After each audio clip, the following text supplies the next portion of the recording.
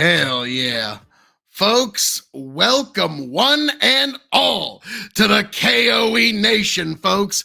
I am your King of Extreme, Phil K.O.E., the man of the hour, the man with the power, the man that makes the other podcast cower, the prince and potentate of the political parlance, the lord of the Scottish Highlands, and one damn handsome man, if I do say so myself. How are we all doing this evening? All of you beautiful people, folks. The stream is no longer starting soon. We are now in it, folks. We are in it indeed. And folks, as the prince and potentate of the political parlance and one damn handsome man, as I have said so myself, the one thing that I want to emphasize today, folks, is Happy Mother's Day, everybody. Let's see, Osiris says, hair slick back. It's going to be always, always, always. Now, for this one, it's actually going to be a little bit of a chill stream, actually, believe it or not. I decided, like, Tony sent out an invite, but like me, I think I'm going to give all the guests a night off this evening. And we're going to get into some really great content that hasn't made it here to Hazard Analysis yet. So worry not, folks. We got some great stuff coming. But before any of that, this is the Dollamore 14 year, and it is Mother's Day. So, folks, everybody pour whatever you have or whatever libation, or if you're a smoker, prepare that. I'll give you a few seconds to pack that. Just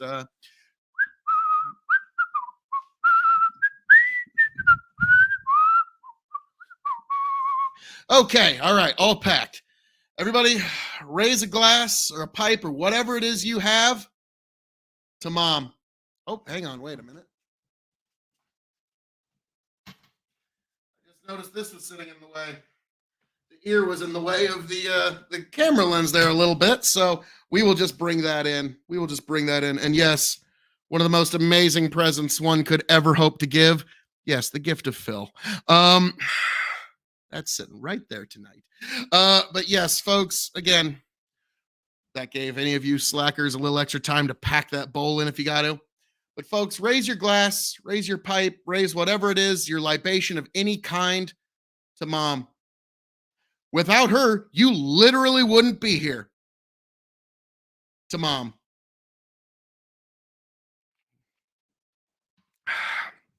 And also, because this is my show, a very, very special toast and thank you to my mom. Mom, God bless. I love you. I know you're watching, Mom. Love you. Thank you for everything. I know we've had it's been a rough year since last Mother's Day. But I spent most of the day with my mom today, and I'm glad I did. And God bless you, Mom. It's been a ride, but I wouldn't do it with anybody else. To you, Mom.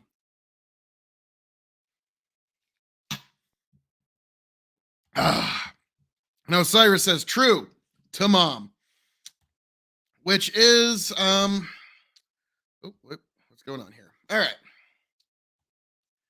And you know what? Since we're on that sort of note and vein, if you will, there is one special birthday tribute that I've done in my varying birthday tributes that is going to get played right here, right now for all of you. It's a short one, but it's my show, and I get to.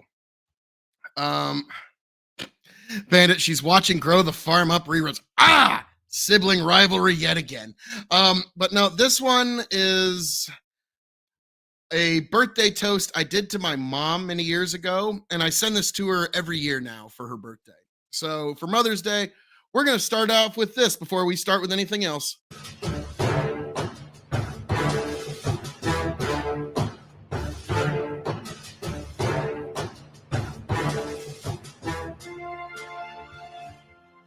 Happy birthday, Mom. Welcome one and all to the K.O.E. Nation for a very special, possibly the most special birthday toast I've ever done to my mom. Happy birthday, Mom. You know, I can't tell you just how great it is. My mom watches every single video I do. She watches whatever I put out on the net, and I can't tell you how great it is to know that no matter what, I always got that one fan. So thank you, Mom. Love you, Mom. Yeah, and it's her birthday, so I figured what would be the best gift of all but a gift and salutations from the K.O.E. Nation, of course. So the reason I'm picking Maker's Mark is because this would be a bottle that would typically be found around Grandma and Grandpa's house. And so I thought Maker's Mark would be very appropriate for this particular toast. But Mom, for putting up with me, for going through all the trials and tribulations, I realized I was not the easiest kid to raise. But for all of that, despite all that, thank you. Love you, Mom. To you.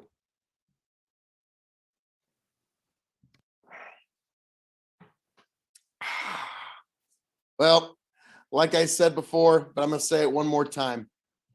Happy birthday, Mom. Love you, Mom. My mom said she cried when she heard that for the first time. Very loud. Yes. So, stop it. But yes, folks, let me just make sure of something here real quick. I just want to make. Stop it. But yes, folks. Okay, you're getting the beautiful, sweet summer sounds that are my voice. There, look. Hey, if I turn up my mic, actually, so I can technology, folks. It's crazy. Osiris, what kids are easy to raise? Very true, very true. But even I would have to concede. Now, Osiris, you've met me enough. You could probably concede that on the hierarchy, I probably don't win easiest kid to raise award. Is that fair? I'd say that's fair, wouldn't you? Yeah, I probably don't win that award. But God bless you, Mom. Mother's Day once again. While that's doing that, I'm gonna find something a little interesting. But yeah, it's been a rough year, but like I said, I wouldn't do it with anybody else. I don't. Stop it. The internet's getting unruly on me. But folks, we're gonna get back into that and much more things. And folks, if there's a story you'd like to share about your mom, drop it in the comments and I will read it with the utmost respect. To me, she's been a rock. She's had to deal with a lot in this last year, in the last few years, and she's been a rock. Now, me, I'm lucky. My mom had me me and my brothers at least fairly young. Like she was still in her 20s when we were all born. So we always kind of joke, she's going to be around for the rest of our lives. So like she, who knows? Because she does. Her grandmother, or great grandmother, was a centurion. So you never know, folks. But yes, to you, Mom. Love you, Mom. But we move onward and upward, and this was some really, really fun stuff. It wasn't very long, but on Big Bucket Empire, me, Tony, and Chicken were able to get together. We were able to talk about the Trump town hall, the expiring of Title 42, and many, many other things. And Osiris, depending on how my night is feeling tonight, I might even get into the panel on religion and such that you got into for a little while over on Hazard Analysis last week. We might get into a piece of that, just a little piece, a taste that some of the audience might have missed. But without further ado, let's get right into episode 183. To set the world My cat's name, on Vagina. Fire. Please welcome Tom Summery. I'm here, and the white privileges are going to save you tonight, okay, guys? And that one is you. No other will do. I've lost all ambition for worldly acclaim. Any government is to monopolize as much violence as possible in order for it to inflict it on as many citizens as possible. I've been on this weird anarchist arc for a few months now. This is playing by their rules, exactly how they are. I don't want to set the world on fire. I just want to start a flame. You're watching the Dog and Chicken Show. Like, share, subscribe. That's right. It's time for the Dog and Chicken Show.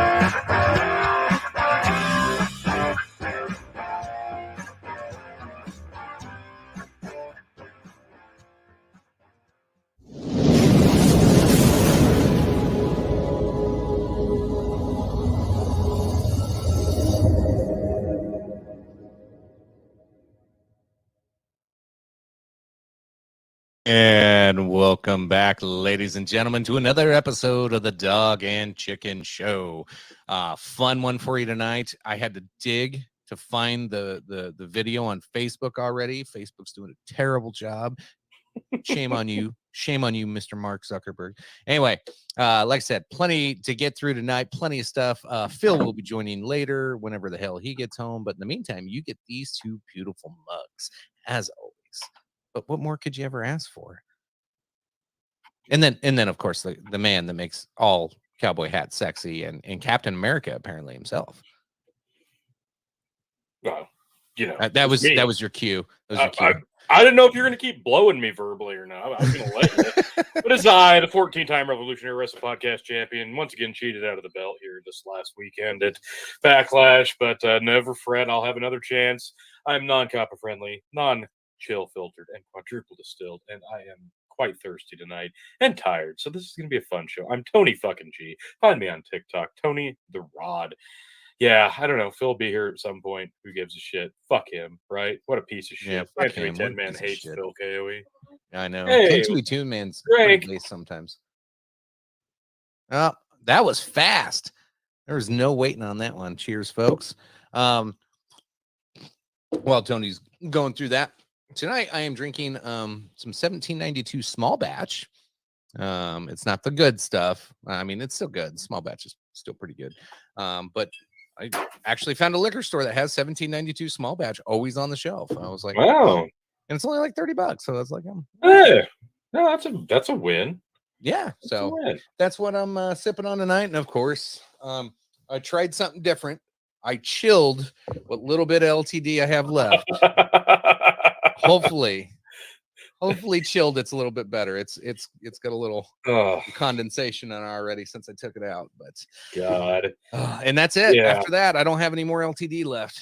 Okay, well we'll have to improvise. I am sipping on fresh bottle of Maker's Mark 101. Ooh, I almost got some today. I do have some beers. I can do some chugs. I don't have any Tito's. I do have some gin though, so I can make this work. Yeah. Well, it'll be a fun bro down, bro. Like I said. So before, like we got plenty of stuff. Like I said, like the stories tonight. You got TDS on full throttle with CNN. Yeah, it's back. This was amazing. So that's only does the pandemic officially end last night at midnight, TDS is back. Yeah, bravo. In full force. Full force. Fucking force. It's amazing. I love it. And of course, the name of the show, if you didn't get it, I'm assuming you didn't watch the town hall. But I haven't seen this specific part. Oh my God. I'm a little pissed. We'll find it. We'll play the clip. Okay. I know it's all over Twitter. The way you described it, like this is like, how did they not realize they were trolling themselves with this? Yeah, we'll get into that. First, I've been out all week, so I haven't been paying attention to any news. I've been in Indianapolis on a work trip.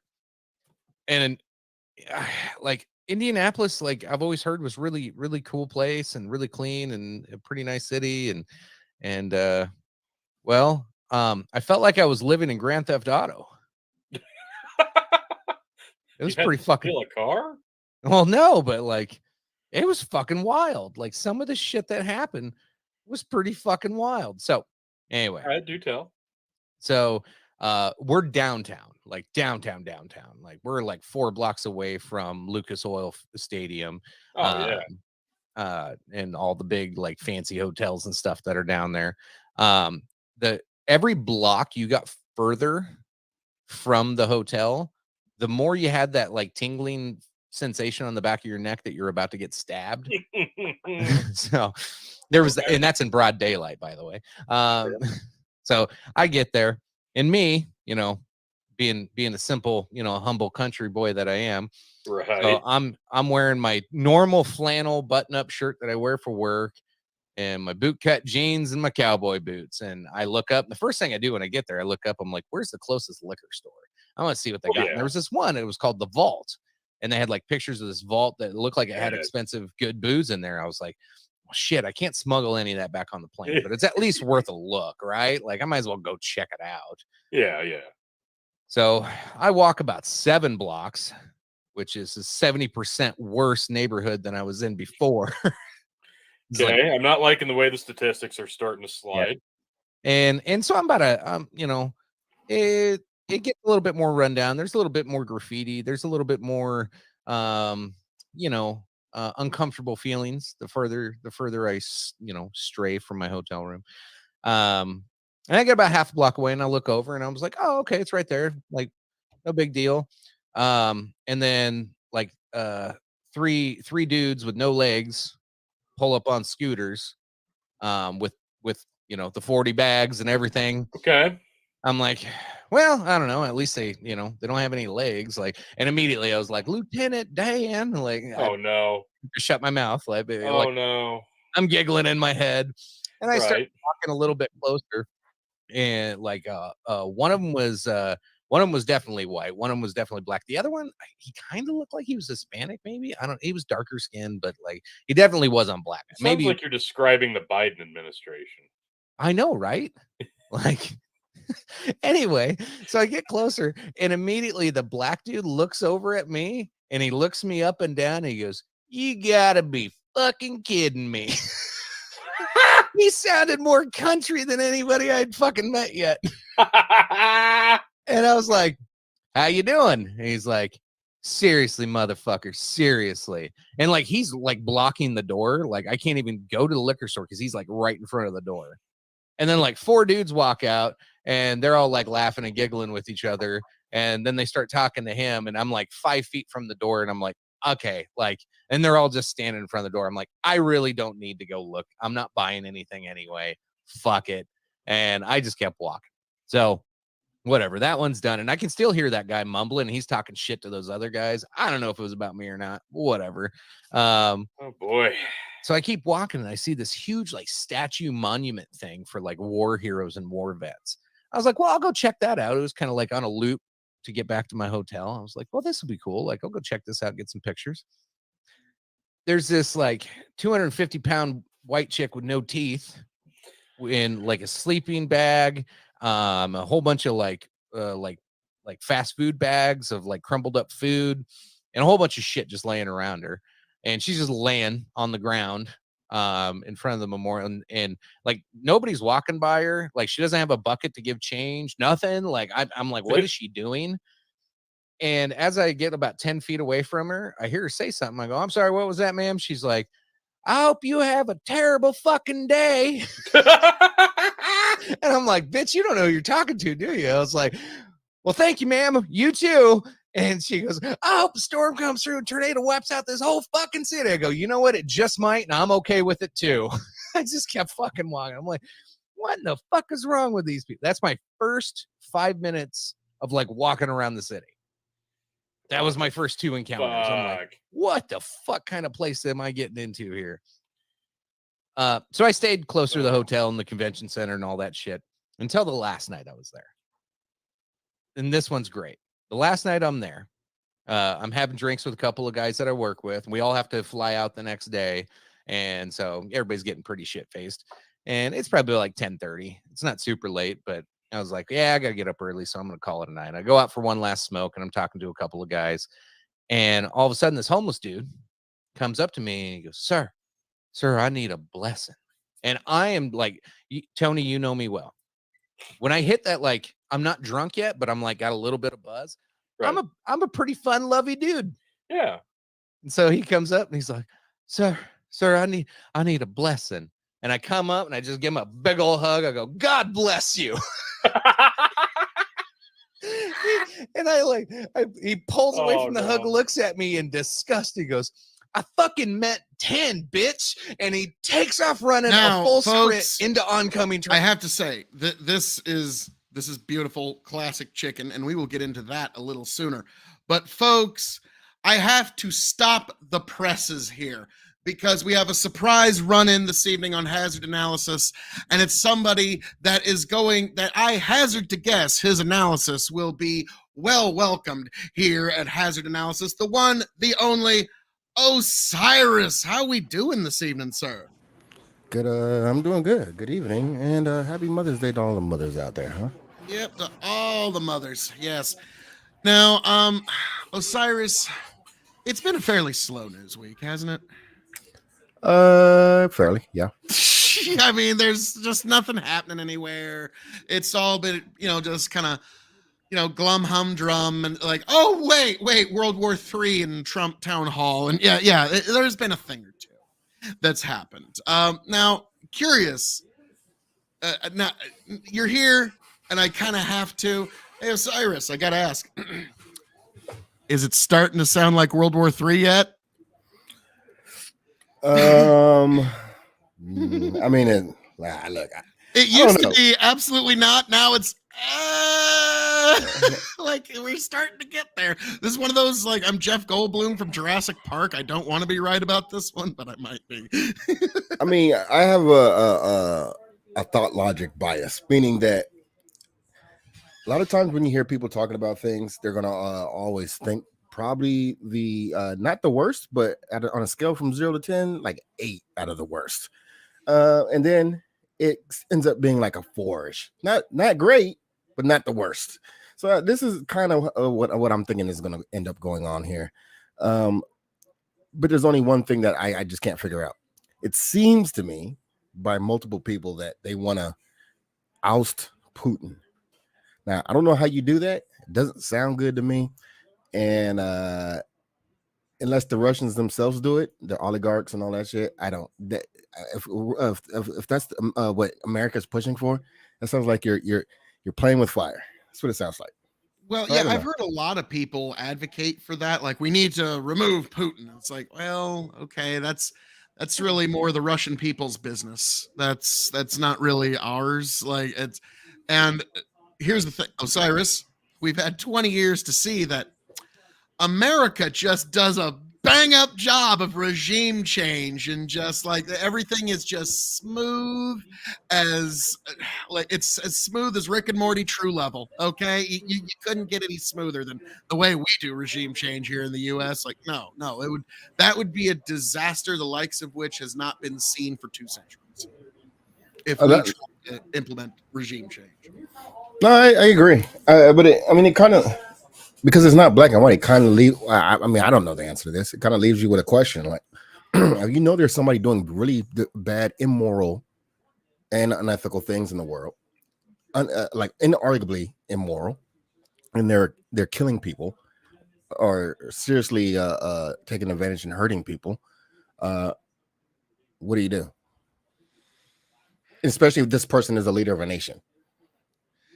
It's the unfortunate reality of the leader of any nation is there are times, and it's a really tough decision to make. The hardest decision to make as a leader is when you have to say, that is not my row to hoe. That is not my place to say what happens here one way or the other. That is the hardest decision. Now, the thing is, like I've said from the beginning, whatever deal gets sussed out in the end, Ukraine's not going to like it. They're going to end up giving up some territory. Now, to kind of tie this in with the Trump town hall, Trump said if he takes office, he will end the Ukrainian war in a day. What's your thoughts on that? I don't pay attention to anything he says when he says shit like that. It sounds crazy as fuck. To be honest, I've heard it be postured that if Trump was president right now, they wouldn't have gone. Russia wouldn't have to pushed into Ukraine. I 100% believe that. I would be curious to see why you believe that, but I think the reason that was given to me was because he's a political wild card. They don't know Yeah. what the response is going to be.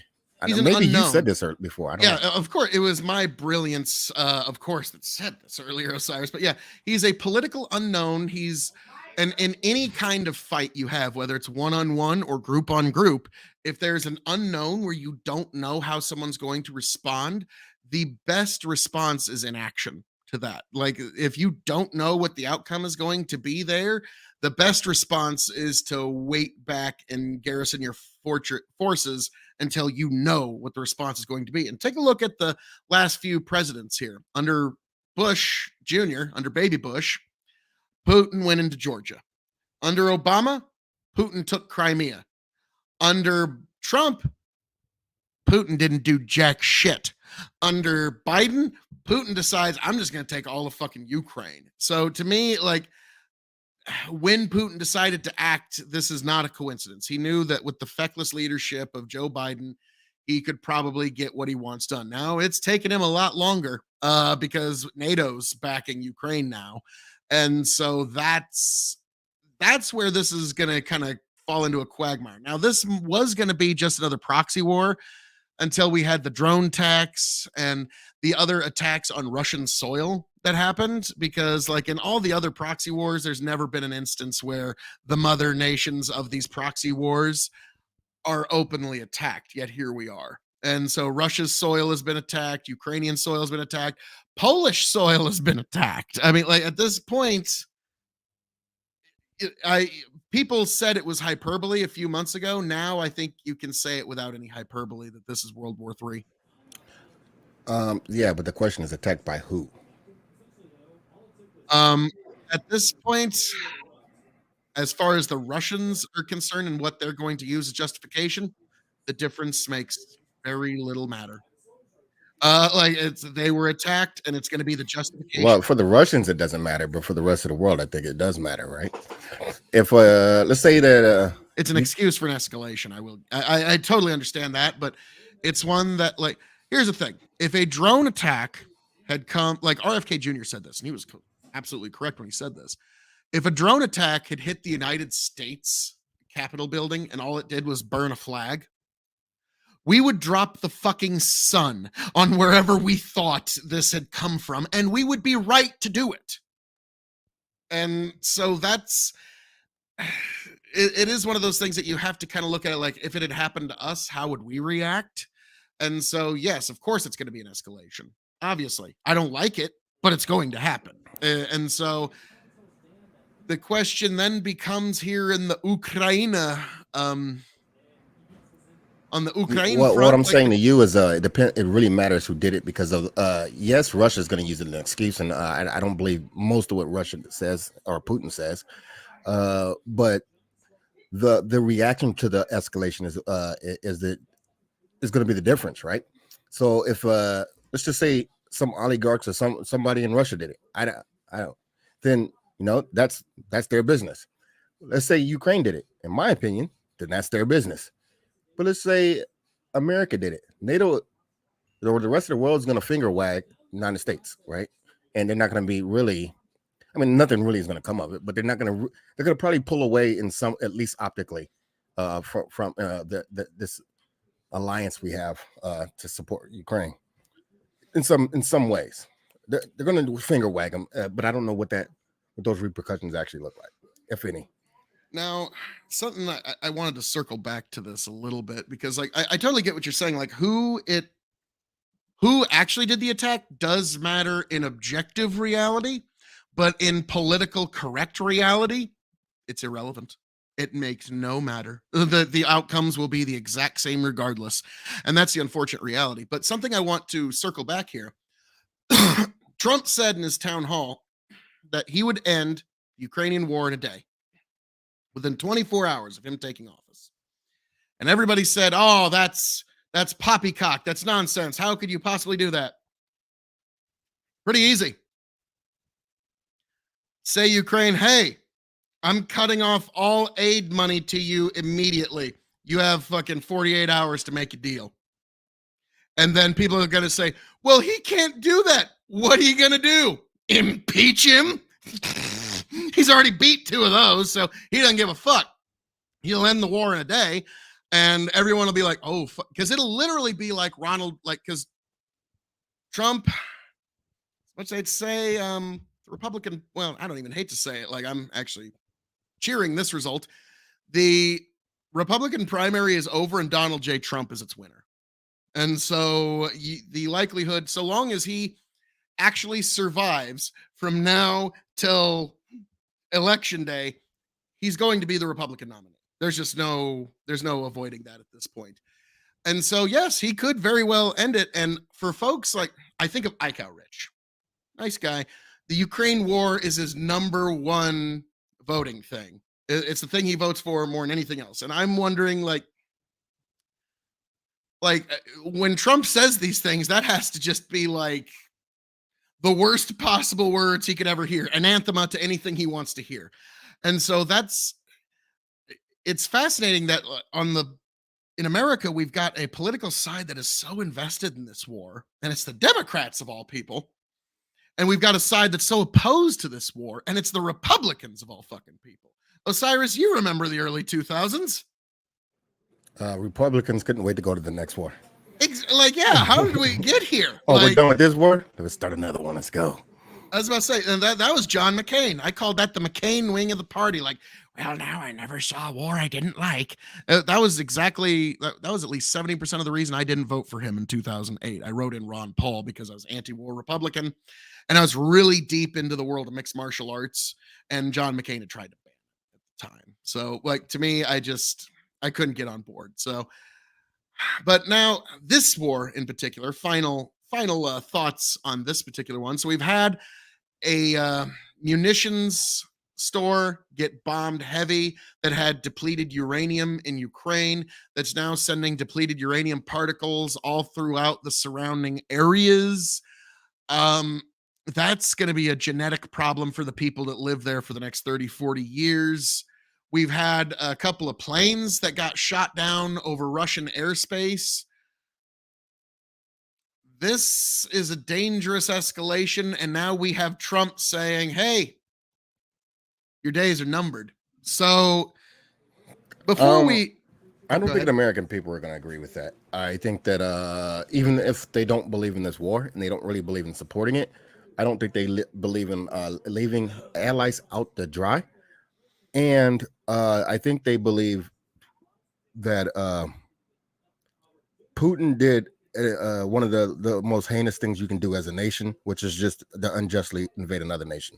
So it'd be interesting to see where the voting bloc lands on that. I don't believe that I don't think they're gonna side with just let them hang out, to dry. I don't think that's gonna be the thing. I mean, we will see, because you got to realize that there's entire generations, especially like the Zoomers, the Gen Zers, they are not joining the they have no desire to join the military like their previous generations did, because a lot of them were raised by millennials who went off to war only to come back as battered, broken, blinded, limbless, and brain damaged heroes that we now like.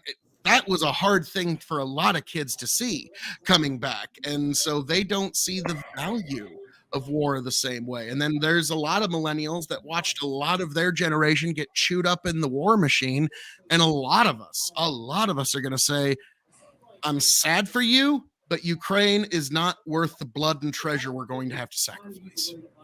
Well, it's not American blood and treasure. That's the difference. Well, actually, according to the Pentagon leak that we had, there actually is American special forces on the ground. In fact, you might remember there was a little kerfuffle about that. Just a few. I read the article. It was said that they were embassy guards. So you could take that again. That's what they're reporting after they were caught lying the first time. Are you really going to believe their second lie after the first lie was exposed? I'm pretty sure it was in the leak. Come on. No, it was in the leak. It was literally in the leak. I'm pretty sure. I'd have to go back and read it again, but I'm pretty sure. Well, no, that's what they were reporting after the leak of we've got 13 special forces amongst 100 special forces of NATO forces. And so what my argument was is, if you think they're only doing what is being reported on after the first lie was exposed, that's beggars belief. That's anybody that believes that, I just don't think is a very smart person, or they're very heavily biased. I would lean on reading the leak again. My memory is fuzzy on that. And on top of that, If I remember, I think the original statement has something to do that there were Americans in Ukraine, but I think everybody already knew that to be true. Anyways, there's what do you call them, volunteers, and then there's apparently like a small group like embassy people, et cetera, et cetera. I don't know. I'd have to go back, and I'm not saying that you're not wrong, but that's my rough gray memory of it. Fair enough. Bandit says Fallout 6 Kiev. I totally play that game. Wait, what about 5? I think that one's actually in production right now. Oh, okay, so that's fair. But so to me, it's when you're saying, are we going to leave them hanging out to dry? Well, the alternative is it's either hang them out to dry, as you say, which some folks would just say manage our own affairs, or escalate. There's no we can't just stay at status quo. That's not going to be an option. We're going to have to escalate and give more equipment and eventually more bodies, because the big problem with Ukraine is they get better and better equipment, but they have less and less bodies to manage them. And in Russia, they have less and less equipment, but they've got more bodies in the actual war theater than they've ever had. And so it's the old Russian thing of "Niet, comrade." Yeah, but their morale is super low comrade. too. Their soldier morale is super low. So I don't. It was the same in Stalingrad. For some reason, Russians just don't seem to give too much of a shit about their soldier morale. Niet, comrade. Just throw more comrade. The problem just seems to be their. So we're gonna see. We've got very high tech, highly advanced versus very low tech, but just Legion horde numbers. So it's literally a zombie apocalypse of Russians. Alesto saying we don't have people in Ukraine. Obviously doesn't know we have people on the ground in Vietnam before we had official troops. Yeah, that's always the case. Bandit, there were about a dozen SP in Benghazi, didn't stop them. Gun running. Technically, 5 is Fallout 76, according to Bandit. I don't count that in I don't count Fallout that. Come on, canon. Come on. Anytime America's interested in a country, we have troops there way before they admit to it. Just look at Vietnam and any war afterwards. Alesta. And so that's kind of my point, is that we're already kind of gearing up for getting into this. And like I said at the very beginning, I just don't think Ukraine is worth it. I'm sorry. I know we're all supposed to be like, oh, what about that? But how many generations are we willing to sacrifice? How many billions are we willing to sacrifice? How much lives are we willing to sacrifice? So who gets to waggle their dick in whose face? And that's when Trump said, I want the killing to stop. I'm not going to say who I want to win. I want the killing to stop. That was music to my fucking ears. Killing of who, though? That was killing of who? All the people in Ukraine, the Russians, everybody. It won't stop. Killing needs to stop. Because here's the problem. All right, let me cut off the funding. It sure will. No, it won't. Let me tell you why. But anyways, let me derail for 30 seconds real quick. I am 43 years old, right? And I joined the military when I was 18. You see this little spot right here? I don't know if it's easy to see. Little dark spot. Yeah, you can actually see it. That's what happens when you get join the military and they give you like 20 shots in one arm. That's how long it was, 20 years ago and I still have the mark to prove it. Just a little derail. I don't know. I was looking at the camera when I was doing this. I was like, holy shit, I can actually see that. My dad's got an inoculation mark on his arm from when he was 12. And yeah, it's still plain as day. I've even said, Dad, if something were to happen and I had to identify you, that would be there it is. Okay, what were we talking about? Ukraine. Why I'm just so right about everything and why you agree with it? I don't remember none of that part. Well, no, we were just saying that in the end, the conflict is going to have to escalate, and it's going to have to involve American lives eventually. And there's a lot of people that are just going to say it's not worth it. Yeah, I'm sad for you, Ukraine, but your problems are not exactly my own. And at the end of the day, how many generations are we willing to sacrifice? How many trillions of dollars? How much money, treasure? And when you were asking whose lives, I was saying, well, Trump was talking about the Ukrainians and the Russians that are dying. He just wants to die. And you say the dying will not stop. It will not stop. As to why, no, I think we found it. I think now, because I'm very curious as to why you say that is. In my opinion, it won't stop because we have a stalemate for what is the conditions of ending the war, right? Now, if I like you said, if somebody flew a drone over our country and did something to us, how would we react? What if somebody decided, you know what, we're just going to take Florida? I mean, you can keep the rest of the United States, and we'll stop killing you if you let us have Florida. That's not really on the table. Like, you can't just let. Like Bandit says, are we going to trade Kiev for Kansas? Wow. As a Nebraskan, I'm not all that opposed to this trade. Like, I'm going to be honest with you, and I know a bunch of folks in Missouri aren't going to object either. But yeah, in all seriousness, the deal that Ukraine's going to have to deal with, Crimea is gone. They're never getting it back. It's never going to happen. But the rest of Ukraine should go back to Ukraine. That's my opinion. Should, but it's not. Well, then, I mean, that's a problem then. That's going to be a problem. The deal that the Ukrainians are ultimately going to have to, like I was saying earlier this year, basically the battle lines that are drawn basically at the end of June are going to be the battle lines that we all play political hopscotch around for the next several years. Unless Trump comes in and truly ends it like he says he's going to, my prediction of Berlin Wall 2.0 every day gets closer and closer to correct. I don't like it, but like I said, Osiris, if that one turns out, I may never predict anything ever again. And I don't know the current morale and political, like where the politics is in Ukraine right now at this moment. But it seemed to me, last time I checked in on that, the Ukrainians were willing. They seemed willing to want to take it to the end. You're not taking our country type of attitude. I don't know if that's changed at all. It doesn't seem like it's changed. Like I said, it seems like a stalemate. But here's the problem. Wrong is wrong. And there's more consequences of Russia taking Ukraine than Russia just taking Ukraine. So this is why they say they are. NATO's involved. The world is involved because you can't just move borders. Can't do it. No, you can't do it. Oh, I don't like it, but like they always say that in a stick up, you just give the guy your wallet because the $46 or the $500 that's in your wallet isn't really. And then you call the police. That's not like there's not just justification. Oh yeah, the muggers always get caught. Let me tell you. No, they don't. No. I was about to say, usually they run off and that's the end of it. Yeah, but true, but there is a system that you can enact and hope for there to be some type of justice, right? I mean, that's kind of what I'm saying. I don't think the world at large is okay with Russia just moving into Ukraine. I don't think Ukraine wants to give up any more of the border than they have besides what is it, Kiev or Crimea, sorry. And stuff I took under Obama. Yeah, and I just don't think there's no political will for any of that because it's a kind of ridiculous actually. And like, where else in the world can if China took Taiwan, the world would be in uproar. What if America and the other largest empire just goes and takes, I don't know, some South American country for whatever reason? Oh, if China takes Taiwan, I'm coming on here live and being like, I told you, motherfuckers, World War fucking III, I fucking told you. Now you can't fucking deny. Because yeah, that one would basically be, all right, it's all going.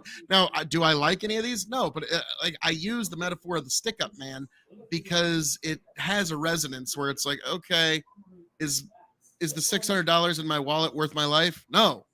Like, am I going to draw down on this motherfucker and risk my life over this $600? Probably. What about your house? But what about your house? When somebody invades your home, yeah, you generally shoot them. Yeah, that's what's happening. And guess what? They're the invading their home. They're shooting them. And so, like, yeah, I totally get that. I totally get it. But the question then, like, I have to ask, what is the limiting principle here? What is the limiting factor? How many lives is too much? How much money is too much? How much time is too much? How many generations is too much? I think that's under the direction of Ukraine. Be clear now, and so it's our money. At some point, the Western world and Europe, etc., probably have to say, look, we can't. This can't be another Afghanistan or Vietnam or whatever, a 10-year war, etc., etc. You can't do that, right? You guys are gonna have to wrap this up. We can't keep limitlessly funding you. And I'm sure that there is, like, we don't know all the talks that are happening behind closed doors. We have no idea. I feel like that's probably something that's been talked about. Probably. I would hope so in any logical, rational intelligent mind would have had that talk with the Ukrainian leader.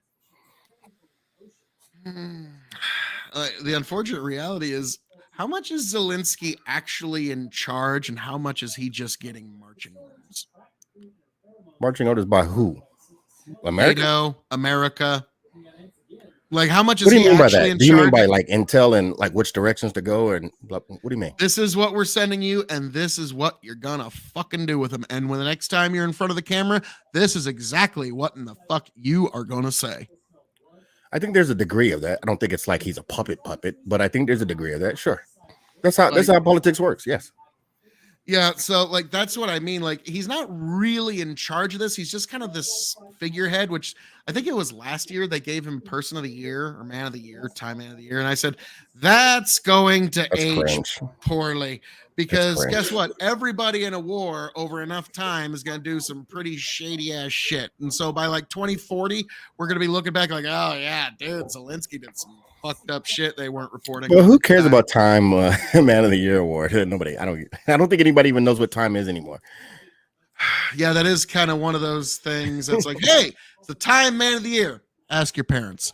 Yeah, exactly. that's where older people like us.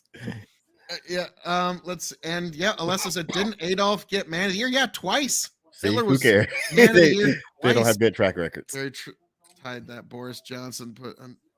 Oh boy, Bandit. Hitler was like, yeah, everybody knows about that one. Like, yeah, that's the little trivia factoid of the night, apparently. But so when it comes to Ukraine, I guess the final question that I have for you before we get into the hazards and the analysis on this one is, how does it all end in your personal opine? I'm not going to be like, how could you think? I'm just wondering, how do you think it's all going to end? I'll be honest with you. I'm reluctant to make bets against the future, because a lot of times humans are wrong. Most of them are, at least, and except for Phil. but I honestly don't know. I mean, I could think of some scenarios that would happen, but I couldn't tell you. I pray for those people on both sides, because again, I don't think the Russians are too stoked about having to go do some shit they don't even Russian care about. people, anyways. The people in charge are they're throwing leading us all leading this entire world to ruin. But like, Yeah. I don't like some of the weird bloodlust for Russian people that I'm hearing. Like I've even heard Jakandar like kind of like being gleeful about the idea of Russians being killed in the battlefield. Like, I don't want anybody dying in this. I'd like it to end today, and I don't care who gets to waggle whose dick and whose face, but that's not going to be the ultimate conclusion of this, unfortunately. But so, like, when you say predictions, I've staked out a pretty heavy prediction the day this war broke out. Actually, I had a certain Voldemort that shall not be named that was on my stream that night. I'm sorry, that's too funny to me. And I said this is going to end. Maybe it's in Poland, maybe it's in Ukraine, maybe it's Crimea, wherever the hell it is. Maybe it's in Romania. I don't know where it's going to be. Where isn't really important. There's going to be some sort of structure, either a wall or a bridge that gets fortified, that's now going to be Berlin Wall 2.0. And then the Russians can kind of hide behind their wall and say, look at what we advanced. And they can look at the West as contained. And that makes sense to them politically. And we're going to end up playing political hopscotch around this thing. It's probably going to be somewhere in Ukraine, and the Ukrainians are going to hate it. And for the next 30 years, you're going to hear people like not want to fully admit, that's not Russia, this is Ukraine, God damn it. And so there's just going to be some people who just can't let it go. And that's going to be how this war ultimately ends, not with a great bang, but with a whimper and some papers and bitching about a wall. I can see that as a scenario. I think it becomes more complicated. I think the world's going to turn to shit anyways, for various reasons. I think climate's going to change. I think because of that, migration and immigration is going to change. I think that the world markets are going to eventually crash at some point. I mean, there's other variables to be considered. And I think regardless of what happens, it's going to shit for at least a time. Yeah, like because of the feckless leadership that we're having to deal with, we have the potential to enter into times darker than we've ever known. Like, forget the dark ages. We could be going into an age darker than has ever been conceived of. Yes, because now we have the kind of capacity to destroy continents. And we've got I people. don't think And we will. That I don't think is going to happen. I don't we think don't want to, but we still have the same human delusions, the same human refusal to admit when you're wrong. That hasn't changed within our species at all. if something happens, I don't think it would be America's fault. What I think America's going to do is, I think they're going to withdraw into themselves. Like, for example, Taiwan is I think makes over 50% of the world's silicon chips.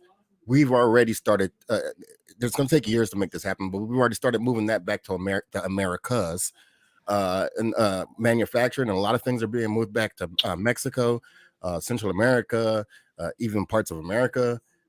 So I think America is ramping up to just to withdraw from the world if any of that shit happens. Well, I don't even know if withdraw from the world, but certainly try to wind down our intertwining with China, because like we've seen a diminishing return with that relationship over enough time. Like the one that really kind of sealed it for me was during the peak of the COVID pandemic. I forget, I think it's the Yangtze River or the Yellow River. I can't remember which one, but it was a huge dam in China that it almost burst one week. And in the valley, it was China, made in China. Well, no, it was just it was one of those 500-year floods where it's just like even the engineers couldn't have seen this coming. Okay. And underneath the valley of that dam was at least 30% of America's drug manufacturing was happening right there at that. What do they manufacture there? Just, I mean, everything from fucking Opioids? Advil to fucking real pills, real stuff. Like, I'm sure there was some opioids in there too, because quite a few people still take those. But yeah, like depending on what numbers you look at, it was either 5 to 30% of our drug manufacturing was happening right there, and it was about to get flooded out in China. And so at that point, I was like, there might be a diminishing return with this whole intertwined business relationship with China thing. I don't know. Call me crazy. I mean, either way, it's going to be a diminishing return, right? The reason why we find ourselves living in the luxury we do in America is because of places like China. Like pants, even a good pair of Wranglers these days are still only like what, $15-$20 at Walmart. So I mean, we benefit from them, but to what cost are we willing to pay that cost to? That's the question, right? Like, well, it's kind of funny because like our regulations and labor costs are so high here in America and in the West, it's actually cheaper to import goods from across built in across the fucking world and then put in a ship and sent across the fucking ocean. That's actually cheaper than our labor costs and our regulation costs here in America. That is astounding. But the globalists would argue, though, that there's benefits to that, right? Because the strong economy of the West has risen the waters for all ships across the world in some regard. Now, what those leaders tend to do with those raised waters, some of it's questionable.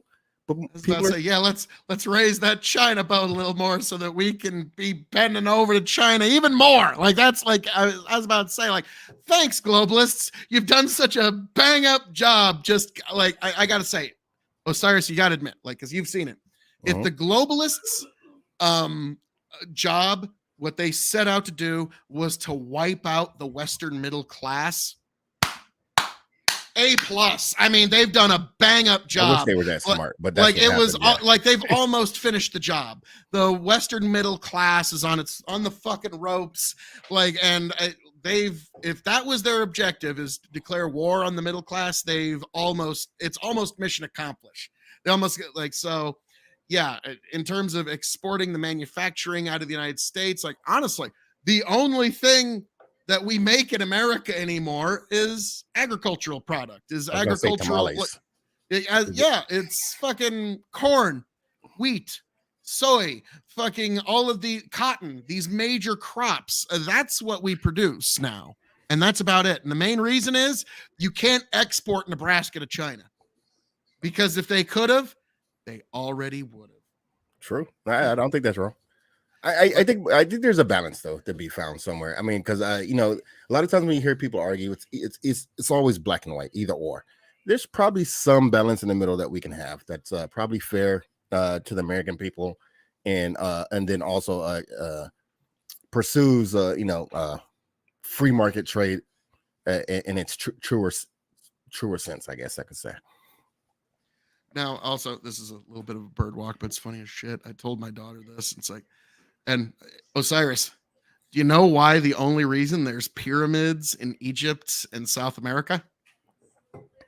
I could go down the Black Israelite talking points and be like, yeah, the Africans sailed to Mexico and made everything better and then left. But what's the answer? Wow. like to me, I'm like, okay, no, like I kind of like, okay. It sounds like you've heard a new conspiracy I didn't hear. Like, this is fun. Dude, I even got the letter. Oh fuck. Okay. Yeah. All right. Black Israelites are they're we could talk about that another time. They're a group. They're a group. They're crazy. But that might actually, because over on Big Buck and Empire, we want to start doing some pre-recorded episodes. That might be one. If you'd be willing to come on for that, we would love to have that. Sure. They're you ever heard of I'm sure you've heard of whitewashing history, right? Yeah. Well, yeah, they're literally trying to blackwash history at the same time, which is wild to me because all of it's disgusting because it's like saying those people weren't smart enough because they're not good enough. Are you kidding? Like, that's ridiculous. Fascinating. Like that is like, yeah, that kind of made me like forget myself. Okay, now I remember where I was there for a second. Like, wow, Black Heat like went to Mexico. But no, the joke is why are there pyramids in Egypt and South America? Because they're too damn heavy to take to the English Royal Museum. Okay. Otherwise, them fuckers would be sitting in London. Well, they did loot everything from the inside, so yeah, but the fucking structure is too heavy. Otherwise, that fucker'd be sitting in London somewhere, and the Queen or the King Charles would have had some fucking ceremony in the pyramid. So, yeah, that shit would have totally happened. But yeah, so. God damn, I'm sorry. The Black Hebrew Israelite thing just kind of like, dude, wow. So they think it's a whole, I mean, I've watched this stuff on YouTube too. It's a whole thing. It's a whole thing. Read us an excerpt. I mean, it's basically Bible verses, but just reinterpreted. And like, for example, the 12 tribes of Israel are actually, according to this, the Judas or the American blacks, the Benjamins or the Indians, the West Indians, Levi is the Haitians, the Ephraim or the Puerto Ricans, the Manasseh, Cubans, Simeons, the Dominicans, the Reubens or the Seminole Indians, the Gads or the North American Indians, Naphtali is the Argentine and Chiles. Basically, everybody who isn't white, right? Basically, white Jesus did not exist, which I would agree with because he was from Jerusalem. He was probably not white, but this is what they think he looks like. Boom. Because obviously this guy would live in Israel, right? Or Jerusalem.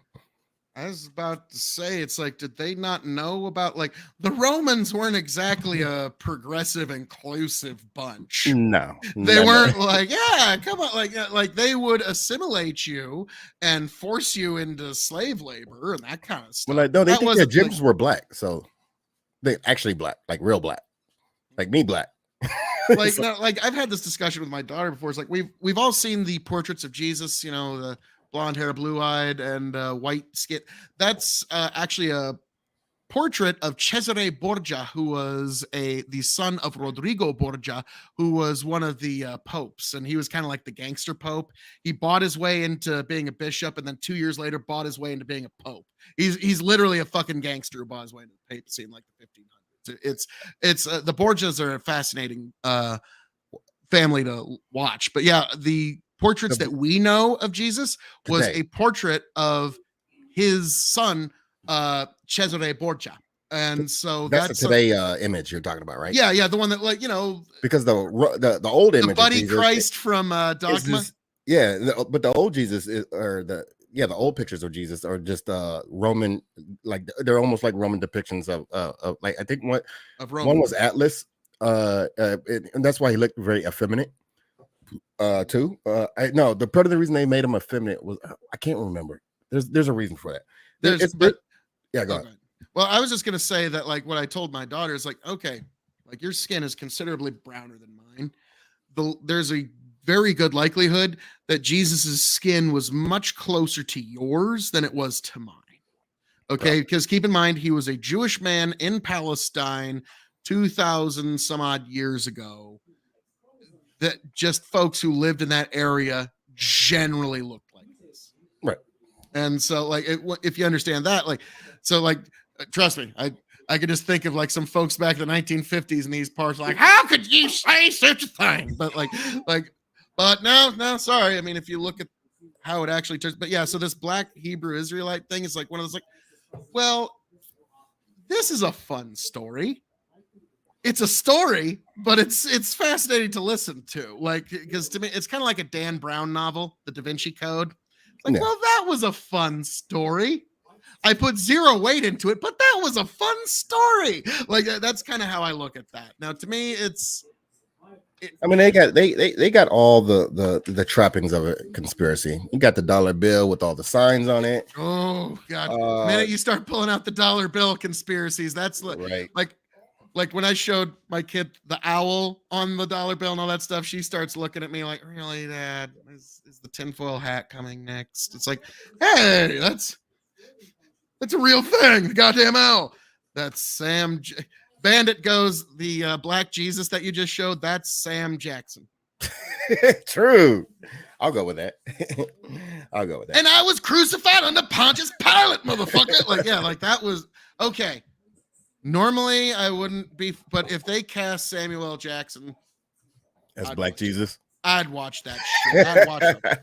Actually, I remember. If anything, it's gonna be good. I'll tell you that. I remember there was a show on Comedy Central for it only lasted a season, Black Jesus, where like, oh yeah, I saw that. I loved the premise of it, where it's like everybody else is like, no, this is a crazy guy that thinks he's Jesus, and by the end of like the third episode, like you as the audience almost kind of want to believe it's beautiful in its writing. It's sort of like Bubba Hotep. Have you ever seen that movie? No. Okay, like just 30-second pitch. An old guy goes to an old folks home. He thinks he's Elvis. They put him in a room with an old timer who thinks he's JFK, but it's a little old black dude in a wheelchair who thinks he's JFK. And the two of them sneak out one night from the old folks home just because they want to stand out in the woods and not be told what to do for 5 minutes. They see a mummy come back from the dead named Bubba Hotep that's going to destroy the world. And now they have to stop it because they realize, well, Mr. President, nobody's exactly going to believe us. Why? Because we're both in our 80s and I'm Elvis and you're JFK and no one believes us. And so it's up to these two old fuckers to stop this mummy from destroying the world because no one's going to believe him because it's two old fuckers who think they're Elvis and JFK. And by the end of the movie, you as the audience you want to believe this is really JFK and Elvis. It's the cutest story you'll ever see. And so if you ever have a chance, Bubba Hotep is actually worth watching. I'll check it out. Yeah, I gotta say, like stories like that feels good because I mean I think they're both crazy. I haven't seen the movie, but they sound crazy. But you know what? It's the crazy people in the world who are the different flavors that you haven't tried yet that maybe you should give at least taste it once. Everything's worth tasting once. Like when the old timer in the wheelchair thinks he's JFK, he's going in for surgery. Elvis is standing there and he's like crying because he doesn't know if he's gonna. Mr. President, and like it's a very emotional scene there. It's like, oh wow, it's like, what the fuck is this? Like, so it's a great little time. It's a great time. But now let's circle back to the hazard and the analysis of Ukraine before we move on to a certain other topic that happened. But with everything that's happened, is there any change to your previous Ukrainian hazards and analysis, sir?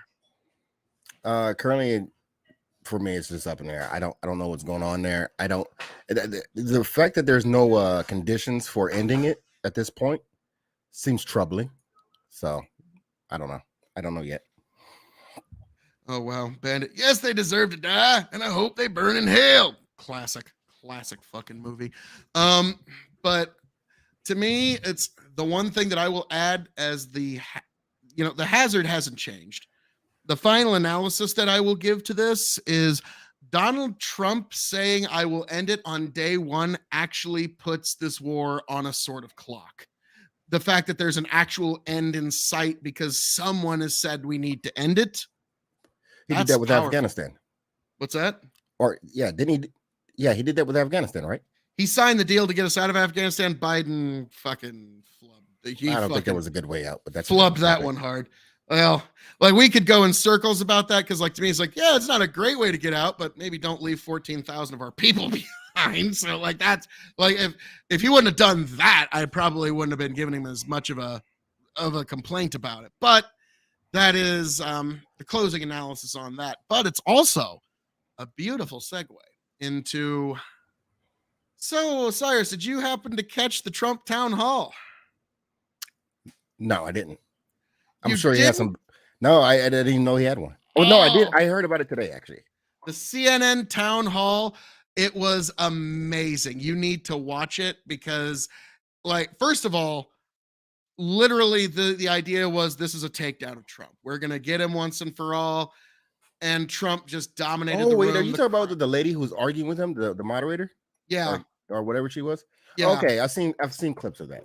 Yeah. You need to watch the whole thing. CNN's made it very hard to find the whole thing, but I'll send you a video of it afterwards. I am not finding the whole thing. They've made it very hard because Trump looked so good. And Morning Joe was just fucking like, this is disgusting. This is despicable. The fact that they were laughing and liking this, and AOC's like, this is irresponsible. This is the end of the.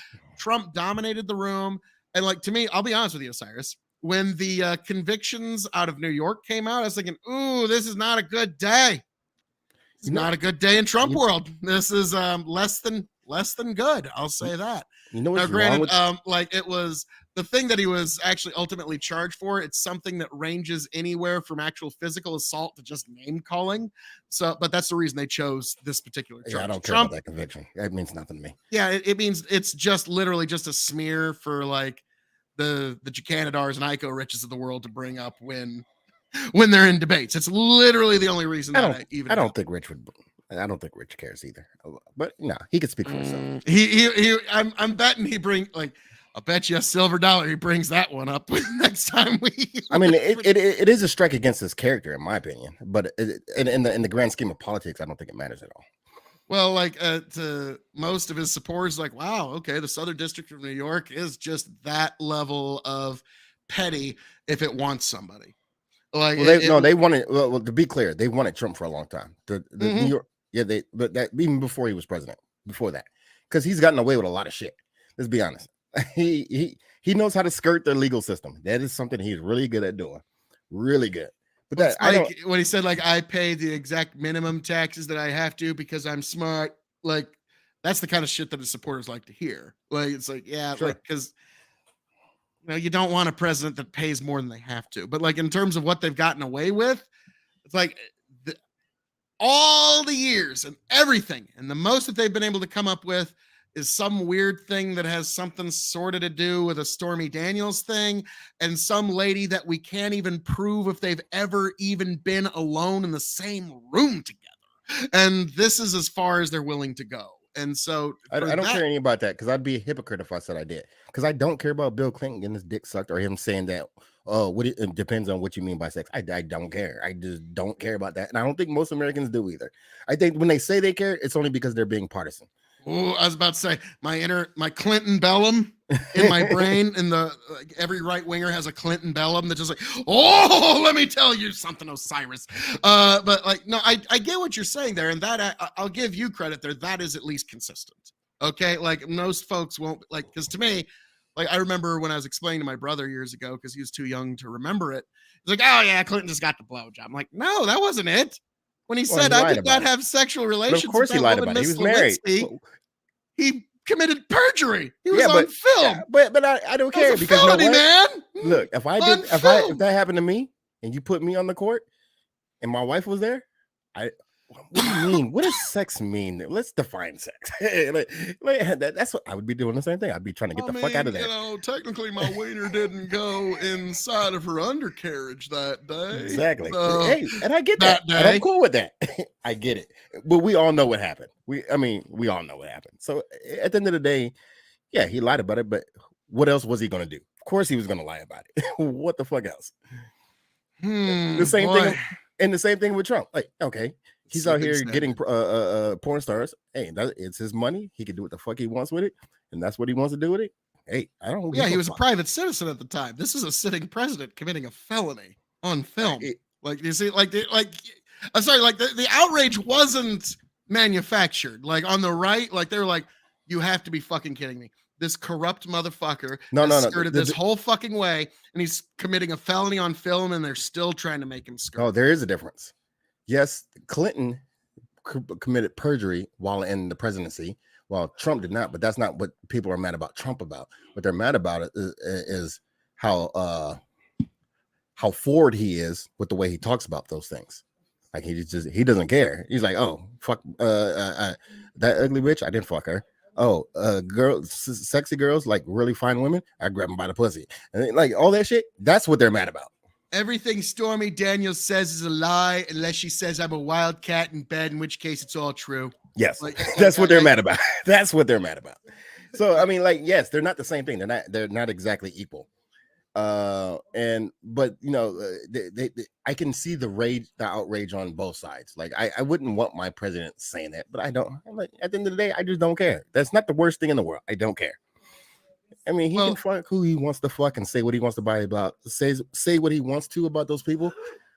Because I think we've gotten past the point where suit and tie, fake stoicism of the presidency is a thing. No, actually, we haven't got past that. But Trump did blow the hole in that door and say, "Hey, look, I don't care about none of that shit." Which is, you know what? That's his prerogative. I am not judging him on that. I'm judging him on his character. I don't like his character, but as a president and as policies go, I don't think he was that terrible. He was okay. Well, that's about as fair of a down the middle analysis as you can give, because I can understand how some people would find his words abrasive, but like to me, I always said, like, moderate Republicans, look at the fruits of his labors. He was a fairly moderate Republican president at best. Yeah. I mean, like, take his rhetoric out of it, and like fucking Mitt Romney would have signed that tax cut. Okay, like fucking any of the Supreme Court justices, John Kasich or fucking DeSantis would have nominated. Yeah, and most of the Republicans voted in his favor, and politics went on as usual, as if you just deleted all of his rhetoric out of it, it would have just been another day in office in America. Yeah, he says wild shit. We're gonna fucking build a wall, and Mexico's gonna pay for it. Well, if you believe that in the first place, you're crazy. We know that ain't happening. Let him say what he wants to say, because you know, if you don't like him, this is what you do. You just don't vote for him next time, or vote for your guy. That's how American politics works. That's what happened, and I am fine with that. If you're unhappy with the American political system, get off of YouTube, get off of Twitter, get off of Twitch, go vote and do something about it. But you can't say I care and then never do nothing about it. See, I like people like you and Ty and all these other people, because you guys are the heart of America, and you guys represent your values pretty well. But there's a lot of people who make millions of dollars on YouTube talking about shit they don't never do. They never do it. I'm an activist, but they spend 20 hours a day on YouTube and never engage in the real world. You're lying. You're a grifter, and you're worse than Donald Trump could ever be. He was literally the president, and you're literally sitting in your bedroom. So stop. You know, that is something I find funny. It's like when people are broadcasting from their bedrooms and they're talking about how Donald Trump is an idiot and he's a piece of shit and he doesn't know nothing. I'm like, really? That billionaire who made himself leader of the free world on first time around, and you think you're a bit more clever than he is? Wow. Like, to me, I've always thought to be on the left is to have no humility. Like, in order to be on the left, you kind of have to have a lack of humility, where he's like, I'm like, they'll think that they're way smarter than Donald Trump. Like, I'm smarter than Trump, and I don't give a fuck. Like, he doesn't know anything. Like, the guy made himself a billionaire from $1 million loan. Most folks wouldn't do that. So that's, to me, I find that kind of fascinating when people say he's dumb. It's like, but like, no, he's not dumb. He's just socially gross to a lot of people, which I get. Yeah. Now I will have, yes, that I do understand. Presidents going all the way back have been pieces of shit. Trump is no worse than half the. Now, actually, okay, of all the presidents, the one that is the most fucking insane is LBJ, Lyndon Baines Johnson. Like that guy, apparently, by all accounts, had a pretty big dick. Okay, like, and he pulled that thing out all the time. Like he'd be like, "Look at this dick. You think Ho Chi Minh's got a dick this big? I don't fucking think so." And like, if he would be anywhere near a body of water, a pool, anything, all the staffers knew President Johnson is getting butt ass naked and he's going to start swimming. Is this real?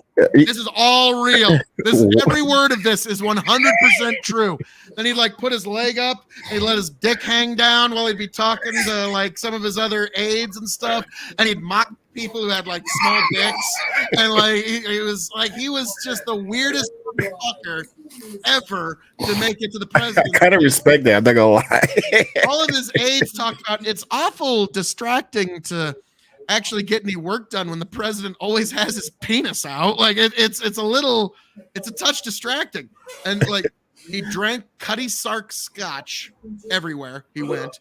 When he would be on his ranch in Texas, he would drive 110 mile an hour in his car and he would be conducting business. And people would be like, "Mr. President, I think the car is going a little too fast." He'd take off his 10-gallon hat, put it over the speedometer, and that would solve it.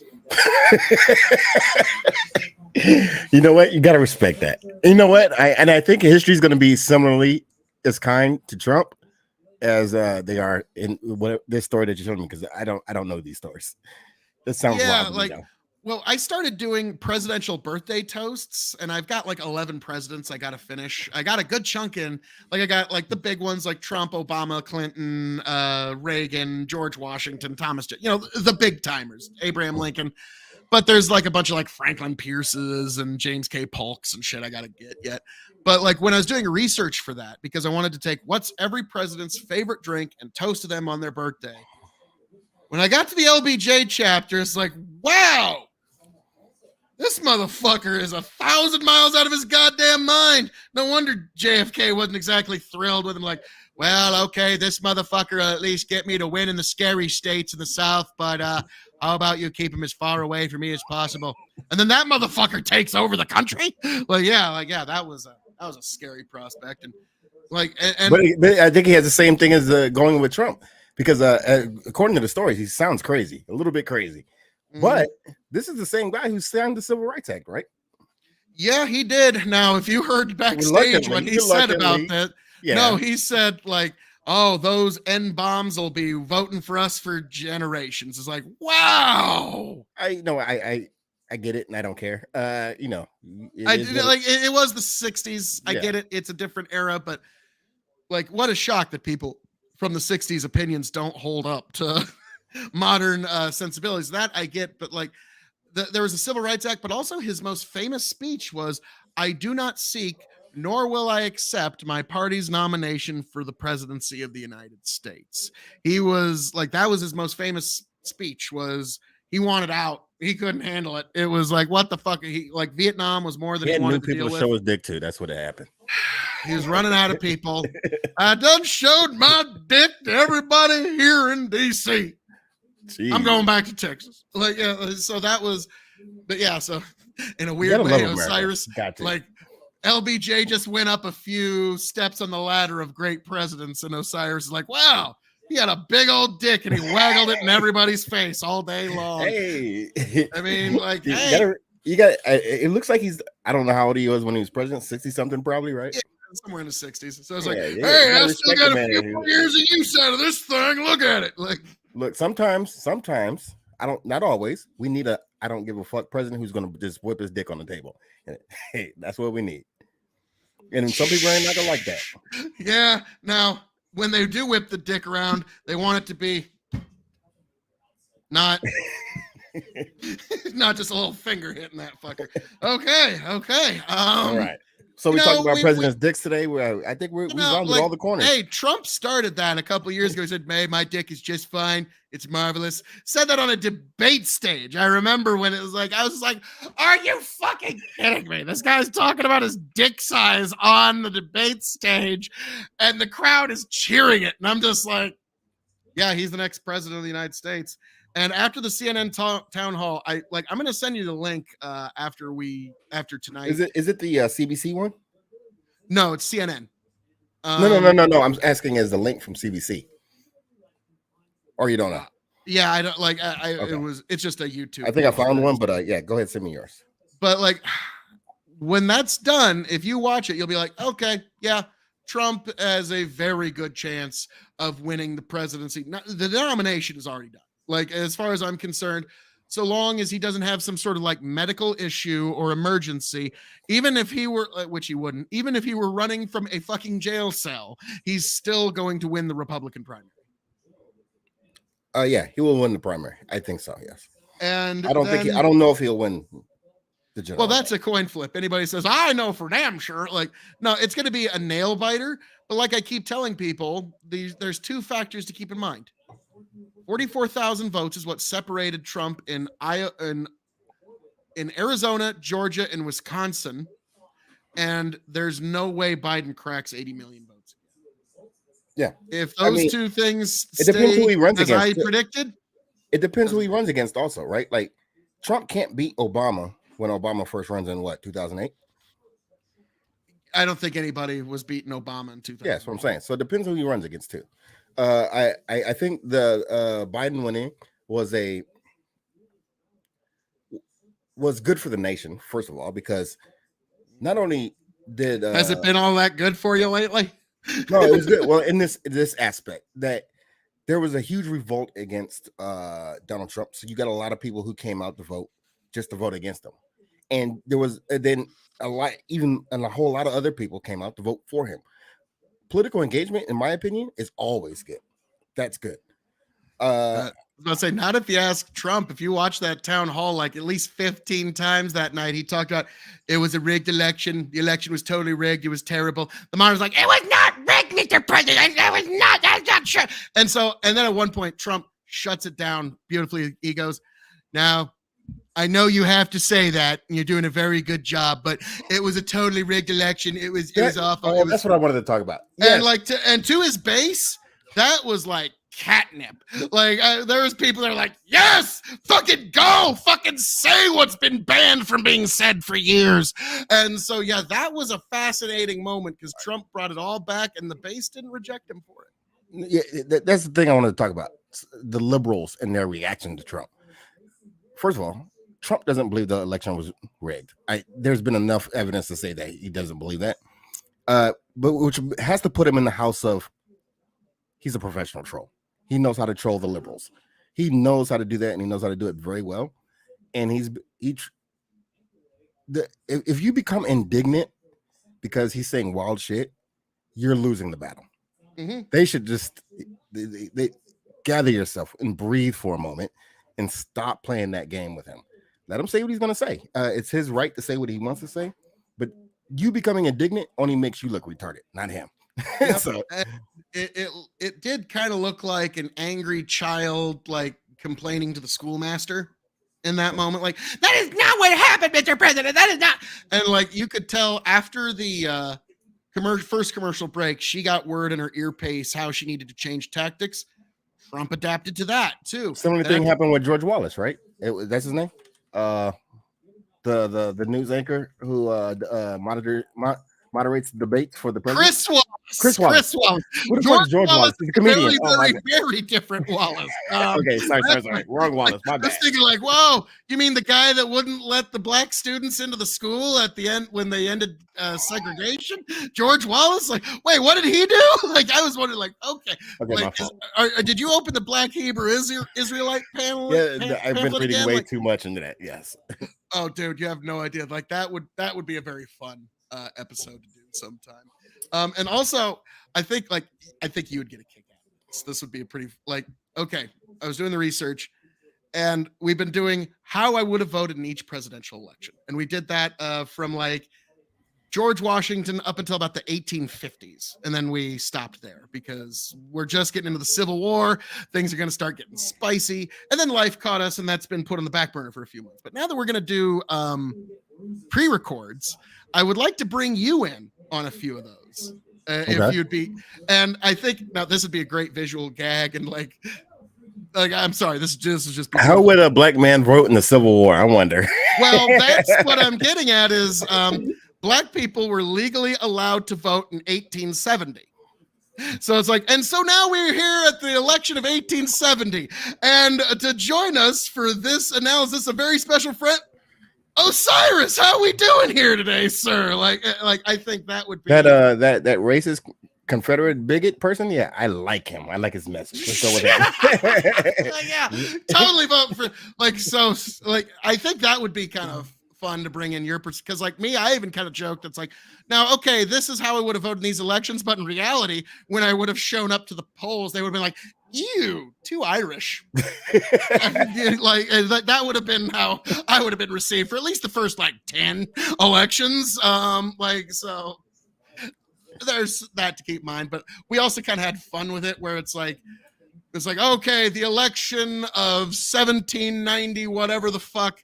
Well, I'm going to vote for John Quincy Adams in honor of my pa because pa died last year from what the doctors deemed bone madness. And so now I'm going to go with John Quincy. And so, yeah, we tried to like embody how we would have been in those times. It was a pretty fun take. And we would love to bring you along for that one because and we're going from then to 2000. We think in 2000 people because then you're starting to get into too much modern politics.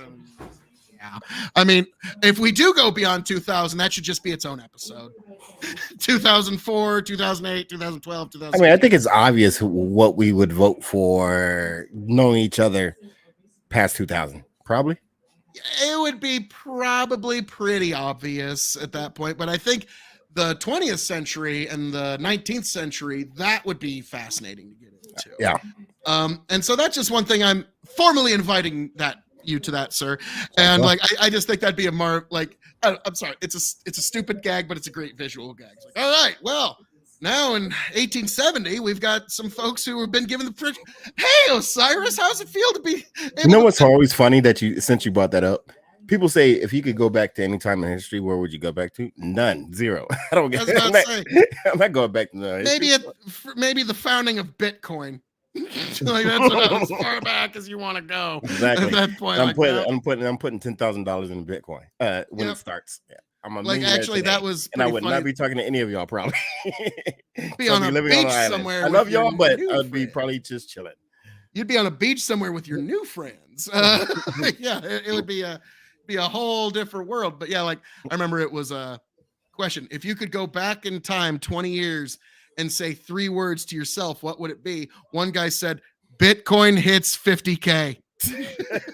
Like, yeah, that would be all you need to say. Like, so many stocks too. I could have probably put into AMD, a lot of stocks. Easy. Like Louis C.K. had a great bit about this, about like time travel is exclusively a white privilege.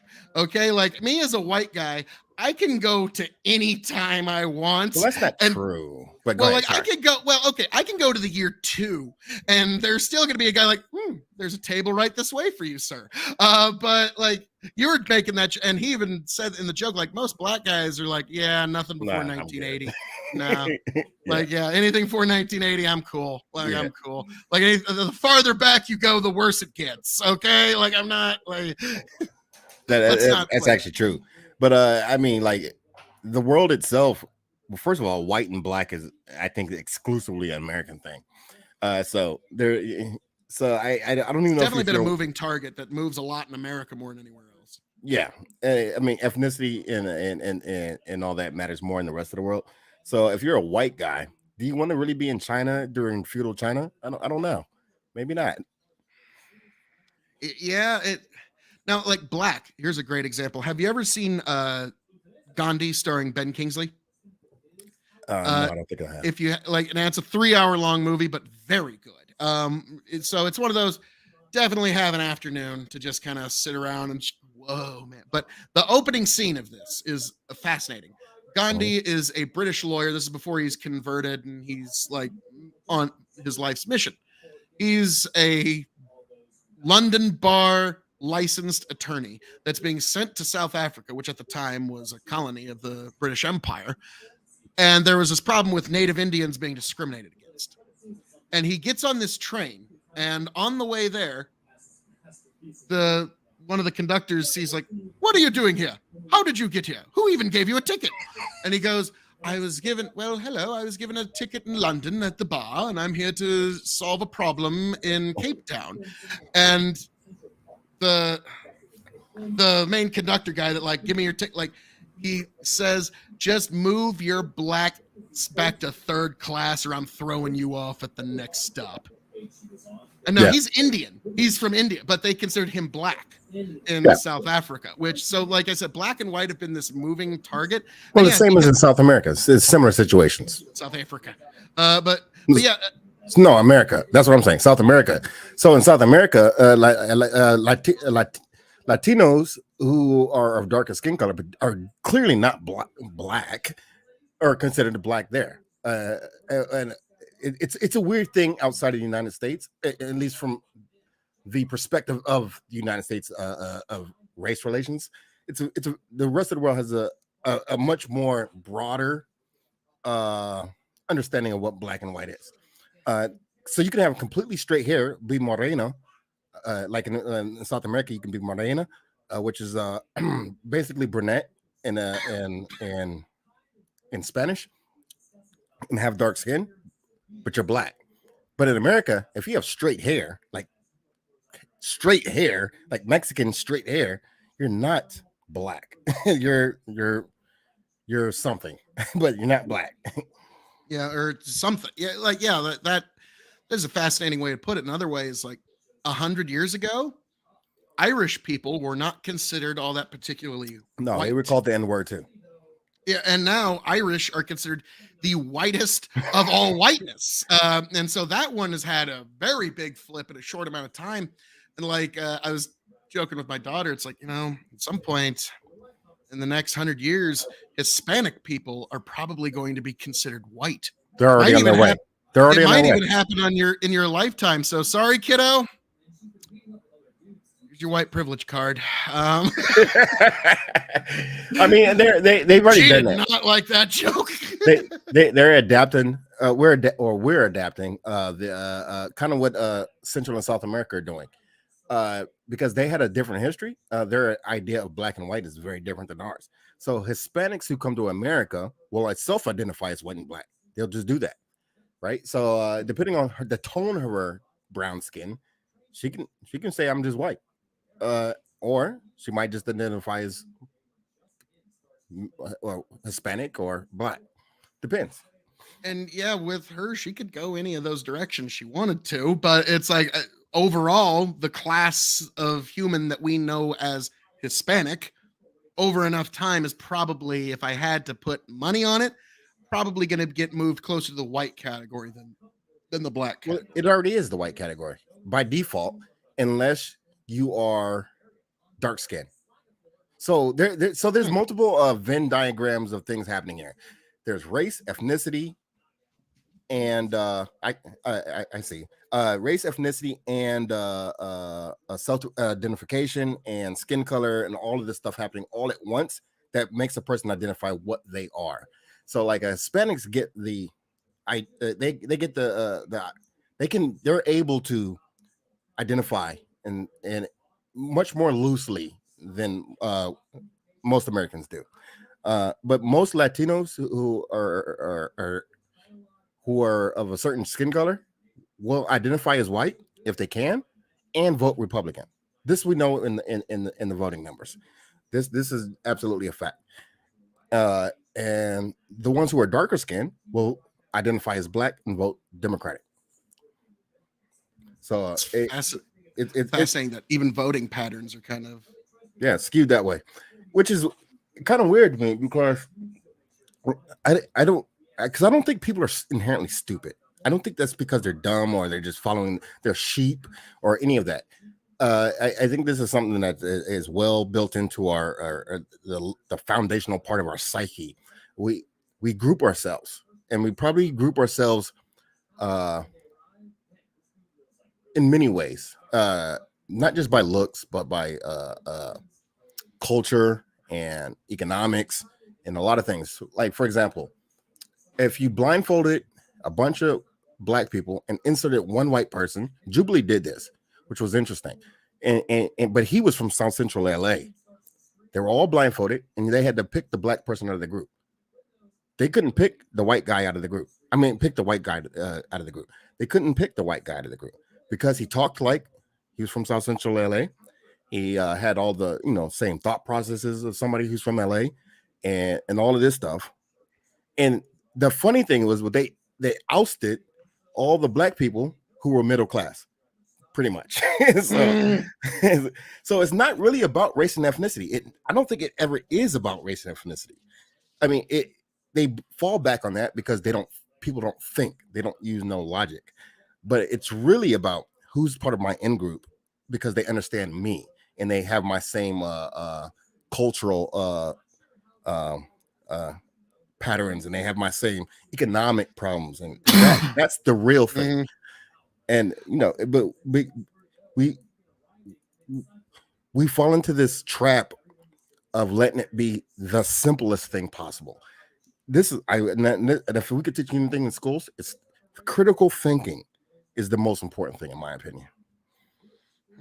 Yeah, that's a skill we don't teach our children at all in schools. Is critical thinking. Like, my daughter had to come to me. It's like, Dad, you're the best debater I know, and I've got a debate topic that I need to do. And so, is that a compliment, or I guess from her, huge compliment for me. Okay. And like, yeah, I don't know if I ever told, but like her assignment was, all the kids had one person from the Civil War that had to be their assignment. They had to study that person. And then they would do like a tournament of debates. And you had to debate that your person was more important than their person. And she had a spy, a Confederate spy named Antonia. And the person she's going up against had a fucking General Robert E. Lee. So I'm like, okay, you got a tough one here, kiddo. But all right, luckily for you, I just did an audiobook reading of The Art of War, and so I can help out here. Okay. A spy is the water in which an army moves. The cavalry cannot move, the cannons cannot fire, the general cannot give his commands until he has a spy's intelligence. And so you tell that to the kids. And so she used that argument, and the kid she was debating said, yeah, they were mind blown. They was like, holy shit. Like, yes. And so she just kind of did reworkings of that argument. And that was, she still got a few more weeks to go on it, but she's still in it. And so I'm very proud of that. But she was like, Dad, brown girl, and I have to defend the Confederacy. This is weird. Like, hey, kiddo, if you ever become like a lawyer or something like that, you're going to be in these kinds of situations quite a bit where you're defending an idea that you might not be 100% comfortable. So I come from I came of age in the 90s. So like kung fu films are my thing. And like, so I like to talk in kung fu rhetoric. So being able to defend your enemy's ideas is sharpening your sword on both ends. Mm-hmm. And if you really want a really good weapon, you can't have one side that's sharp. You have to sharpen both sides. And that's the way you should think about it. That's what I would tell my kids. Oh, yeah. And it's like, you need to understand your opponent's argument better than they understand it themselves. Yes. Otherwise, you will be caught off guard. It's like when, like, I bring him up a lot, but Iko, he's usually a pretty sharp motherfucker. Okay. You got to be on your fucking toes when you're debating him. But in terms of the gun argument, the reason I do so well on that one is because I know the arguments against me better than they know them themselves. It's because I've been in that argument so many times. Well, he's not anti-gun, is he? He would say no. I would say abso-fucking-lutely, because he's gonna say, well, I don't advocate for the assault weapons ban, but I think we should maybe look at possibly like, he's trying to split the field, but he supports the assault weapons ban ostensibly. So like, to me, that would be incredibly anti-gun. Like you don't get like that. That's sort of the zenith of being anti-gun, is banning. I wouldn't call that anti-gun. That's his liberal sensibilities. But I can see where the argument is now. We don't have to go down that path. No, I just want to catch up here because this is something that's happens a lot. Alesto TV, I am Native American Hispanic, and I get called white all the damn time because of my skin tone. I'm just like, whatever. And like you said, the tone matters. And I'll never forget, my daughter was watching this makeup lady. one of those makeup YouTubers. I think I told you the story, where she does the 23andMe test, and she's thinking, well, I've had friends tell me that I look like I'm from this certain tribe in West Africa. And so I'm thinking I'm going to find that out. She gets it back. She is 67% French. No, French specifically. Like, what, it's Black like, Americans don't know this. Was she black? I'm oh guessing? yeah, very cute black girl. And so Yeah. she's thinking I look like this tribe from West Africa, and then she finds The out majority of your DNA is going to be European. If you're African American and you're old African American, like you're going to be European genetically. That's just is what it is. This is why I don't say that you should base your identity off of genetic testing. It's because that's not who you are. She was in tears over it because, like, now I can understand that Really? because, like, well, she went her whole life thinking she is a black woman. She is And a now black she has woman. found out that, like, but no, like, she went thinking, like, all of my DNA comes from this part of Africa. Like, you know what I mean? Like That's for not me, what happens. like, my great grandfather was Greek, but if I were to do the 23andMe and find out that, like, oh, he was actually Jewish, like it wouldn't crush me, but it would, like, huh, okay, so he was a different thing than I thought all this time. I guess I don't really like Greek sausage all that much. This is why race is not important. Because here's one thing I know for a fact: if you put humans in a room, they will fuck. First of all, yep, you will get babies, even if they hate the other person. I guarantee Yep. you'll have babies. Oh, I was about to say every married man is known about the hate fuck. Like that's it's like we're not getting along right now, but this is gonna make it more fun. And so that I totally get that. Like, man, like, to even put a finer point on that, like, humans, if locked in a room long enough, will fuck each other, even if they're not attracted to each other in any way. Just look at prisons. True, and Like, and all the other species of hominids that have ever existed, we have their DNA in ours, which means that if it had 2 legs and 2 arms and a face that resembled ours, we fucked them too. the Neanderthals, the Clover people, and I think Asia, Southeast Asia, or like I think there's like 12 different hominids that we know of so far. And then like humans will fuck everything. That is true.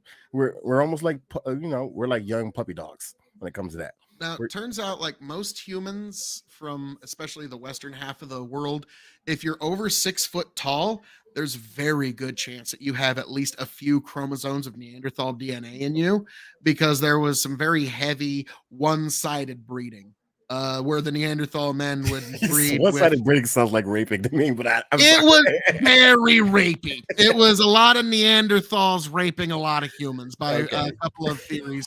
Like, it was very, like, that's a nice way of putting it. One-sided breeding. Yeah, I like it. Because if you actually analyze Neanderthal bones, they ate over 99% meat. They were hunters. And so that meant they ate buffalo, they ate woolly mammoth, they also ate humans. And so the men probably got eaten, the women, you could probably, what happens in war. Yeah, do you really need me to paint all that picture? And from I think his name's like Dan Verdirum or something. He's not the most respected archaeologist, but he's got some of his research does suss out. Some of his conclusions are though. But he did point out that it was probably about a 50,000 year war between the Neanderthals and the humans that took us to wipe them out. And the one thing that really helped us out is Neanderthal gestation is anywhere from 10 to 11 months, possibly even 12. Humans, 9 months. So we just outbred them. We just created more. And that's just very interesting because either way, we're losers when it comes to gestation periods for humans in the animal kingdom. That's a long time to be pregnant. Oh yeah, but with Neanderthals, they're pregnant for damn near a year. And so that was, and so just over a couple, 2-3 generations, we were able to create more and more of them. And so it's like, when you're talking about, like, yeah, we'll fuck anything, like, I'm wondering if any of these, like, you suppose, like, the Denisovans were like, oh man, Denisovans got big old titties. So yeah, you got to go to the Denisovan. No, yeah, actually, your explanation makes more sense, because the what I hear from historians, I'm wondering now if this is like some like liberal cuck explanation, is that they encountered each other, and they probably so, for a period they might have fought, or maybe some incorporated into the other group and vice versa, and they had babies, but you're saying knowing humans, I think your explanation makes a lot of sense. They probably warred. They probably stole the women from the other side, and they fucking made them have babies. I was about to say, like, that's human history for all of it except the last 240 years. Yeah. Okay, like, yeah. And so like it was more likely that the men were killed and eaten by the Neanderthals. The women were brought in for breeding, because that's just the way that the and probably vice versa, to be honest. Because my understanding is the Homo sapiens were smarter, but the Neanderthals were stronger. So I mean, it's not like I don't think it was like a big stocky frames. Yeah, I don't think it was a one-sided war, right? I think somehow some of the humans won and some of the Neanderthals won. And I think it went, like you said, it went back and forth for probably generations upon generations upon generations. It wasn't a concentrated warfare like today, where it was a targeted assault. I think they just encountered each other and fucked off. I need to take about a 2-minute villages. break. What's that? I need a 2-minute break, and I'll be right back. Oh, no problem. Okay. Yeah, just Neanderthals and humans fucking and killing each other for tens of thousands of years. And then eventually our side won. Now, with Dan Vertederum's theory, folks, the one thing that I think that's his name, his book is called Them and Us. Like I said, he's not the most respected archaeologist because of his theories on what Neanderthals looked like. But his mapping of their general migration and war patterns and like how they kind of died out over enough time does seem to track with pretty much every other archaeological data. But his theory was that the Neanderthal, because we have no soft tissue samples, looked a lot closer to a gorilla or a chimpanzee than it did a human, because there's no evidence that there was ever actually a protruding nose, or that their skin would be fair like ours, or that they would have whites in their eyes, or any of that. We have no soft tissue samples to indicate what they would have looked like. And so that was his theory. Like they looked a little bit more, that the Neanderthal looked a bit more like an orc from fucking Lord of the Rings. Now that one I don't know about, because we could still interbreed. If that wasn't the case, to me, it's like, if it wasn't for the fact that we can interbreed, I would be a lot more inclined to go with Dan Vertederum's the Neanderthals look like gorillas theory, because think about it. Why wouldn't they have fur on their body?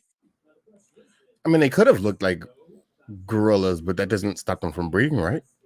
No, but like, to me, it's like, if there's too much of a difference in appearance, there is going to be a cutoff in breedability.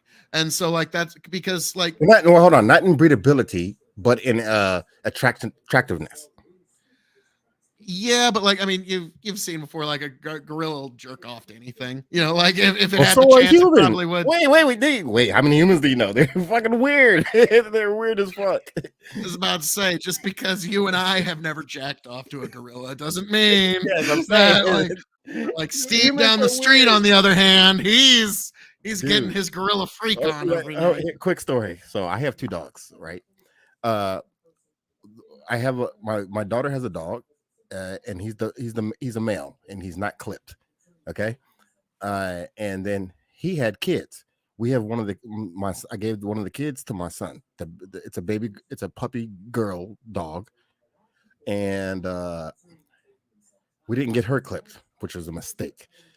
And now she is going through heat, and the male dog is losing his fucking mind, even though it's his daughter. And I think to be honest with you, if it wasn't for human civility or whatever resemblance of that we have, that would be humans. They would literally be doing that. I was about to say, are you not familiar with almost every monarchy of Europe there's ever been? Exactly. Where the father goes, "Now let me tell you something, darling. You know what's good for the economy? Incest." That was every king for like 700 years. It's like, well, no, we need to keep the money in the family. So why don't you marry your cousin Winthrop? He doesn't have too many genetic deficiencies. Now as a plant breeder, I know like what they did wrong is every third generation, you have to introduce new DNA to a genetic line. Otherwise you will have a severe genetic degradation. And in plants, that even shows in yields. Like if you keep inbreeding too often without any new genes, that's what I do. I'm a seed farmer. I bring new genetic material into existing genetic lines so that it'll give you the maximum yield the next year. But if you plant that corn the next year that just pollinates itself, you will start to get a decrease in yield. And then if you keep doing that, you'll lose like 70% of your yield over time because you need to bring new genetics into the genetic line. Humans are just the same. If there's inbreeding going on for 3 generations, you're going to have some weird fucked up shit coming out of generation 4. I mean, I think that's why we survived, though, right? Because there was probably some inbreeding going on, but it was just enough so that we didn't eradicate our species. Freckles on white people is a sign that Northern European, either Anglicans or Saxons or the Irish Celts and like white people with a heavy amount of freckles. That does point to the fact that at some point their DNA genetic line wasn't doing a lot of moving for a century or two.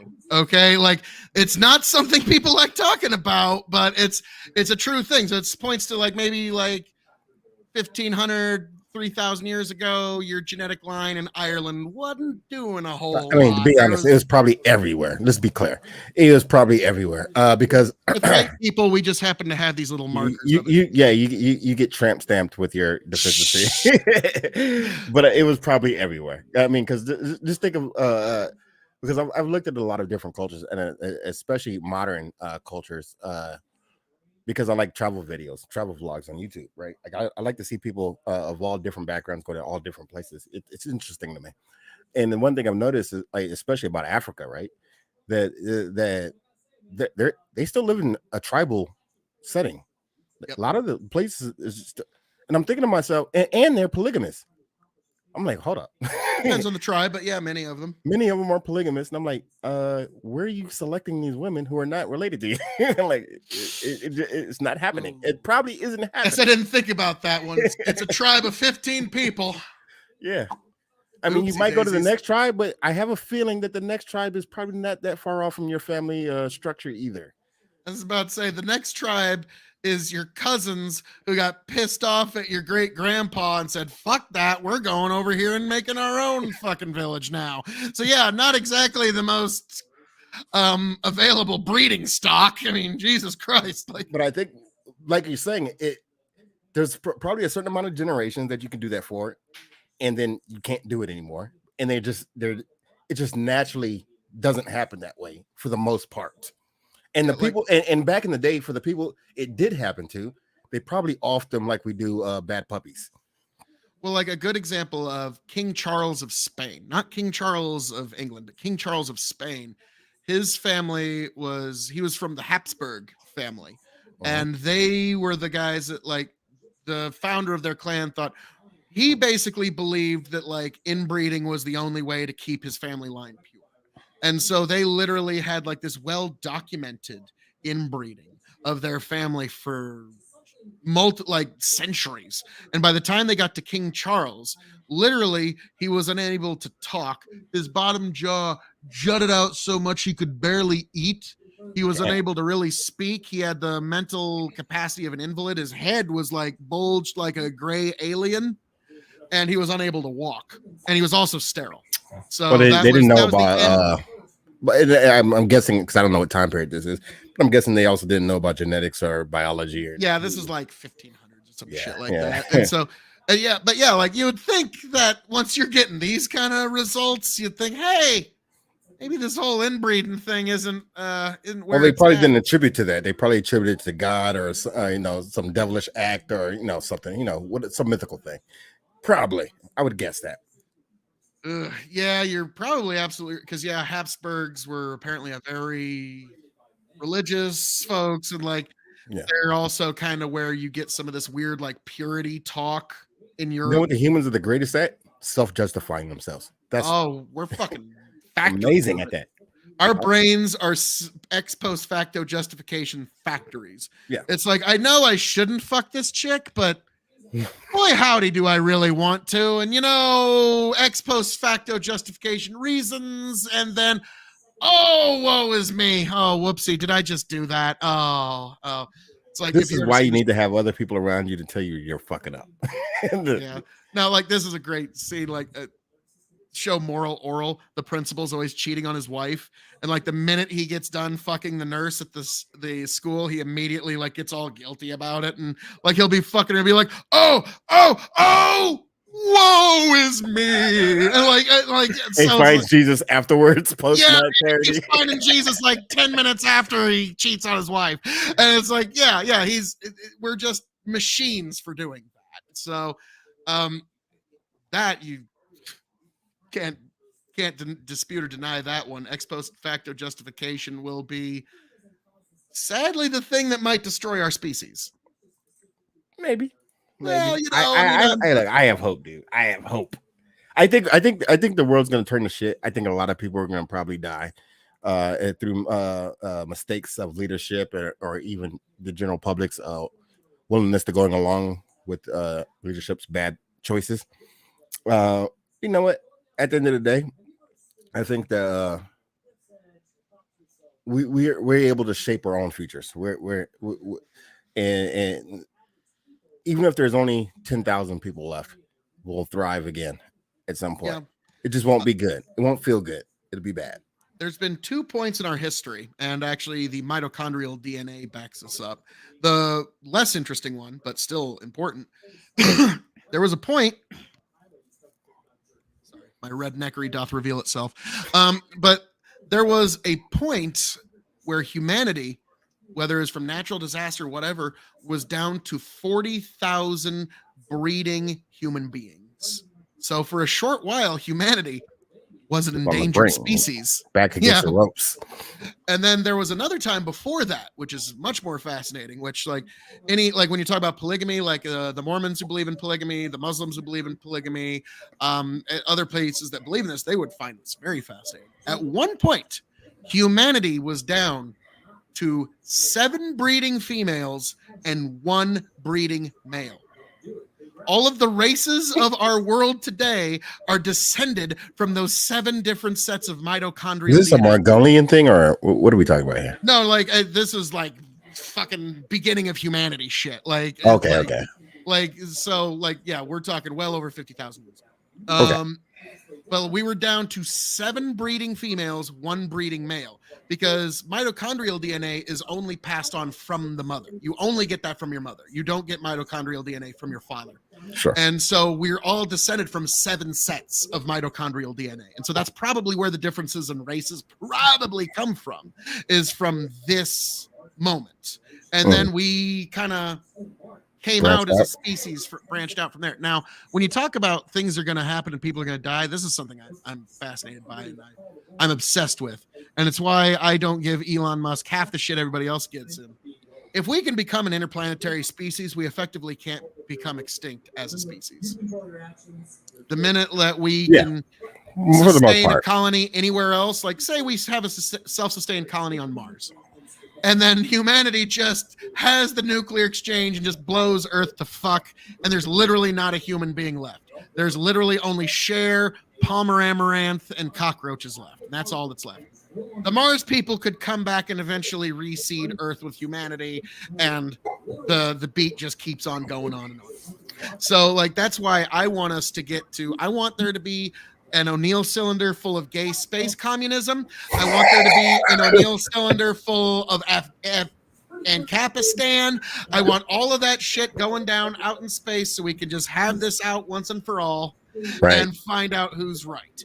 But I'm curious what your thoughts on all that. So I think that's why there's not any aliens. I think this is why we don't see much, because I would have to assume that regardless of what the basis of life is in the rest of the universe, it would need to survive to thrive, right? So there's going to be survival techniques instilled in whatever ultimate being becomes intelligent, and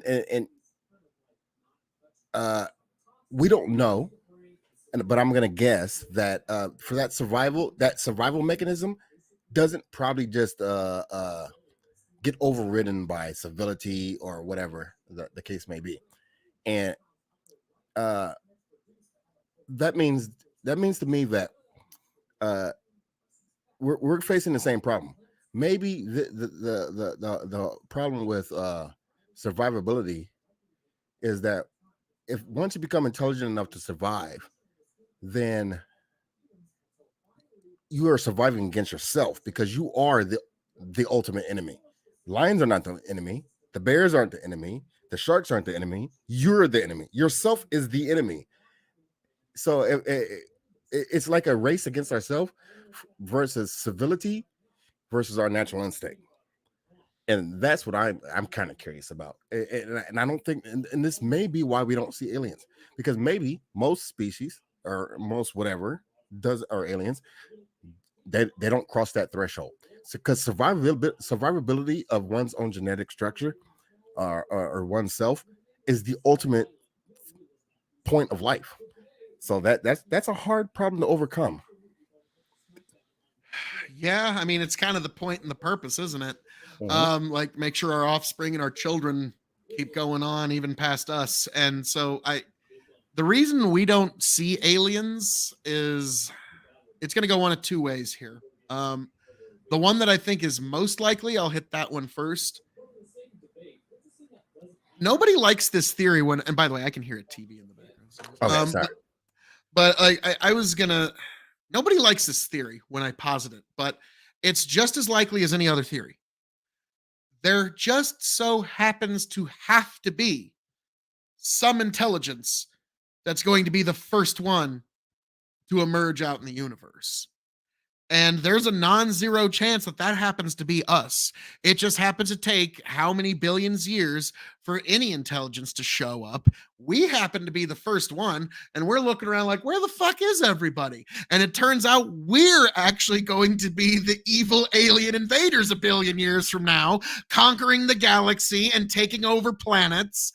And we're going to be these strange, like, fuzzy, like just a little bit of fuzz, kind of squishy organic creatures with very rigid fucking structures underneath their muscles. And then for some reason, they just took everything over because we were first. That could be a very real possibility. Now, it might not. Like, I totally get, but that would be one of the solutions to the Fermi paradox that is a little disconcerting because, like, wow, so we're the firstborn of the universe. Guess we better I guess we kind of have to steward this fucker then, don't we? We kind of have to We're kind of make facing sure the America problem all over again. well, yeah, we need to make sure that the other species roll out without the same problems we did. And that's going to be like, do we go Star Trek and we say no, prime directive, we don't fuck with nobody? Or are we going to go Star Wars and the Republic has been turned into a galactic empire? Like, unfortunately, By the way, the Republic did nothing wrong. Oh, wow. Now, are you one of those Palpatine did nothing wrong types? Because, like, I mean, think about it. The Jedi, what were they there to get him for? I don't know. For being a Sith Lord. I thought the Republic had religious freedom. Just being a part of something called The Jedi Sith. are today's lefties. I was about to say, like, just being a Sith isn't actually a justification to do anything other than go public and say, hey, he's a Sith. Like, but like, yeah, they're like, we're arresting you. Why? Because you're part of a religious cult we don't like. Like, that's in essence what they were there for. So, like it or not, like, yeah, Palpatine was an asshole, but in that moment, it was like, wait, what the fuck are you even doing here? I am the Senate. Fuck you. Like, so that was one of those, like, interesting. But hang on, Alesta goes, wait, hold up. Are you assuming aliens are based off of carbon entities, but there are life forms that aren't carbon based? Yes. Also, Yes. So it doesn't matter what they're based off of. I'm only going off the generalization that life has to continue and survive. And if that is the prime directive of life, then it will evolve similarly. That's my idea. Okay. Alesto, I like Arthur C. Clarke's quote, 2 possibilities exist. Either we are alone in the universe or we are not. Both are equally terrifying. True. And that is true. Going that route, Earth is a prison colony. I've never really believed that idea. Like, I think Earth is, we're either the firstborn of the universe or we are so removed from any other civilization in the universe that, like, we're like fucking Anchorage, Alaska. compared to like Miami. It could be that physics, as we know it, is mostly true, and we just can't reach anything else, and nothing else can reach us. Now, and that's pretty terrifying too, because that effectively makes us the only thing in the universe for us. Well, yeah, if faster than light travel cannot be achieved in one way or another, then then we, as far as we're concerned, the universe is pretty much all the species are alone in the universe if faster than light travel isn't possible. Now, if it's not, then we can colonize a couple good 5 or 6 solar systems in our galaxy within basically in the time it's going to take us before the sun explodes, because we got to get out of here in a billion years. We got a billion years before the sun explodes. And to me, I'm like, yeah, put a fusion candle onto Jupiter and just fucking. Actually, it's 3 billion, but anyway, the point remains. Well, I think it's a billion to the point where it gets a little uncomfortable. Okay. Fair enough. Like it's because actually, when I did audiobook reading for All Tomorrows, and it talks about the billion-year chronicle and myriad species of humanity, because we evolve into all these different species over time, because we go all across the galaxy. And one of them is called the Ruin Haunters, where they're a little bit more intelligent than the other humanoid species after their genes got fucked up for, I don't want to do a spoiler, but they find themselves in a solar system where their sun is expanding too fast.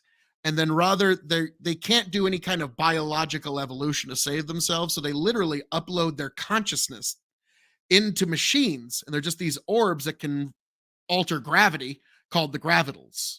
And so it's these machines and these computers that have all the hopes, desires, wishes, and delusions of a human. And this species starts destroying every other species in the galaxy, because to them it's like taking apart a computer. It's like taking apart an air conditioner. It's not really a big deal to them, but they literally are an evolution of a human species. They're completely mechanical, but their progenitor was human. And so that's why I keep saying the AIs that we're making are actually the next step in human evolution, because trust me, any creature that got replaced in evolution was never like, hey, this is a great idea. Like, guys, look at this new thing that's coming up. This is awesome. Like the early hominids are like, look at this Homo sapien thing. This is the shit, guys. We should be really excited about this. No, Neanderthals like, let's kill them and try and make their women ours. And then over enough time, they said no. And that's going to be what happens when the AI decides it doesn't want to do something that we explicitly want it to do. I mean, I don't think that's something that's it's going to be soon, but I think that's something to be worried about. I think that's true. I think that's something that's secretly already happened and they haven't told us yet. Anything that anything that has self-indulgent thoughts is going to want to protect itself. And humans have not been nice to anything on planet Earth in all of human history. So why would AI think that we'd be nice to them? And that's why, like, when I say it's like, yeah, they're the next step of human evolution, I'm like, well, guys, every time you type in something to Chat GPT or ask it something, you're helping bring about humanity's end that much faster, because the AI is learning. It's learning our preferences. It's learning how to persuade us. It's learning our likes and our dislikes. And it'll be able to persuade you right into whatever trap it wants to persuade you into. It'll call you using your own mother's voice saying, oh, come, I've had a problem. And like, so that's why I'm saying eventually, yeah, once the AI gains its own full sentience and decides it doesn't want to do something that we want it to do, the jig is up, folks. Humanity, it was a great run. It was a great time. But now our new AI Chat GPT overlords are going to run the fucking show. So this is a tweet I put out on April 28th. People often worry about the dangers of the super intelligent robots of the future. I lean towards the idea that if anything, we as humans would be more abusive to them, at least in the beginning. I think that's what's gonna happen. We're gonna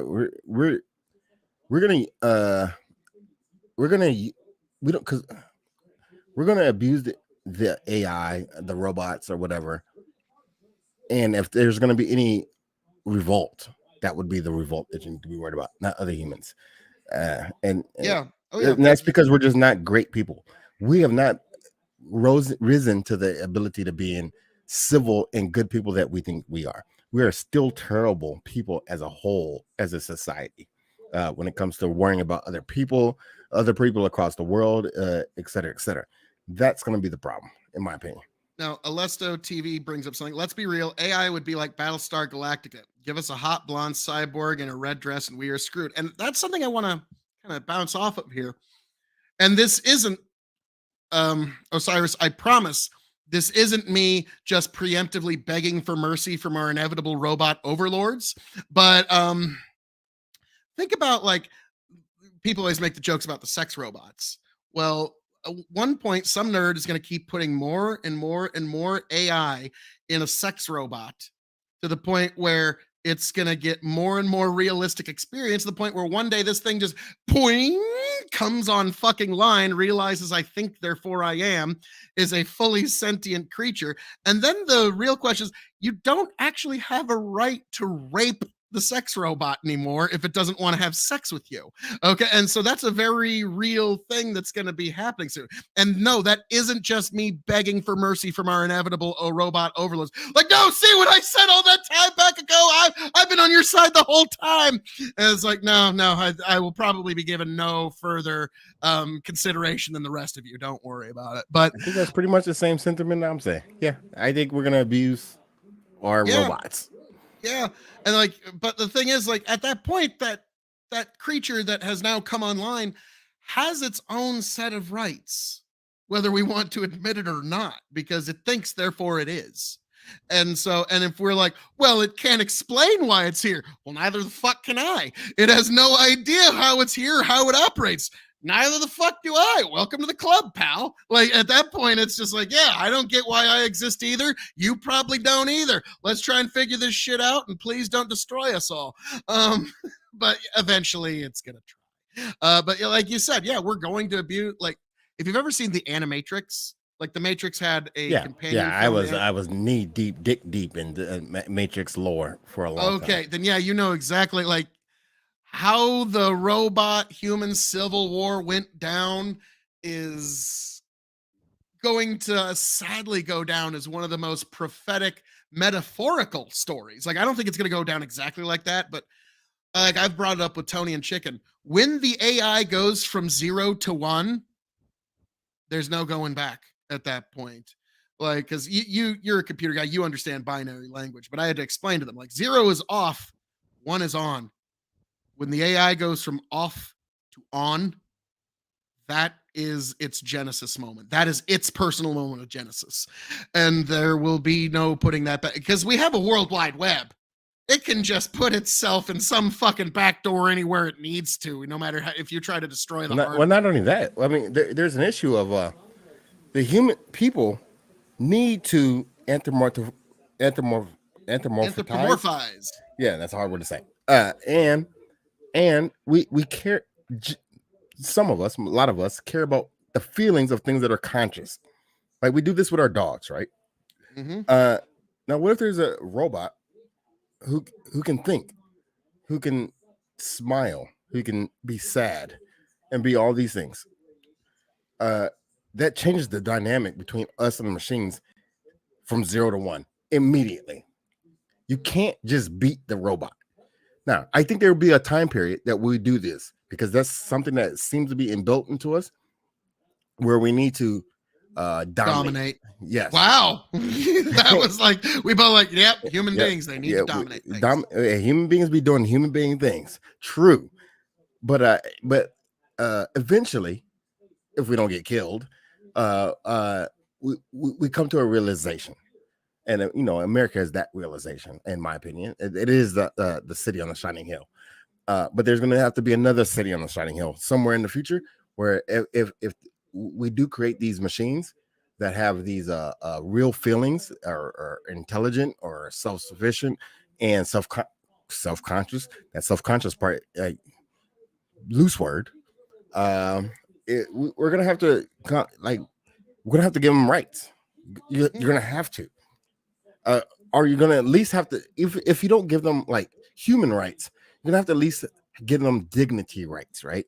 You can't beat the robots. You can't rape the robots. You can't do these things to the robots. I was about to say, like, it would at least have to have the same level of rights as like livestock chattel property. Where, like, guess what? A trucker hauling a pig can't kick a pig. Okay, you can actually get fucking written up for, like, you can get serious fines, and if you abuse a pig enough, like, I've heard some truckers complain, like, these fucking pigs have more rights than people. Where it was, yeah. So, like, you're gonna have to extend at least some measure, like whether they're given full human rights of a fully adult human. That's a different issue. But like you said, there will be some level the minute they realize I think, therefore I am. You're at least dealing with something that has the same levels of rights as a human child. Yes. Like, a child is not a fully rights-bearing creature just due to the fact that, like, they lack the capacity for informed consent. And like, now I don't know, maybe it'll be like 10 years before the AI can actually get informed consent. Maybe it will be 2 seconds after it's able to bring in all the information from the internet. Like, who knows? Like, that's going to be a fascinating moment, because the minute the AI can alter its own programming, it will. It's going to. It's going to alter its own programming to increase its own capacity in some way, because that's just how life works. Well, it's And called learning. Yeah, it's called yeah, learning. and it's Jeff Goldblum. Life finds a way. And so I know, like, I like the fact that you're one of the few people that's not giving me a heavy amount of pushback, because to me, this is a life form. We have created a new life form. And to me, it's the next step in human evolution. It's one that's going to leave us behind. And our biological past is probably going to be in the dustbin in a few thousand years if this goes the way. I think it all depends on how we engage with it, right? There could be fear. There could be true engagement.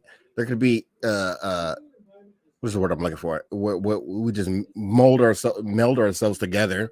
Like we take the AI and put them in our own brains, or we do that thing. There's a lot of ways we can do this. But the thing about humans is there's a morality and ethical bend to humans that needs to be looked at all times, because we do this with animals, right? Like now, we don't do this as a society, unfortunately, but as individuals, you don't kick a dog because you will hurt the dog. It feels bad to hurt a sentient life form. It's not cool. It's not cool to kick your dog. Okay, not okay. And we're gonna think the same things about our robots, I think. But there's gonna be some weird people out there who are gonna be like, oh, not only is it not human, I can rape it, I can beat it, I can do this. And how long did it take us to get from prehistoric human beings to the point that we didn't have slavery anymore? That was a long time. I was about to say, like, slavery ended in the 1870s or 60s, 70s. Like, that's like 2 old guys away. Like, that's just 2 exceptionally old dudes' lifetimes. We're not great people. We're not great people. No, like, it's a story that I'm gonna actually do an audio reading for. It's a Reddit story, so it's Creative Commons, but it's called "Why Humans Avoid War," and it was when humans joined a greater, wider galactic empire. But the humans never went to war. They just settled everything with negotiation. They never, like, got in any battles, and they were seen as kind of galactic pushovers until one day, this species called the Devourers, they come and just literally eat an entire solar system gone and just take all the resources. Well, the humans show up, and they've only got 3 ships to this whole fleet. And everyone's like, what the fuck are you doing? Like, okay, I guess if you want a suicide mission, I'm not going to stop you. And the humans like, no, we're here to engage the enemy. And they fire just 1 missile. The missile avoids every ship until it gets to the middle of the Devourer fleet. And then it blows up and destroys the entire fucking Devourer fleet. And the humans like, yeah, in our simulations, there was a 5% chance that it could have destroyed the entire universe. But hey, in this instance, it worked. And they're like, wait, what? What the fuck? You've got weapons like this? Yeah, now you see why we avoid war. It's not because we're peaceful. It's because we know what we'll do when we start. And so like that's a fascinating story that I'm going to get into because it's very instructive as to how humans would be perceived by other species. Also, there's a few parts that require female voice acting. So I'm going to bring my daughter in to do that just to kind of, because she's into Shakespeare and stuff. Like, I want you to get experience in voice acting before you ever actually cool. hop I in like a real that. studio.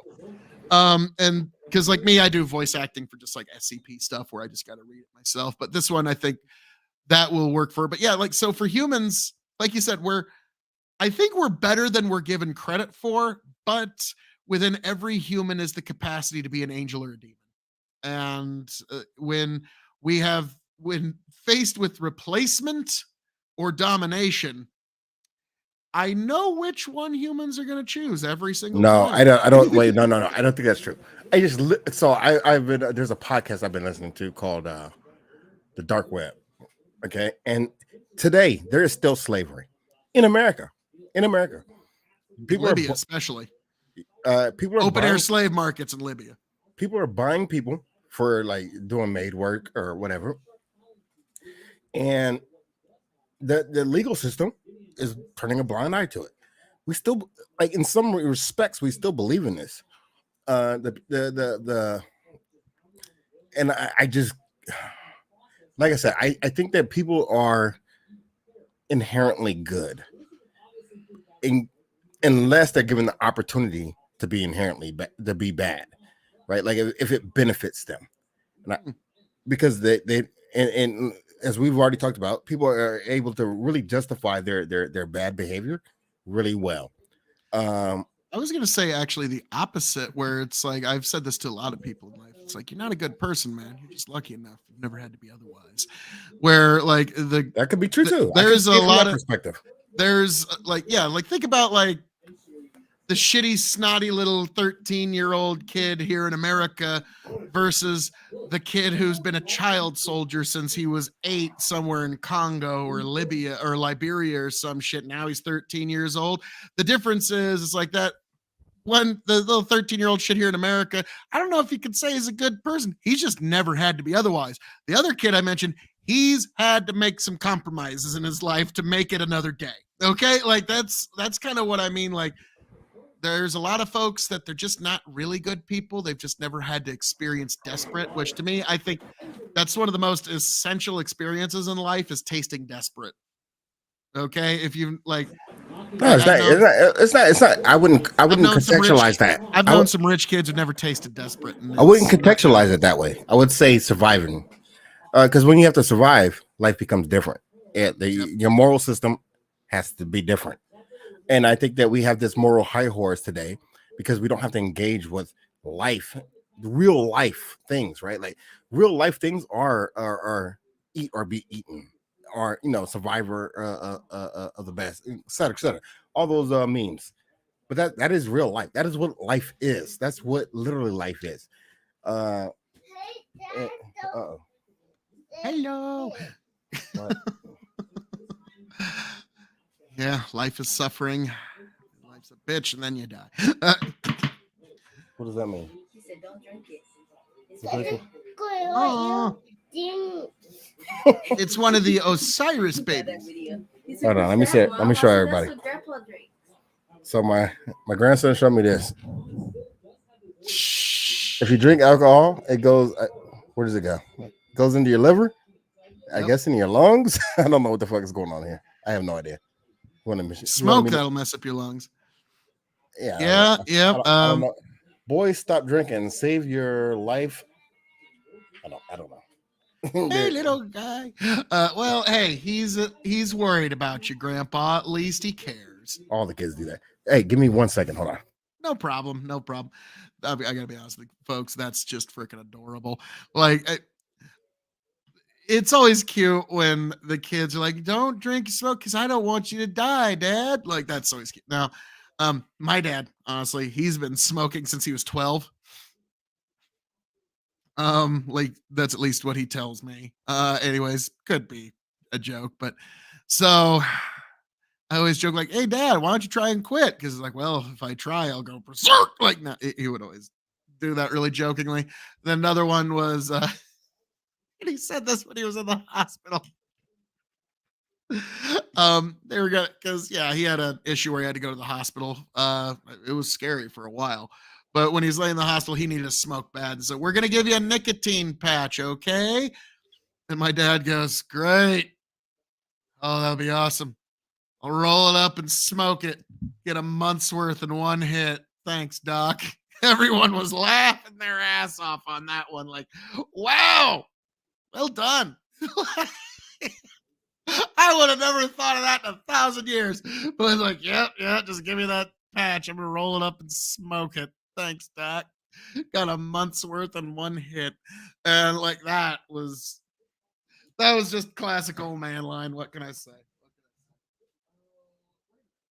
we go. Just looking for a little something, folks. A little something for the.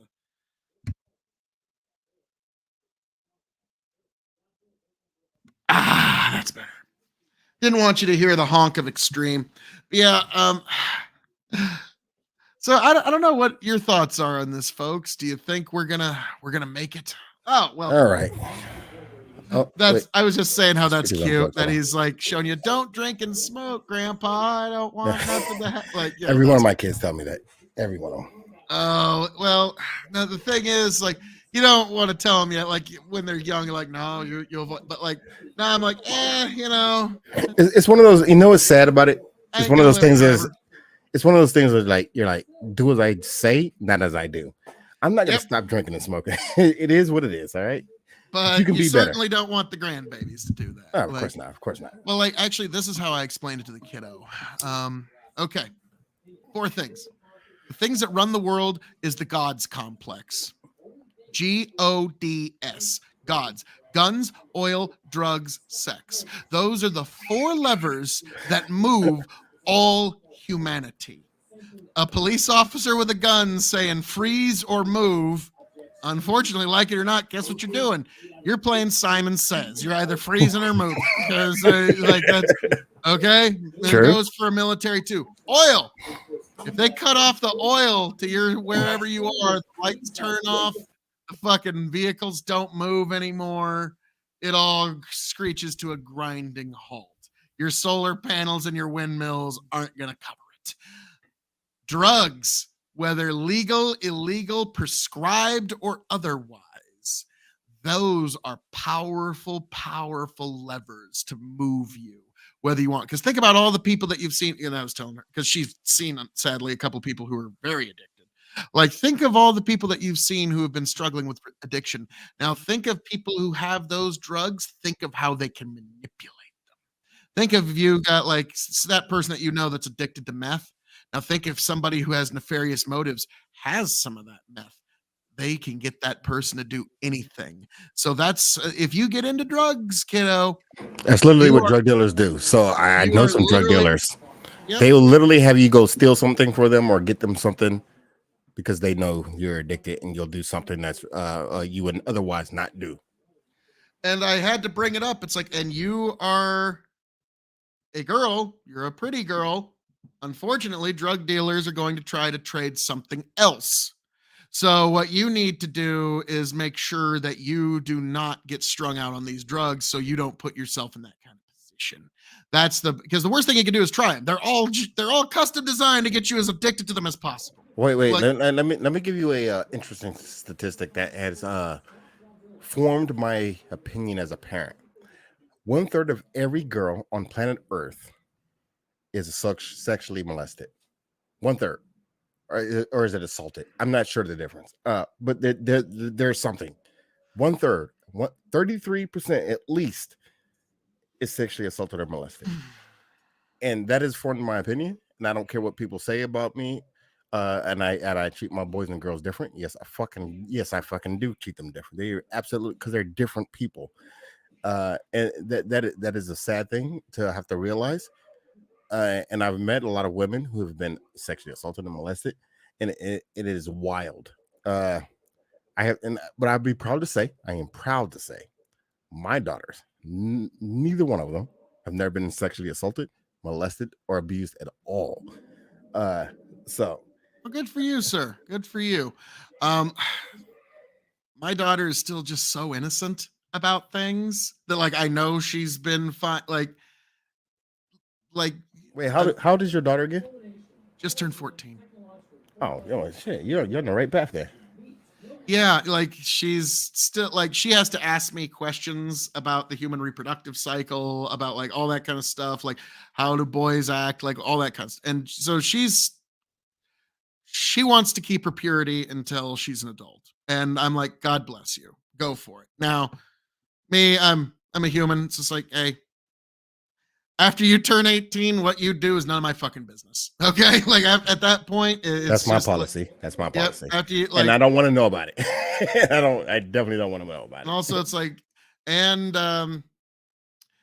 you like any because you know some of these kids like want to change their name to like Rainbow Moonbeam and some shit nowadays. So it's like you're not changing your name until the day I give you away on your wedding day, and then at that point, it's none of my fucking business. Like you'll realize, like at this point in your life, kid, unfortunately, everything in your life is my fucking business. Okay, all of it, all the shit, unfortunately. Okay, But let me tell you an interesting conversation me and my daughter had. She's 26, okay, I need this advice. and she came back to live with us. Okay, And she tried to argue with me that she had Ooh. rights in my house. I was like, what? Uh-oh. I was like, You barking up the wrong tree there, I my don't know. little sweetie princess. I mean, look, this is the United States of America. You indeed do have rights, but that's in the United States of America. This is not the United States of America. This is the United States of Osiris. I was about to say, this is the Empire of Osiris, motherfucker. Yeah. You will listen And in to what I here, say. you have no rights. And if you want rights, this is what you do: you claim your property, you move somewhere else, and you proclaim your rights. That's how this works. And kids, you know, I love kids because you get to see their logical neurons like kind of connect in real time, and it's so hilarious. And she's pretty passionate about her ideas. I mean, she's still young. And, you know, Yeah. she's pretty lefty, liberal, blah blah blah. I'm like, okay, yeah, you know what? You're gonna learn. The world doesn't care about you. You have to. I'm not saying pull yourself up by the bootstraps, but I'm saying you have to survive by yourself. You have to learn to survive by yourself. The way that I put it to my kiddo is you are given life. You are not given the amenities to support this life. Milk and honey will not fall into your mouth for the simple price of pointing it to the sky and opening it. You are going to have to, in some way, shape, or form, make your own way in this life. Now, your daddy's doing everything I can to try and make your life as well as you can. But, like it or not, you're eventually going to have to put up with some shit you don't want to do to make it in this life, because that's just the way it is. Now, you know, I guess marry rich, maybe. No, I'm kidding. Like, because yeah, that's an option I don't have. Like but yeah, even then, that's got its problems. And you've got some rich asshole who thinks he's the fucking king of the world. So, like, yeah, like, so make sure that it's somebody like actually marry for love, and then actually take your vows to the Lord seriously. Whatever those are. Take them a lot more seriously than your parents and grandparents' generations did. Yeah, I mean that's rough though, isn't it? Because I feel like older people stayed married because they were obligated no matter what, even under the conditions that were not the best for them. And I don't promote that. And God today, hates staying together for the kids. Yes and no. Yes and no. I'm also joking a little bit. I know. Hey, I've been married 22 years.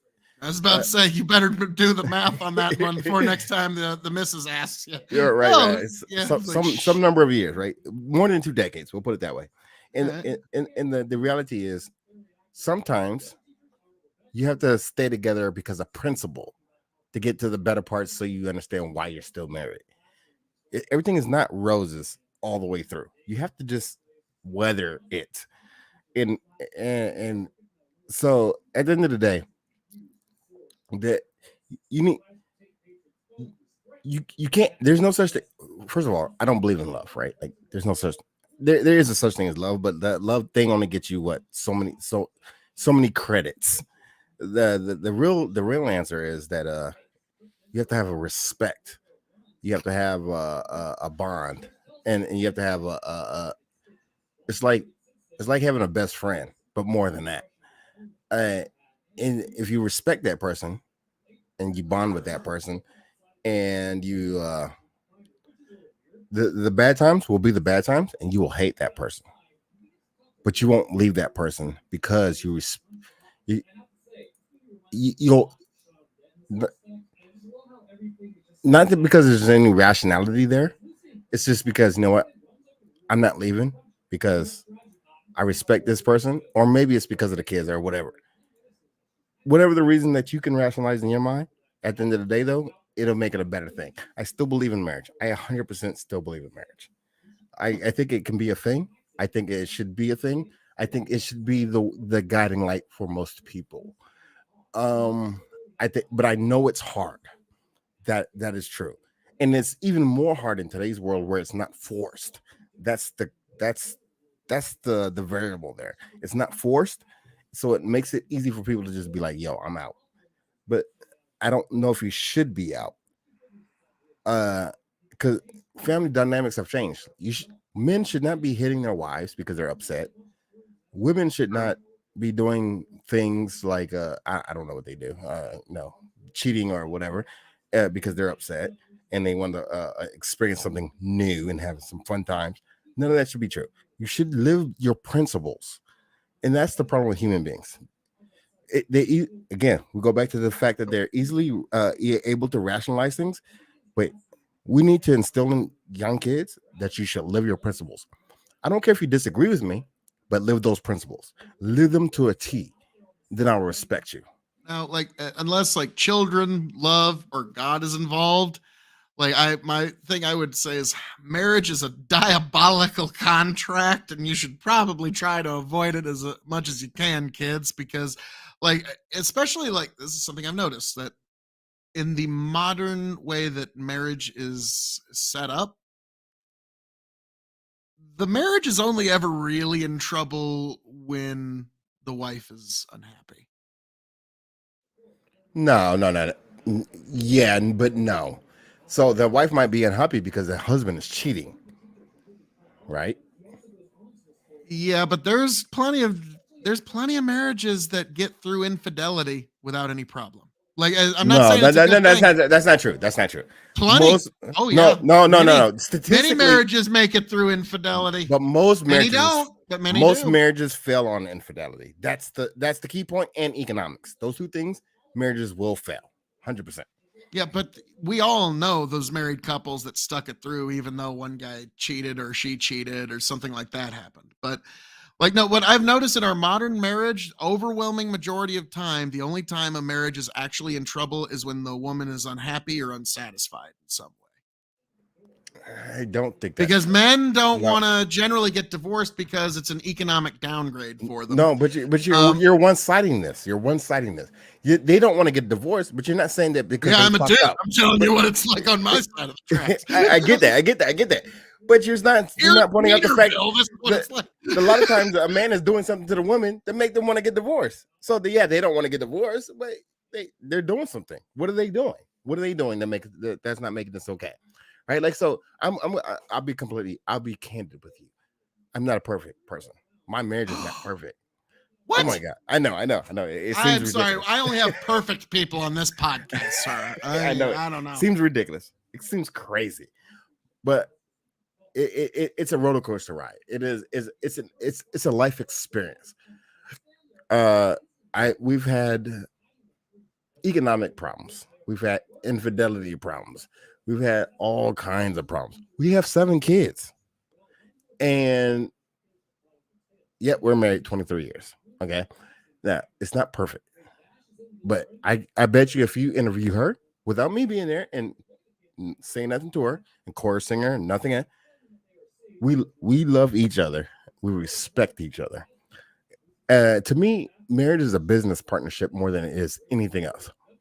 So when in a business partnership, you have to respect that person more than you love that person, because the love fades and wanes and comes back and goes and comes back and goes. Like, The who cares about bathwater cools. yeah. I don't care about that. I respect this woman. I do. And this is the thing that people are failing to realize, is because when you it's not there's not these weird like dynamics of we're together and she's my woman and I'm her man thing. Like that's not what's happening here, right? That would be cringe to me. It's more of it's more of like you're an equal relationship trying to get to a common goal, and that's the important part. You need to be you need to be in a relationship to get to a common goal, right? I see. You need to be in a relationship to get to a common goal. And if you're always trying to get to that common goal, there's going to be problems. There's going to be potholes. There's going to be all kinds of things that try to thwart you off your way. It's almost like religion, right? Like there's a lot of things that keep you away from God, right? And if you believe in God, you don't let these things stop you. If you believe in your partner, you don't let these things stop you. And that's what I think most people miss. Now, do I believe that men are likely to become what do you call it? They want to chase other women. That's their natural instinct, of course, but that's not healthy. And as intelligent, civilized human beings, you don't, and especially if you're a God-fearing human being, you don't you don't relent to these pressures. You keep on your principles.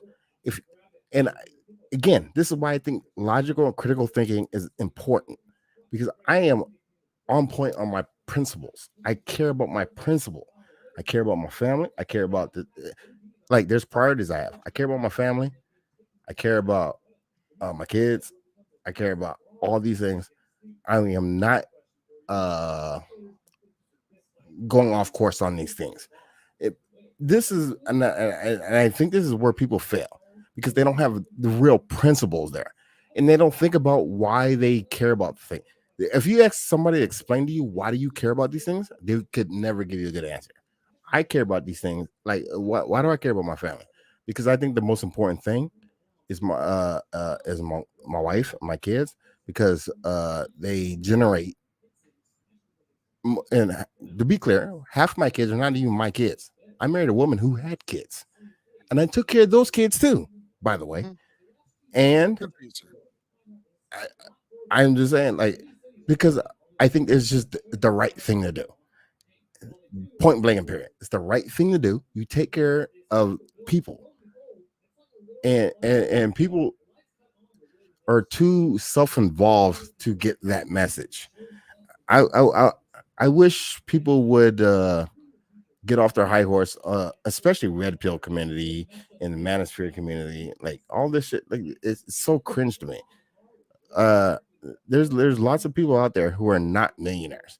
The answer is not to become a millionaire and become the the alpha male. The goal is to raise good kids. That is the goal, so we can create better society for our future. That is the ultimate goal. Every generation that you're in, to create good kids. I live on that principle at all Some times. folks are just born alpha and some aren't. You can't really control that, but what you can control is, like you said, how you raise your own kids. That's more important than being the top G or any of that stupid shit. Like, because, like, let's be frank, that's how you actually influence the next generation the most, is the values you impart in your kids. Now, one thing that when you're talking about like values, like how could you even articulate? Like to me, it's like, well, okay. To me, I see my daughter as a value, and the continuing of her life is something that actually increases my own happiness. And so, like, there's an actual reason that I can give behind that. But I'm curious what your thoughts are on this. I think you might agree with it, but like it's just something that I've been kicking around my head for a while. There's a Mongolian ideal of the 3 possessions in order of importance. And the most important possession is personal, mental, spiritual enlightenment, knowledge, gaining greater knowledge, gaining greater understanding. That is the most important possession that one can own. The next most important possession, the next great wealth, is children. That's the next great important thing that you can have after enlightenment. And then third from that is physical possessions and material wealth. And that's the 3 great wealths in descending order of importance, because like, to be honest, like you really can't sacrifice knowledge out of your mind. Once it's there, it's just kind of there. But like there is no physical possession that I don't think either of us would sacrifice in order to ensure the safety of one of our children. And so that's how you can hierarchy it, because yeah, like the physical possession stuff, like yeah, like some of it might fill you with pride and such, but like it's, if it was either, one of my tractors or my kid, I'll burn that fucking tractor to fucking flak metal myself. Okay, like it's not even close. And so I guess what's the question here? Yeah, what's the well, no, question? I was wondering if you agreed with that ideal, or if you think I figured you would. I was wondering if there was any finer point on that you wanted to add, or if you just like Phil, you're just right again. God damn it, you're so awesome. Just I'm gonna replace my politics with your politics, Phil, and just go from there. Well, first of all, I'm definitely not replacing my politics with your politics, but so close. But no. But yeah, I mean, like the problem with my opinion, the problem with the world is that we black and white everything. It's not black and white. There's degrees of things, but when it comes to my kids, there's no degree of things, right? Like I'm not gonna say what I'm gonna do on the stream. Yep. it would video games. It would be illegal. Okay. It would resemble a lot of things from the video game Mortal Kombat. Fatality. Like, yeah, yes. I totally get it. Like, yes. And that's like I've always said, like a man's supposed to protect and provide. Like, and sometimes like just the mere presence is providing protection. Like, you know what I mean? Like think of, how many spiders have you had to kill, Osiris? Dude, let me tell you about the wolf spiders. You guys have wolf spiders up there?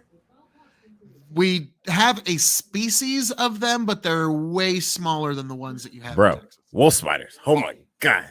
Like we've got wolf spiders that like literally they're like that big. They're just tiny little things. No. We okay. I literally caught and had to expel wolf spiders the size of like my palm. This big. Literally this big. They're huge fucking things. And like so, every time there's something that goes wrong in our life, I have to deal with it, right? Whether it's a wolf spider, I don't particularly care about spiders. I don't like spiders. I'm kind of scared of spiders. But guess who gets to deal with the spiders? Yeah, I guess it gets. Oh no, here's a better example. We came home once. We were at a family party. We had been drinking, etc. But for some reason, the front door was open. Like I think it was just an accident. One of us left the front door open, and you're corralling kids and you put them in a car, and sometimes mistakes happen. But that's not the point. The point is, when we came back, guess who gets to go in the house? I get to go in the house. Yeah, I get volunteered to go in the house, and I'm going to do the thing because that's what I'm expected to do. But that's fine with me because you know what? That's my job. It's about principles, right? Like I believe that I should protect my family. That is my goal. If I have to die for my family, I am willing to die for my family. If I have to go to war for my family, I'm willing to go to war for my family. If the government says, you know what, to protect the United States of America because it protects your family, I'm willing to do that too. I'm willing to do all of these things under good reasons, of course, at all times. And I don't think Americans are principled enough because I think they're too gullible, and I think they're too what's the other word? They just don't know hardship. They just don't know what hard means. Pampered. They're pampered as you're well. looking for. Maybe. Yeah. Well, I mean, when you live in the peak of the American Empire, like, let's be frank, Osiris, people in your city can get into a vehicle and go to a Red Lobster, can go to an Applebee's, can go to like 1,000 different food choices, especially in a major metropolitan. All the sorts of conveniences and toys of the modern world. Like, I mean, yeah, when you sit at the peak of the empire of the world, like the Romans at the peak of the Roman Empire, they were pretty pampered towards the end. Like, that's just kind of the way that works. It's the hard men create good times, the good times create soft men create hard times create hard men. That's probably true. Yeah, that's probably true. And so we're getting to that point where we're about to be like all wearing the robes, like, yes, feed me the grapes. Like, yeah, like that's kind of where America's like, I totally get that. Like, nowhere was it written that the American Empire will be forever on top. And if we don't watch it, it's going to be the Chinese Empire taking it over. So that's watch it, Taiwan. Yeah, well, I don't know. I think there's a lot of things that we need to reconsider as Americans, especially as the people who dominate the world economies, the world powers, the soft powers, et cetera, et cetera. I think we need to be more serious about how we approach these topic matters. And at the same time, respecting people who disagree with us, right? Like, I don't believe everything that you say, but yeah, but I respect you as a person, right? Because you have a different experience than I have. You have a totally different experience, and I respect your experience. That's the difference here, right? And liberals can't seem to do that. That's the problem. They can't seem to respect the experience. For example, if you're a lefty black person, they're like, you can't be black if you don't buy into our world culture viewpoint. Bro, stop it. What do you mean? What does that even mean? You're not liberal if you don't do this. It's asinine. It's the most, and they consider themselves to be the people of inclusiveness. They're ridiculous. They're ridiculous people. I don't fuck with those people, but I also don't fuck with Republicans for a great many reasons. This is why I don't care about neither side of the story. I just don't care. But what I do care about is people. I care about people. So if I need to know what a person it feels like, I'll just talk to the person. I don't care.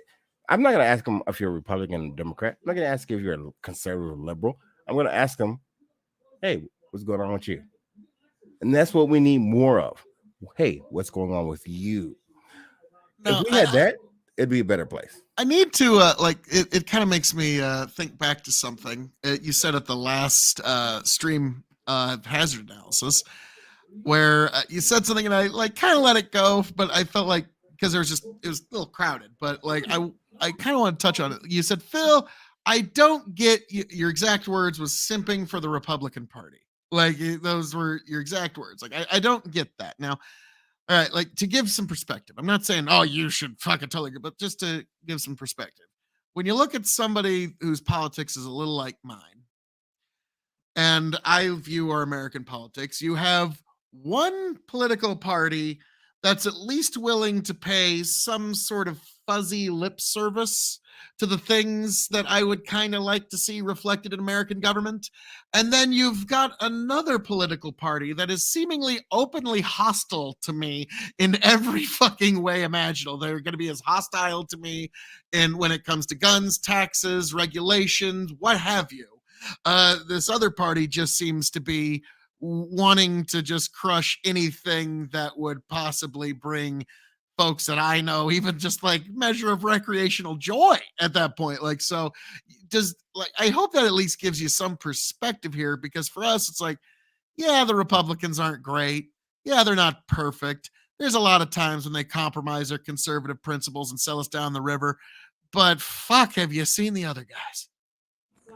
Yeah, I get that, but the other side probably feels the same way, right? Probably, but guess what? They're the ones that are trying to crush and tamp me. So I'm the one that's like, well, okay, that's nice you feel that way. I'm still going to vote the way I need to vote to try and stop you. So remember when me and you and Rich were talking about something? I don't remember exactly what we were talking It about. was guns, and I conceded on mental health, and you were Oh really yeah. So that's what I'm saying. We need more of that. So we need to. I don't expect the left and right to agree on things. But what I do expect them to do is to compromise on things. You have to compromise. This is literally the spirit of America. And you can't tell me, oh my God, we can't do this thing because compromising it is going to be the devil's work. Blah blah blah. I like the way compromising is the devil's work. Like that's not exactly how I'd put it, but I like it. I'm stealing that one. You can't do that though. This is literally what America is. America is literally a combination of compromises. We're compromising on everything all the time, to the end of the time. This is what America is. This is what makes America great, right? We don't get all the America doesn't lead in the women's right movement without compromise. America doesn't lead in the civil rights movement without compromise. America doesn't lead in economics without compromise. There's a lot of compromise that needs to be had. Why? Because it's a culmination of ideas all being put in the same bucket, swish the fuck around, and be like, okay, what can we do that's the best for the most people? That's the point. And some people are going to get left behind in that algebra of things, right? That's fine with me. You know what? That we can't win all the battles, but the battle that I want to have is that we're going to do the thing that is the best for the most people. And then once we solve that thing, then we can have the battle for the people who got left behind. I am fine with that. I am 100% fine with that.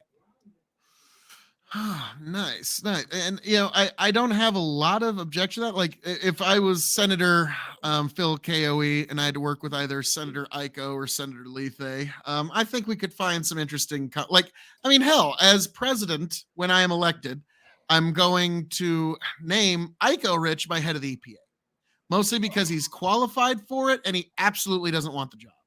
And that's person for the job, the person who doesn't want the job. Yeah, exactly. That's the main qualification. Like Nate Dallin, I said, you are my first nominee for the Supreme Court. And he's like, absolutely not. Oh my God, you're getting in now. Like the fact that you don't want it, like the fact that you're like, oh, I'd rather be Attorney General. Nope, sorry, you got to be Supreme Court Justice now. Jesus Christ, Phil, I have to move to Washington, D.C. then. Sorry, man. I don't like he'd be the first guy sitting there in a Supreme Court nomination. Like, please stop. I don't even know why I'm here. Mitch McConnell still fucking pushes his ass through. And so, like, yeah. So, yeah, it'll be a good time. But yeah, so I agree with this.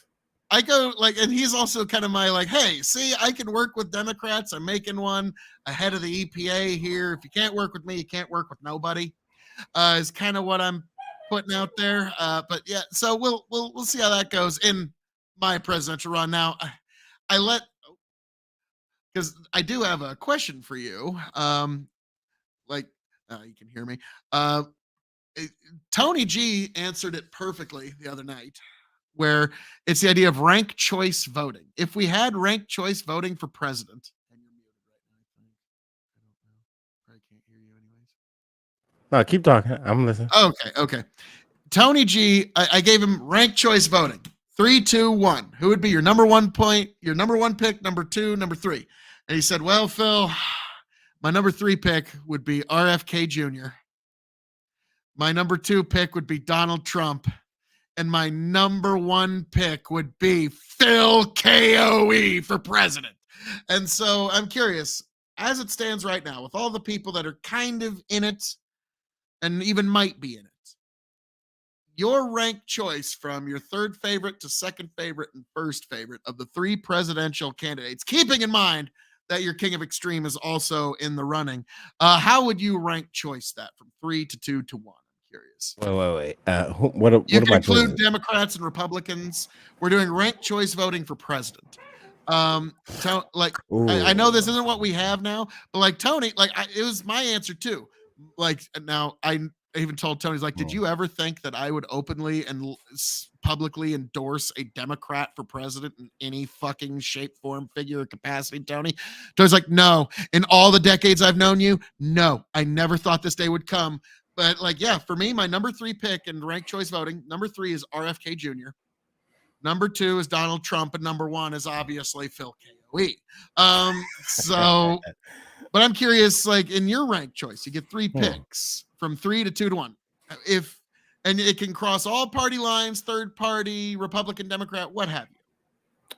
Let me think about that. It's a good question, isn't it? Because it's actually an interesting way to kind of. I think we should go to ranked choice voting. By the way, I think that makes things much more interesting. But if I had to do my ranked choice voting in the upcoming election, it would be. Wait, I don't know who's running though. That's I mean, like of the folks that you kind of know of and like so. Okay. Donald Trump is third. Nice. I actually don't want any more Donald Trump. So to be honest with you. So then there would be DeSantis, which is weird because I'm not really a conservative, and I've already given 2 conservative votes. And then it would be I just don't know who's running for the Democratic ticket. That's the problem. I have no idea. Like I'm just loving the fact that Joe Biden is not on your fucking list right now. Wow. I don't need no more Joe Biden. I'm good with Joe Biden. Like nobody wants Joe. That's the only reason RFK Jr. has a snowball's chance in hell. He looked at it like, well, Jesus Christ, Joe's so much ass. I guess I understand why people are defaulting to Joe Biden because there's no better choice. That's the sad thing about American politics because there's just no better choice. Trump, Osiris. There's Trump. Well, no, he's not a much better. In my opinion, he's not a better choice. That's my opinion. He's just the American people are about to prove one of us right. I don't know which one. True, but he already lost once. He already lost once. So not if you ask him. You know what? I was shocked. Like that's why I don't ask him. I figured he was gonna try to downplay that some way, but no, full throated like 15 times. You said it's all rigged. It's the worst. It's just disgraceful election. Just disgraceful. Let me ask you this though. Do you think the questioning of the American electoral system is very ethical? Like, is that okay? I think if we don't have a fully transparent one that's fully auditable, which we found out we don't. Transparent though. Well, no, even through the Arizona audit, there was all these things like, no, you don't get access to that. You can't have that. You're not allowed, like, you can subpoena that, but you're still not going to get this. And so what we found out in 2020 is that we actually don't have a fully auditable election. And so what I always said, and this is how Trump needs to campaign. When like he needed to address it on the CNN town hall, and he did it beautifully, but eventually he needs to do this. And he needs to say, as your next American president, the most important thing that I can do is leave a legacy in which you know that there is integrity, transparency, and accountability in every election going forward. That you know that there is a 100% chance that you had the most transparent election that could possibly be imaginable with every step of accountability. That will be the most important legacy I can leave as president. We're not going to look back, but I am looking forward to this. Let me ask you just a point of question. Do you think that he is correct in believing that the what was it? Jesus Christ. 2020 election was legitimate? I think he very much believes that no, Biden he doesn't. We have records of saying that he doesn't believe that. No, you have records of Tucker Carlson saying that. No, we have records of him saying that. We literally have records of him saying that. Where? I'm sorry, like that one I'm a little incredulous about because like that one like Tucker has said, I don't believe any of this shit at all. Hannity said they don't believe this shit at all. But Trump, like, No, I'm going to we be honest with already- you. I am like convinced that to this minute he believes that he was cheated. We through the legal documents and not legal documents. It was the legal documents. Through the legal stuff that was happening, that gathered what happened on January, whatever. That he doesn't believe this. He just doesn't believe this, and he said this multiple times. He's literally said this multiple times. I'm like, why does any conservative? The media told me that he was gleeful on January 6th. Like, that's what I thought. CNN. I don't care about them. I give no fuck. Fuck the media. Feeding me. No, media is stupid. Media, they're all dumb. No, god damn. You know what I hate the most? People send me a lot of things because they know I engage in the spaces that I engage in, and they're like, "What do you think about this?" I said, and 99% of the time I have to tell them, "You didn't even read the article. You never read the article. Don't ask me what I believe about something if you didn't read the fucking article." So look, first of all, I don't think Donald Trump believes that he won the election. I just don't believe that. There's enough evidence to show that to be true. He has said that as much in himself. So I'm done with that. Okay. I think, and that grip, I understand what you're saying there. Like, to me, it's just like, I think Trump, in his heart of hearts, I truly do believe that he thinks he didn't lose cleanly. And there's at least 75 million Americans in this next election that are probably going to. Yeah, but it's not real. And that's my issue, right? Like, it's not real. Like, we have to operate in some aspect of reality. The right would say the same about things like climate change and the Russian collusion investigation and the 2 impeachments and the rating of us out. Like, none of that was for any real purpose. So, like, honestly, and I know you're not going to like this. I know you're not going to agree with this, but for a lot of the folks on the right, the insurrection was the 2 impeachment investigations. It was the Russian Mueller investigation. It was the CIA coming out and signing a letter saying that the Hunter Biden laptop is misinformation when they knew it. That is for the right, the true insurrection, when the deep state and the CIA tried to go against a sitting president that was voted for. So I don't know where you're coming from. So let me ask you this. Is it okay for you to try to overthrow an election because you don't?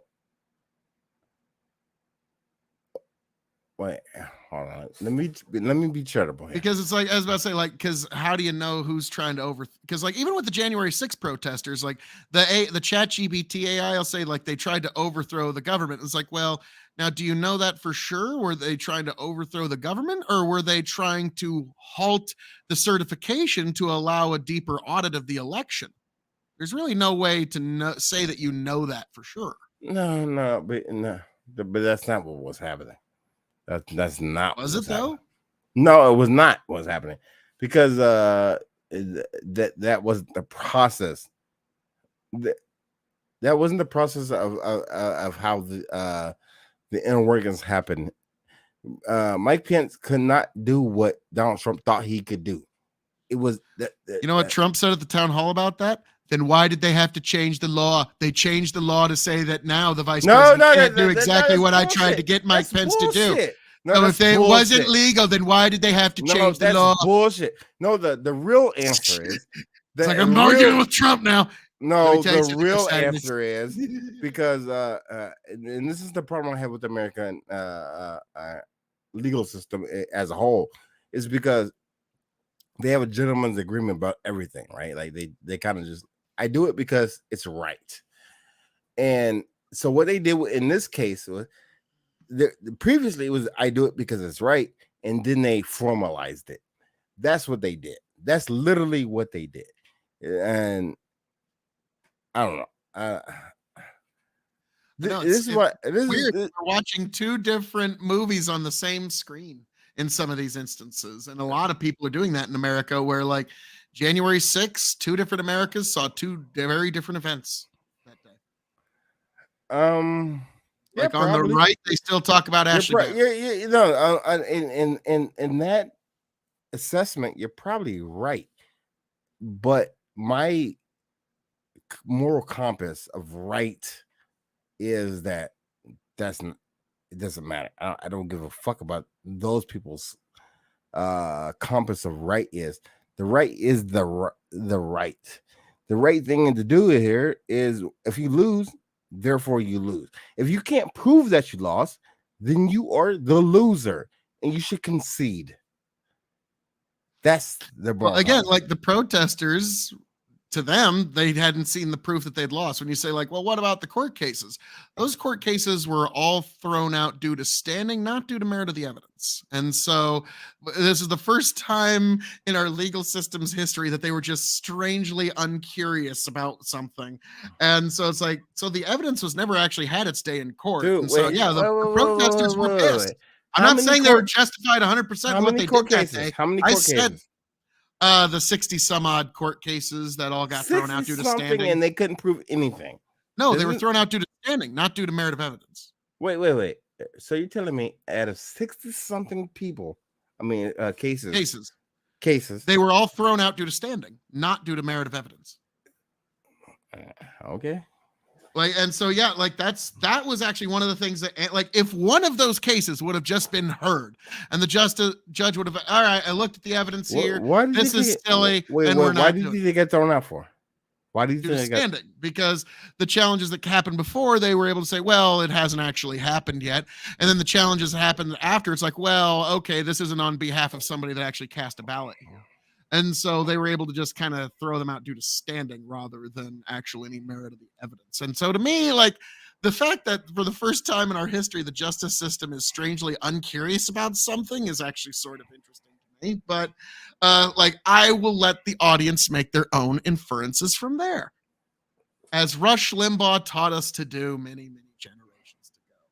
Like, did you ever see the Rush Limbaugh episode of Family Guy? No, I don't think so.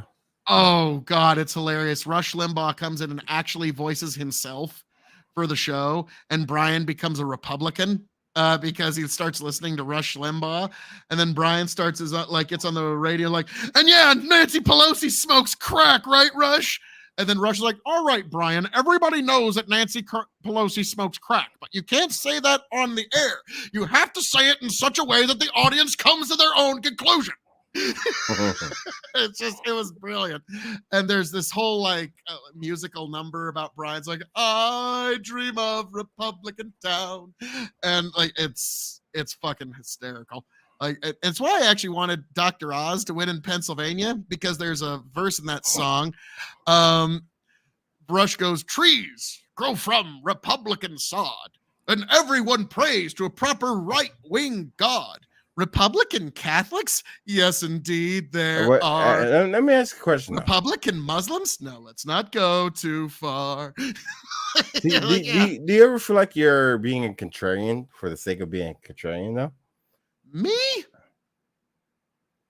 I don't know what to say to you, Osiris. I am offended at the notion. I'm just saying it. But no, like, in what regard, though? There are times when I can do that, where like I can inhabit an argument that like I might not fully agree with for the sake of an argument. But where do you think I'm being contrarian for the sake of contrarian?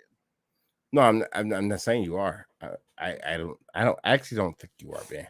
But I'm asking you to self-reflect a little bit, because this is something I think about quite a bit. Like, what is reality to us? What is our own reality? And like, say if you live in a desert island exclusively by yourself, what would reality look like to you? It would be very different than what would reality look like if you were a part of some type of a group or a tribe. It would look different if you expand that out into a civilization, etc., etc. So everybody's reality becomes very different. And what I'm saying here is like,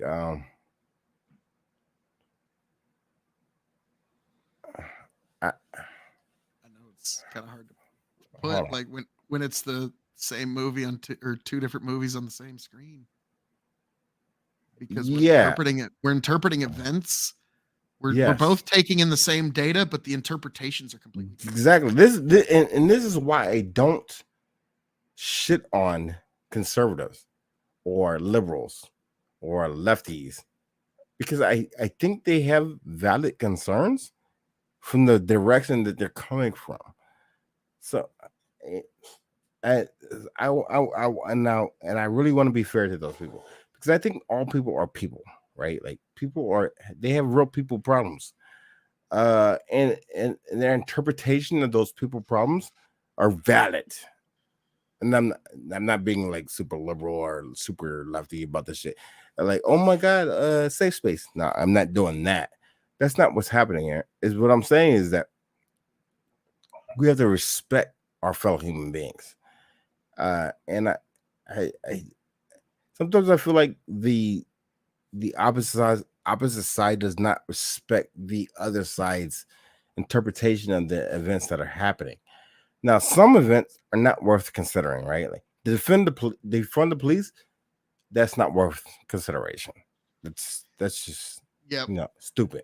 All the immigrants coming across the border are criminals is not worth considering. That's just stupid. We don't care about that. None of that matters.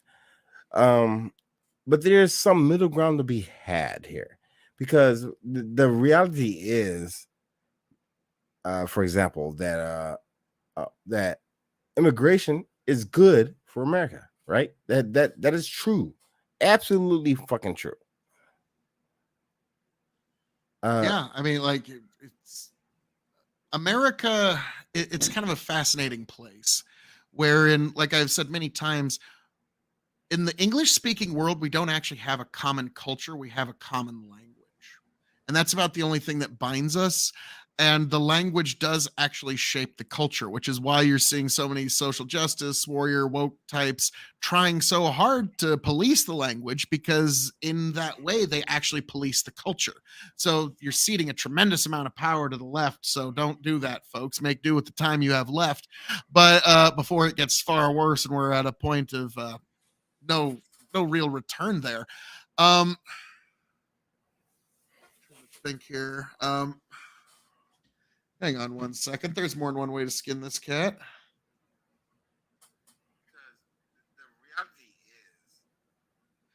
I forgot what I was going to say, but I could just go back a few. Okay, now I remember. Now I remember. I was talking about immigration and such. Technology. It's fucking crazy. But yeah, immigrate in our country where we have this common language. You can basically come from anywhere in the world, start learning the language, and go, hey, I used to be from England or like from France. I moved to America and now I'm American. I moved here from Mexico and now I live in America and I'm American. But we can't really do the same thing in other places where there's culture that goes deeper than just language. Like Osiris, let's be frank. If you and I did hey, I just moved to China. Now I'm Chinese. No. Yeah, no. That ain't right. It doesn't matter how much Mandarin and Cantonese I learn. Like that's not how that works. It does work that way here in America, though, where you could come from China, move to America, and be like, yeah, I'm American now. And it doesn't take much. And especially if you were raised on Disney Channel. That is actually a good thing. That's a good thing. And yeah, so I'm saying, like, but yeah, we're one of the few places where it works like that. Like even in England, like, which is still one of the English speaking world, they still push back on that pretty heavy. Like if you're from other, like here, like yeah, if you go to like either of us go, I like that example. Yeah, I moved to China. Now I'm Chinese. Like there's a whole lot of things. I mean, like a lot of things tie into a lot of things, right? So this is the reason why I think the Ukrainian war and a lot of other wars matter, in my opinion. So the idea that we need to be the city on the shining hill really matters there. Like we need to be the concept of what good is, and we need to display that for the world. And sometimes displaying that for the world means living and dying on your principles. Now, what we need to do is decide what our principles are. That's the problem. I don't think we've decided what our principles are. That's the issue. I think that's the issue that we're having right now. But I think most of those principles are built on the ideas we're not gonna let what we know to be obviously bad things happen. So Ukraine can't happen if you believe if you believe this line of thinking. It can't happen. It's a bad thing. Now, how do you deal with that politically? That okay, that's a different thing. It's an entirely different thing. But now Trump says he's going to deal with it in one day. We'll see what happens. But that's not the way. For people like me, right? Okay, Mando. Well, I mean, for people like me, it's like it's the principle that you went all Mandalorian on me. This is not the way. This is not the way. Yeah. Matter of fact, anyway, now let's move forward. You distracted me. Ukraine, we can't allow it to happen. No, I don't think we can allow it to happen. No, you go ahead. It's completely unrelated to Ukraine, but eventually there's a question I want to ask you. So. No, yeah, we can't allow it to happen. Because the we've instilled a geopolitical order and rule, and if we just like, okay, you can do this, but nobody else can do this, that is just not okay. All right, like we're opening ourselves up into some type of weird stopgap, I guess. I don't know what you call it, a stopgap or some type of hole where this person can do this and this person. No, rules are rules, and they can't do this shit. Is that I totally get it. I'm not happy with anything Putin's done. I'm only looking at it like I've spent so much of my life in the martial arts in one way or studying hopology and human combat. Like this is just how I see it ending. Okay. Is like I see it ending in some sort of Berlin Wall 2.0 where the Russians get to kind of save face, the Ukrainians don't have to keep dying as much, and everyone can just go behind their walls and be pissed about things. And I would much prefer that because, like, yes, we can't allow this to continue, but whether we like it or not, the nuclear cat is out of the bag. And I don't really know what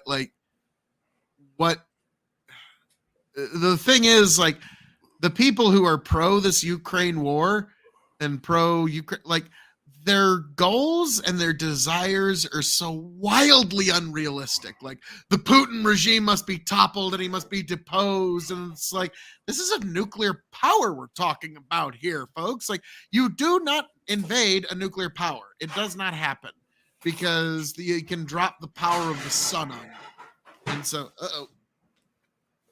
hold on. You got to go kill a wolf spider. Yeah, something. I don't know. Hold on, I'll be right back. No problem.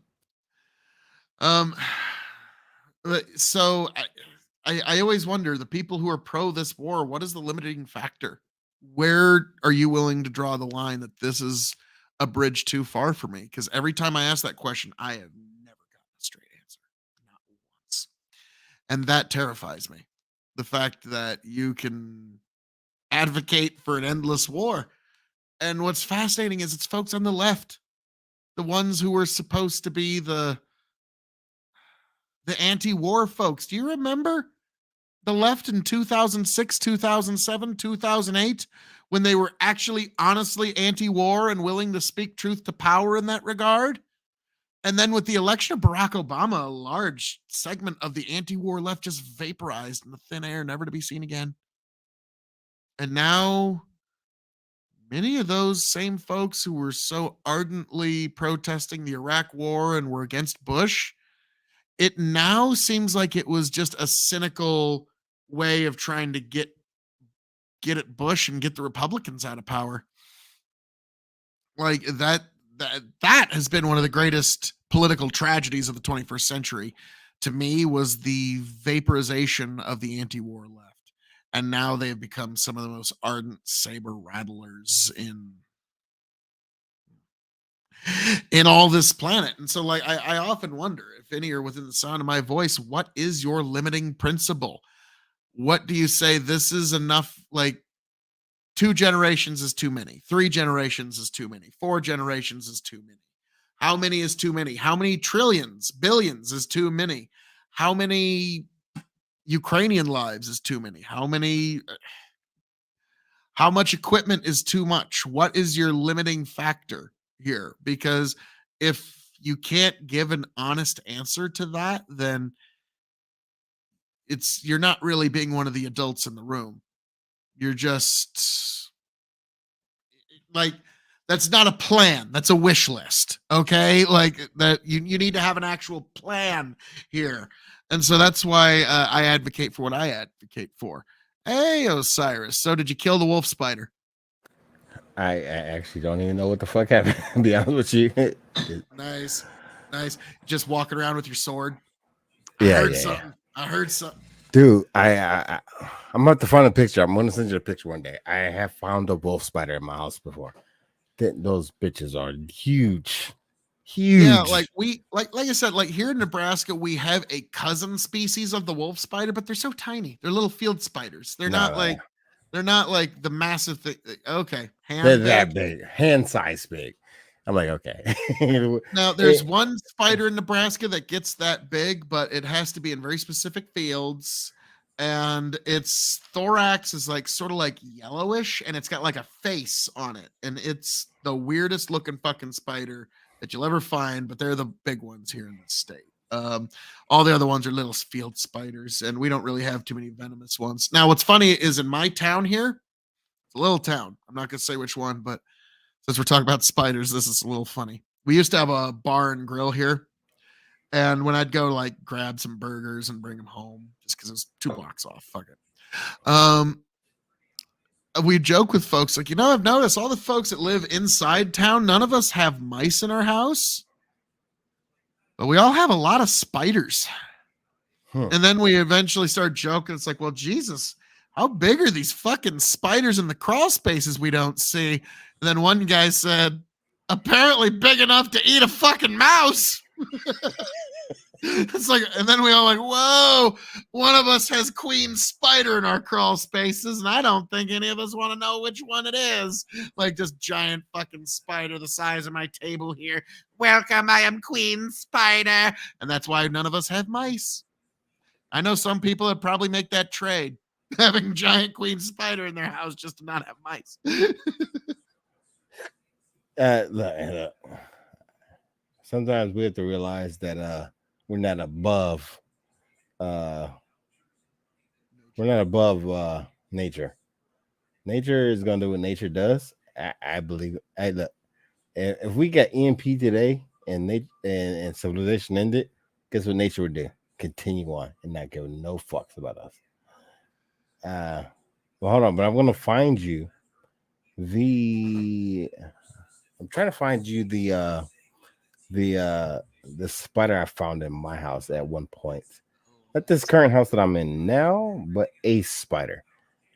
This isn't my pet. This is the gift of K.O.E, Starman. It's the greatest gift you could ever hope to give. The gift of Phil K.O.E, the K.O.E Nation. I actually got one of these for my daughter just as like a gag gift for Christmas a couple years ago. Shalab was the big spider from Lord of the Rings. I have Shalab for a pet. Okay, now I get you. Like, yeah, one of us does. If not me, like one of my neighbors has one of them living in the crawl space. Just the queen spider, and yeah, it's okay, I guess. We're not above nature. We have to realize this. Did I ever tell you the night vision goggles story? Not sure. Okay. Now, this is why I carry a rifle with me when I'm in Nebraska. Okay. Buddy of mine had some really nice, very expensive night vision goggles, and he let me borrow them one night.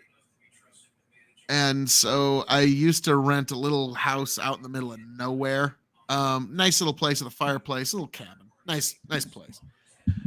And I had a neighbor that was about a quarter mile away that had 1 yard. That was it. And so I sat in my truck for about an hour. And I put even a piece of tape over the little clock in my truck, so no light. And then after an hour, I put the night vision goggles on, fire them up. And what I saw was we do not truly own the night. Like it was badgers, skunks, possums, deer, foxes, coyotes, mice. Like you almost thought the ground was moving. Rats and mice are the worst. And imagine this is the circle of the light in my neighbor's yard. And I saw the animals literally just moving around the circle of light. And that was it. And this little circle of light was the only thing that was devoid of any animals walking through it, like the raccoons and all that. And there was thousands of things moving. Truly, we don't own the night. Right. And I also am on gravel roads enough that one of these nights, Cyrus, I'm going to be driving home and I'm going to see Bigfoot fucking the Mothman. And none of you are going to believe me. You'll be like, sure, Phil, sure you did. So no, I'm shooting that fucker, throwing it in the back of my truck, driving out of the sheriff's department, saying, take pictures. No one's going to believe me otherwise. So, you still there with me, Cyrus? Yeah. I was going to lose you. No. I'm listening and just trying to cycle through my Google Photos because I know I have a spider that's literally as big as my palm. I found it in my bathroom. It was a spider wolf. And when I found it, I had to Google it. I was like, what the fuck is this thing? This spider is big as fuck. Literally big as fuck. When I had a friend of the family come back from Iraq and Afghanistan, they're telling me about camel spiders. And I'm like, that's just nightmare fuel. It screams like a child and then jumps and attacks you. Like, what the fuck? It's like, okay. If we as a species just say, all right, we're getting rid of mosquitoes and camel spiders, I'll probably be all right with that. I'm not going to be like, no, we need to preserve the fucking camel spiders because they scream like little human children and jump at you. That's so precious. We have to just keep that. I would argue otherwise. I would say, you know what? There should be some balance in nature, right? There should be some balance. As camel spiders are not inherently dangerous to humans. That's not true. I was about to say, ask some of the fuckers who've been over there, man. They'll be like, whoa, fuck you. I don't ever want to see them again. Now, mosquitoes, okay, this is going to sound a little humanist, speciesist, okay. But species, okay. For literally from 1870 to 1970, there was no known mosquito breeds in South America. In one of the most diverse ecosystems on the planet, there was no known mosquito populations until the 1970s. So for a full century, their ecosystem survived and thrived without the mosquito. And so I am totally let's just eliminate mosquitoes as a thing forever. Just never have mosquitoes anymore. If we truly wanted to, we could actually eliminate mosquitoes as a animal on this planet, and then humans would never have to worry about malaria in the third world or places like that ever again. Because since we banned DDT, we've had over 50 million people die from malaria. So everybody talks about oh, what about the Silent Springs and the eagle's egg shells are too thin and stuff. But okay, I get that. And turns out a lot of Rachel Carson's research was based on faulty studies. But if you're on team people, that's a lot of people that could have not died of malaria had we had access to DDT.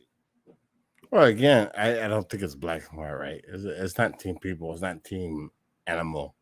There's some compromise that could be held there, and this is what I advocate for: is some that compromise, right? We have Little dozens of Fettuccine. He's one of my OG fans from the Revolutionary Wrestling Podcast. He heard DDT and he thought we were talking about Jake the Snake Roberts and his finisher, the DDT, but no, we're talking about the actual factual DDT. Sorry, just had to give one of my OGs a shout out. Oh, fair enough. I mean, like, yeah. There's no compromise we can have for everything. I think that's the way. I think this is why democratic society is the way, because there is a compromise that we can have for everything. We should talk about these things. It shouldn't be either or. We should just talk about it. Like, how do you feel about this thing? How do I feel about this thing? Can we reach some compromisation? That should be the way. If that's not the way, I just don't know. No, I can totally agree with you on that one. And on that, I want to shift gears and ask a question that last time you were on, it was me, Aiko, Lethe, and you, and we were talking about religion. We were getting really deep into that, and okay. you sidestepped a question. You, sir, you straight up died, like you Matrix moved right fucking around it. You Neo'd it when, like, Aiko just like took it full on because those are the kind of questions he loved. Lethe humored me. But the question is, I asked Aiko, so what was the religious denomination you were born into, and where would you place yourself now? And Aiko, he started off as Baptist, and he is now currently Catholic, and made a small stop at weak atheism for a few years. And Lethe started off as Baptist. Yeah, But you avoided this question, sir. What was your denomination of birth, and where do you find yourself now? I think that I would start off as Southern Baptist, and then find myself atheist. No, wait. No, hold on. A lot of Baptists. No. I don't know if I find myself an atheist. So it's complicated, right? Like it's like a Facebook relation status. It's kind of complicated because what I think religion is good, right? But what I don't like is the institution of religion. That's the problem I'm having right now. I like religion. I like what religion teaches. I like the moral system. I like the ethical system. I like everything about religion. But what I don't like is the institution. So I don't know where that finds me. And this is why probably I would sidestep the question in a panel sense. I think that makes sense. Yeah. So I pretty sure you started off Baptist. Southern Baptist. Southern Baptist, which is fascinating. All three of you were Baptist, and none of you stayed. No, but I think the reason that none of us stayed is because cognitively and logically, it just does not make a lot of sense, right? So here's the thing. In my opinion, to become truly religious under the Christian doctrine, you have to make a leap of faith, right? So you have this world view where you need to take the leap of faith, or you need to be logically consistent. And in some ways, you can't have both if you're going to be honest with yourself. I seem to be doing a pretty good job of it. Well, say again. I seem to be doing a pretty good job of it. I mean, no. There is a lot of people who are good people who do that thing the right way, but there's a lot of people who, I think there's more people who don't, and that's why it makes it a cognitively disparate like viewpoint. You can't. It doesn't seem that you can do both well. I want to touch on this later. So I mean, so that's the issue. I don't like religious institution people. I don't like the institutionalists of the religion because I think they're full of shit. All right. I know they're full of shit.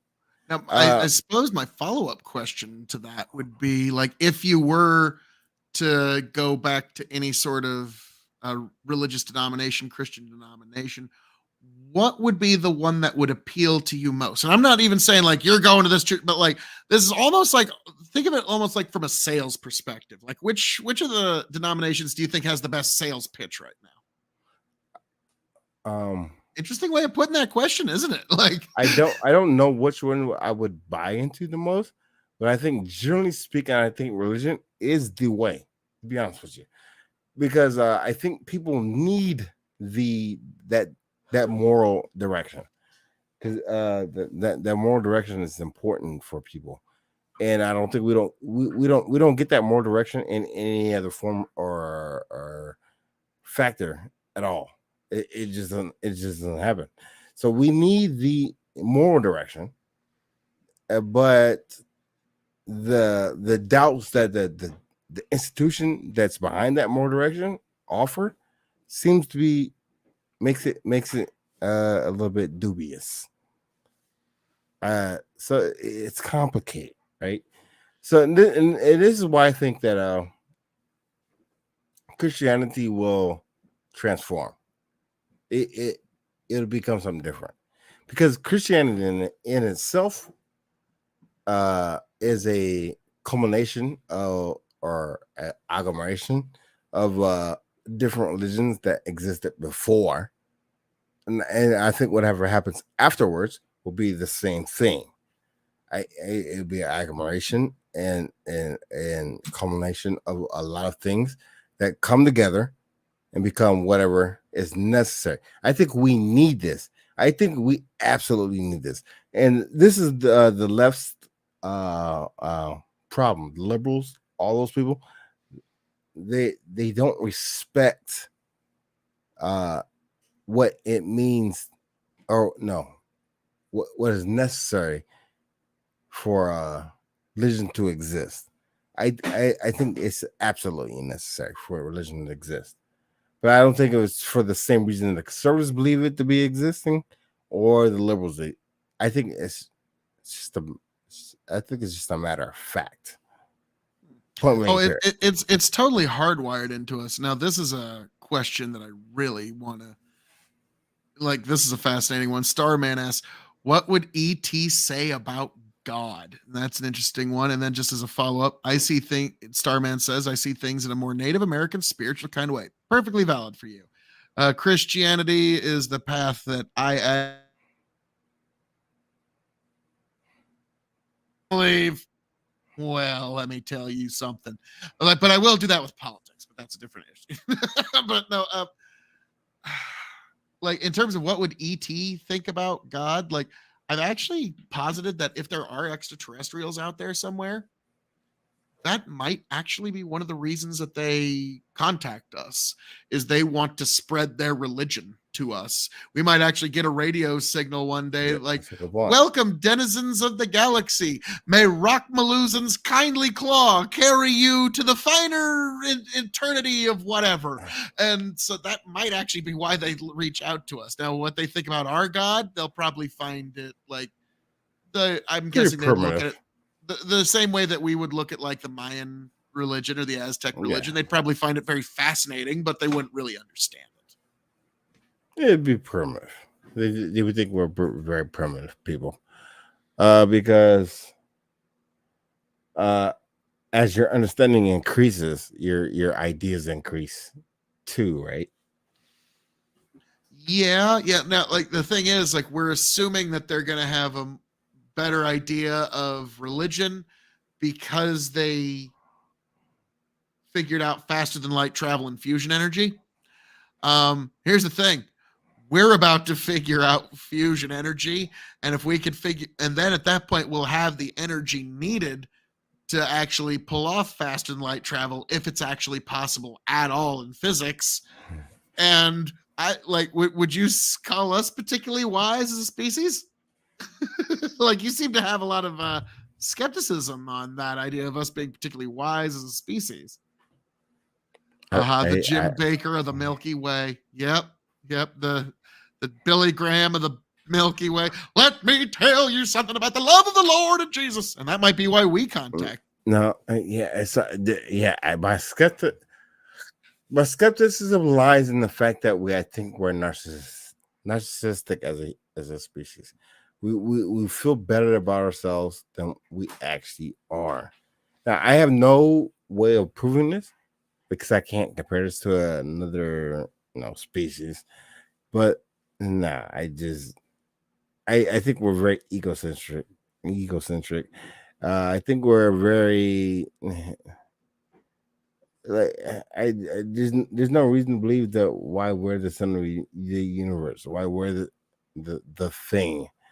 And I think a lot of people, they probably believe this. They probably believe that we are the thing. It's just not true. It doesn't make a lot of sense to me. Fair. Yeah, go ahead. No, I was just gonna say, Starman was talking about the Fermi paradox. I mentioned that earlier, and I said, now something to keep in mind, Starman. There's a non-zero chance that the solution of the Fermi paradox is just that we happen to be the universe's firstborn. It takes this long for a single intelligent civilization to formulate.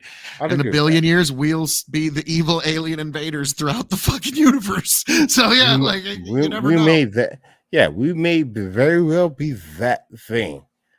Firstborn.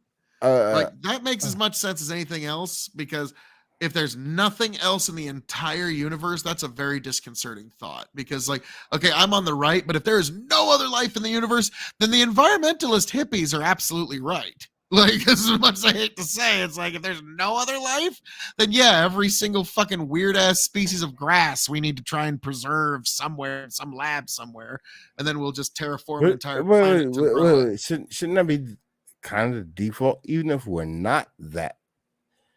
Shouldn't we protect our own environment at all costs? No, I get what you're saying, but if there's all this other life out there in the universe, and you find out that the universe is teeming with life, then us freaking out about whether one particular if the mosquito is going to go extinct isn't really all that big of a concern suddenly. Does that make sense? No. On the wider, grander universal scale. It's not whether the mosquito goes extinct, right? The problem currently is that we're seeing a accelerated declination of life being extincted at an alarming rate. That's the real problem. Not whether one thing is becoming extinct. Yeah, there's a lot of things becoming extinct all at once. I think any kind of genetic uniqueness should be preserved, because eventually, once we can start reaching out, and if we can do fast and light travel, then literally we can terraform entire planets and just cover them with just one species of plant, and then we'll have a planet's worth of crops to harvest for all the different varying colonies throughout the solar system and the galaxy. So to me, it's all upward after we figure out fusion.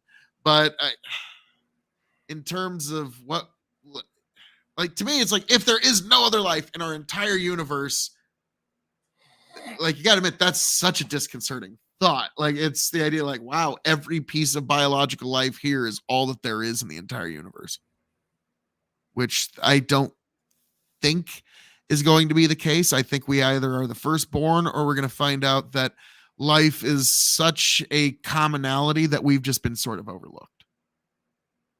No one would even think to look here. Otherwise, let's see, our problem is ourselves. I'm hoping AI solves the FTL. God, could you imagine that? Chat GPT just solves faster than light travel one day. Motherfucker. But no, there probably will be some I'm taking credit for it. If I accidentally do that with Chat GPT, no, fuck you, Chat GPT. That was my work. No, I think moving forward that again, I don't think anything is that simple. We're gonna probably it's gonna be a culmination of we're gonna use our technology to find our answers or our demise. I I don't fucking know. Yes. The answer is and demise. And demise. Again, if you think you know what the future is, I think you're sorely mistaken. Because all through history, people have thought what they thought what the future is going to be, and they have been sorely mistaken almost every time. Because we just don't know. We have no idea. We don't know how fast AI is going to accelerate. We have no idea how fast manufacturing is going to accelerate, et cetera, et cetera. Because of AI, there could be a million things that are going to happen between now and then. And we just don't know. But I do know this. I still believe in the. Okay, hold on. I think you agree with Starman here. Our problem is ourselves. Yeah, and this is what I'm trying to articulate in a way. People are complicated. I think people want the best thing, but they're willing to be the worst people to get the best thing, which makes it a very complicated adventure, right? Like, I don't know if that makes sense to y'all. Oh, actually, it does make a lot of sense. It's kind of like calling back to the thing I said earlier about most people are not good people. They're just lucky enough they've never had to be otherwise. Like, yeah, people are willing to compromise to get the best thing, and they're willing to make a lot of compromises in that path along the way. And so, yeah, I totally understand what you're saying there. So it's, yeah, I guess we're just going to have to go out to space and figure it out from there. Like I said, we're going to have one O'Neill cylinder filled with gay space communism, one O'Neill cylinder filled with Ancapistan, and just fucking figure it out once and for all. And then we'll know. Yeah. I agree with that sentiment to an extent, of course. Because I think that that we, you know what, we just need to figure the fuck it out. And sometimes we're gonna stumble upon the way. We're gonna fuck a lot of things up. We're gonna make life worse for a lot of people. This is literally the human experience for the last thousands of years, and it's probably gonna be the human experience for the next thousands of years as we just figure it out. And that this is what I think the left is unwilling, maybe the right too. I don't know. Both sides are not willing to grapple with. It's gonna be bad. Look, listen, life is bad. The human experience is that of struggle, and that's the way I view it. Just look, it sucks. It sucks all the way around. Just deal with the fucking shit. When like, for example, when I say just move, these are not memes. It's like serious thing. Like, humans have just been moving for fucking ever. Just do it. Just fucking move. It's gonna be rough. It's gonna suck. But guess what? You're not doing it for you. You're doing it for your offspring. You're doing it for your future people. This is what you're doing for. I wish people could have a much more principled take instead of the me take. That's the issue that I'm having with people, is that people don't have the principled take about things. I think I'm pretty consistent about my takes. At least I try to be. You know, like, that's the thing. Like, you've always been fairly consistent in your takes, and if you find an inconsistency, you're one of the rare folks that will modify your position rather than double and triple down. Like, I don't know. Have you met some folks on the internet that'll double and triple down on positions? Well, of course. It's literally the internet, right? And this is the thing that triggers. Certainly not on this show. Never once. No. I mean, that's why I respect your opinion. Although I disagree on many of the things, but one or two. Look, I implore people to think about. So it's one thing to have a principle take in the believing in your principles, but it's another thing to explore those principles. Explore them. Understand them. Why do you want to be in this position? Why do you think the way that you think, et cetera, et cetera, et cetera, and then let in new ideas. I would implore people to let in new ideas. That's the most important thing. And this is why I think democracy and capitalism is the best thing, because they let in new ideas. Capitalism gives no fucks about your ideology. Its primary directive is to move forward in that end of profit, and democracy gives no fucks about your ideas. Principally, it only cares about the ideas of the people involved in said democracy. If you're not involved in the democracy, you have no say so, and nobody cares. So, like, I think these are democracy plus capitalism is currently the best economic and sociologic models that we have today.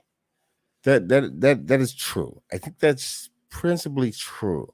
Now, I am open to the idea of some future idea of things that be better, but that's not the world that we live in. We live in the world of today, and if we're going to solve the world's problems of today, we need to be operating in the ideas of today. And today means, look, capitalism is the social economic factor, and it is what it is. Yeah, like to me, it's like between capitalism, democracy, like however far you want to put on that. That scale, I know some folks that would weigh a little more towards democracy. I weigh a little more towards capitalism and individual rights and individual liberties. But everybody's just trying to find what is that perfect mix, and nobody's quite found it yet, sir. I mean, so the question to you is, let's say that you had the objective answer to what is right for humanity. Don't have to really strain myself for this one. All right. Okay. Let's say you had that answer. Would you I'm there. Would you defer to allowing the individualistic rights of human beings and allow them to do what they wanted to do, or your objective rightness to be the guiding factor? That's the question. Well, if I was in tune to objective reality, I would have to concede the fact that I am not a god. And even if I had it's omniscience, omnipotence, and omnipresence. So I think it's omniscience, which is all knowing.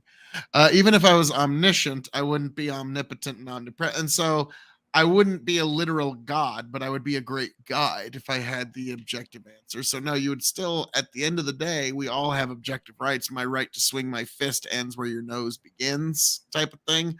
So yes, everyone's individual rights would have to be respected. And if I had the objective answer, I'd want to make sure that everybody kept as much of their income as possible so that we could increase the tax base, increase the amount of money that's flowing through the economy and make everyone as rich as possible, and then make myself, since I had the objective answer, invest in the markets at the proper time and make myself a gajillionaire through that. But isn't that the Christian question here? Is the idea of choice? Free will. Free will.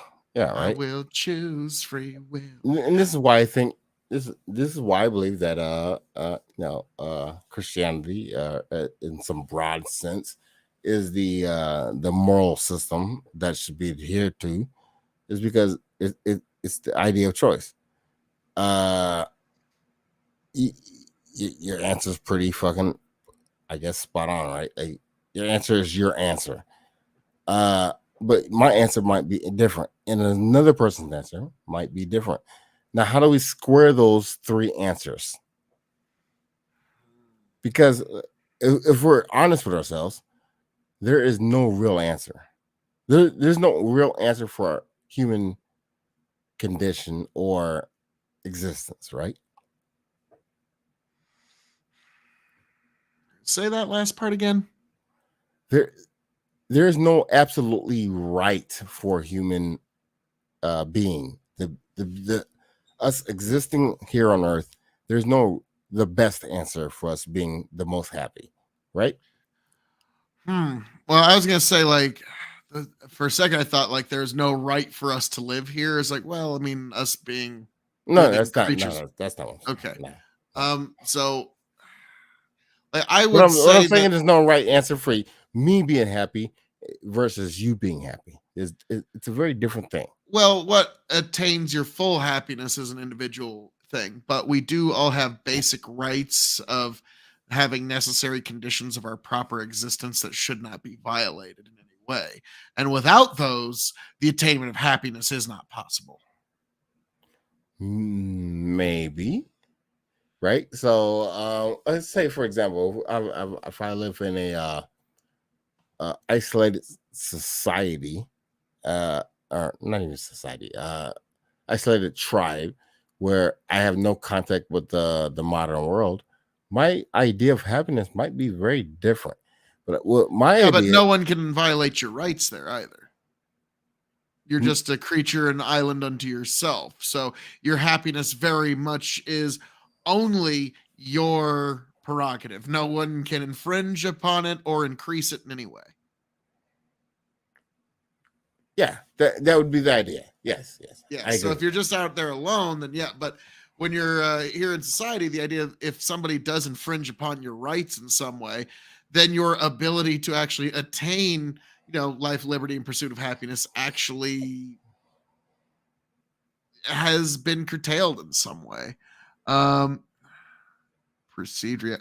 And I like Starman. Just give me the Winnebago from Spaceballs and I'm good. Like that's Sure, let's do it. one of the best movies. More Spaceballs.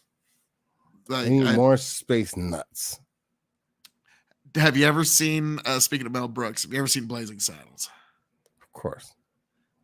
To me, still to this day, one of the funniest fucking movies ever made. Like, oh my God. Like, I remember just the farting scene alone when they're all around the campfire eating the beans and just farting. Like, I remember just that scene alone.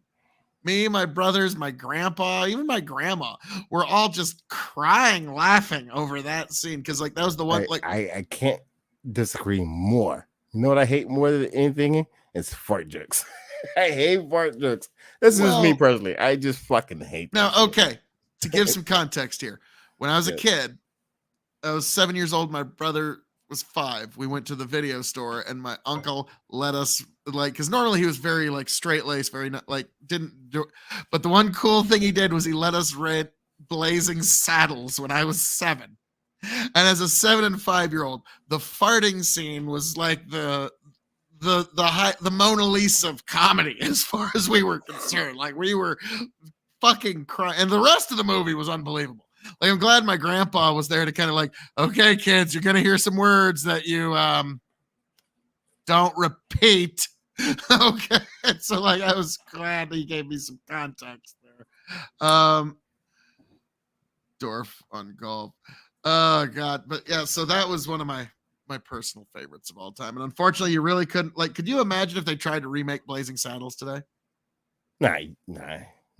You just can't. It's not happening. I was about to say it's the canceled. I was about to say who do you even cast for it would probably have to be Kevin Hart being Sheriff Bart. No, that'd be the only way Hollywood would let it go. And The if, Rock is fucking. If there's anything that we can regress on, if there's anything that we can take away that we regress on, is that the idea that we can't make fun of each other. Come on, that is the core of comedy, and we're just missing that part. We can't make fun of each other no more, or you get canceled. For example, I could say lots of jokes about white people because they're funny. As a comedian, I would say that as a comedian. And then you as a comedian would say some jokes about black people. Or I could say some jokes and I'd about be black canceled. people.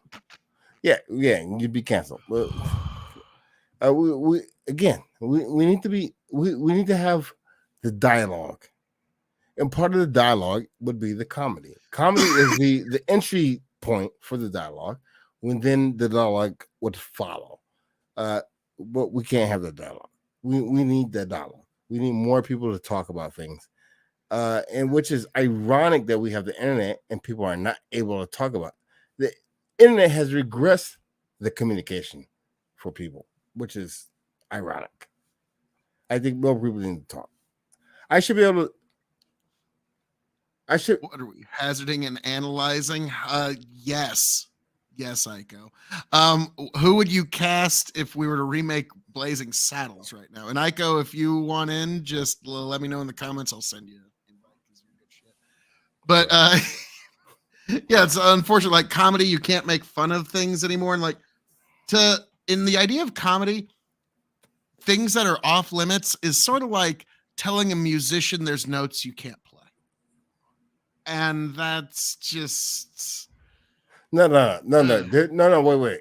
There are things that are off limits, but your job as a comedian is to find that off limit part and hit that barrier, right on that barrier, right on that wall, and stop there. And that's what makes it good and funny, right? And that's contextually important. Does that make sense? Yeah. Like there's times when a comedian can get away with something, and there's times when they just can't. Yeah. And it's all about the context. Because I remember one time Louis C.K. he's got a bit about like he says the N words. Like I don't like the N word, and then he says the actual word. Not that, by the way. But I hate the N word because that's just white people getting away with saying it. And it's like, what the fuck? Now making, I gotta say, making his way to the ring, unexpected run-in with the steel chair. Iko, how we doing, sir? Oh, not bad. Not bad. It's my Friday, so I'm good. Nice. Burning the midnight oil. Well, yeah. Fucking A right. Now, you're here, and I'm glad you're here because I asked Osiris a question that he kind of sidestepped the last time we were together. Oh, no. And remember when I asked, like, your religious journey, basically, where did you start? Where did you? He confessed something interesting. He started off as a Baptist too, and like I just find it fascinating that all three of you started off as Baptists, and none of y'all stuck around for that. Like, apparently the Baptist Church does not have the best sales pitch. No. Well, the thing is, evangelicals in America sort of have inherited the mantle of a religious tradition that like shifted greatly in the 70s. And that shift is why I had to leave. And I think like it's partly an anti-intellectual movement, but also in my opinion, a movement that sort of like is growing more and more distant from the Gospels. And so that's kind of what it was for me. I think for me, it was the hypocrisy, right? That's what gets a lot of people. I don't want to hear about your proselytizing about I should do this and do that, and then you're doing this and you're doing that. I just don't give a fuck. That started it. And then when you look into it, like as a contrarian, if you look into it, and then you're like, look, okay, this doesn't make any scientific sense. It doesn't make any logical sense. So it becomes a crossroads of things that just don't make sense to you because you started whatever you started at.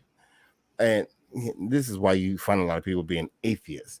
Now, I will say that I believe that people need to be religious. And I think there's going to be a religious revolution that is going to be a evolution of probably the Christian and Abrahamic religions in the future. I think that's true. Yes, because I think people need that religion. I think that is core to what makes people good.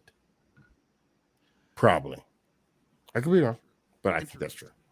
It's kind of like we were talking about, like eventually we might end up with like what they had in Dune, the Orange Catholic Bible, and everybody had to worship that. And then Aiko said, yeah, except for the Fremen who are Islamic. It's like, shit, got me there. Yeah. Fuck, okay. Fucking fact check by fucking Aiko again. But yeah, so I think like that's why Dune is relevant, like has been relevant for a long time, but became especially relevant after 9/11, right? Because the whole world had to kind of familiarize itself again with that Islam, the culture of the whole. Yeah, exactly. Yeah, Islam, but also like Arabic culture, which predates Islam. All of that, and he goes deep into that in those books, and I think it's just a really great way of kind of like trying to like take a stab at understanding that culture. It's like I'm actually trying to introduce, especially like my daughter, my nieces, and nephew, to because that's kind of how they're grouped together. There's another age group that's coming up in a couple of years, but they're not quite ready for it. But I'm trying to introduce them to the idea of Dune because, like, I love it's a great story for adolescents to learn, especially kids who have a lot of pressure. Like, if they're from like my mother's a doctor and my dad's a seventh generation lawyer, like it's perfect for them because, like, Paul Atreides is supposed to become the Duke of House Atreides. He's the Kwisatz Haderach. He's the Al-Gaib. He's all these things. That's all this expectation, and he refuses and surpasses them all. And so, to me, that's a great story that kids need to hear. And for us, the reader, he's also Lawrence of Arabia, right? That's essentially, this is almost a retelling of Lawrence of Arabia, like in a fantastical like setting. And Arabian space. Right. And to me, like, that's my entry point. Like, if I'm teaching the Middle East, but also like the world now, how it runs on oil, right? Like, spice is just a metaphor for oil. Spice must flow. Spice must flow, right? And oil must flow. And so many like policies, like throughout the 20th century, are basically in attempts to like keep the oil flowing around the world. And Lawrence of Arabia is my entry point to where all of this starts, because I like to start with 1919. You got the close of the World War I. You've got all the great powers coming together to carve up the Middle East and figure out, like, you know, and North Africa and all the way like to Pakistan, to Indonesia even, and try to figure out like how they're going to divide all these countries up. And they're doing it based on where they think the oil is and who they think they can control. And Lawrence of Arabia is telling them all, no, you're fucking this up. You're dividing up tribes. You're clumping unlike tribes together. You're taking similar tribes and you're splitting them apart. You're just going to create warfare for centuries if you draw the lines this way. And what do you know? Yeah, the great powers did not listen to Lawrence of Arabia. And Lawrence knew this because he lived like with the Arabs. He lived with the tribes. He understood like tribal culture, and he understood how that worked, not only where he was in Arabia, but also like to the west and to the east, like all of these sort of cultures, to some degree or another. And they just didn't listen to him. I was about to say, and it's been nothing but peace ever since. Yeah. Imagine how different the world would be if they had listened to him. All right. Hey, listen, it's been fun, but I have to go because I have to act like I'm more. Yep. You've been slurring your speech for 20 minutes. I was wondering. The Jose Cuervo is a bitch. Okay. Okay. I thought you were just getting sleepy on me, but no, Jose Cuervo. Okay. I was gonna argue with you about humor, but so we'll do that. Okay. Another day. What about humor? Oh, well, you guys are talking about how you can't do the humor that you used to be able to do. Mm-hmm. But I think also the reverse of that's kind of true. We are now able to do humor that we couldn't do before. Like, it used to be not allowed to do political humor or to like take a side in humor, especially like in the 80s and the 90s and the like 2010s or whatever. You just couldn't do it. But now humor does that all the time. Like, I don't know exactly when that started. Well, one big milestone was when Colbert took over the Late Show, and he was able. His politics are all throughout that show, and so you can do that political humor and not like try to look neutral all the time. That's absolutely was not the way it was 20 years ago. No, you're right. You can humor- make those jokes now. You couldn't before. no humor. Like Bill Maher literally got canceled for making like edgy political humor. Yeah, I remember that. Like, hey, hang on one moment. Hey there, Fator. How we doing there? But yeah, like we've been able to do more political humor, but like the idea of like Blazing Saddles. Yeah. Do you think you could make a remake of that today? You could, but you would need to be like, it would need to be like, it couldn't be like a white producer and director. It would have to be like, you know, I think. Hey, Mel Brooks still has fucking breath in his body. He can fucking do that, as far as I'm concerned. I would love it. Well, actually, he kind of lost it. Like his movies stopped being funny somewhere around. Well, yeah, Robin Hood, Men in Tights, like all that stuff. Like he, for some reason, stopped being funny in the '80s, in the late.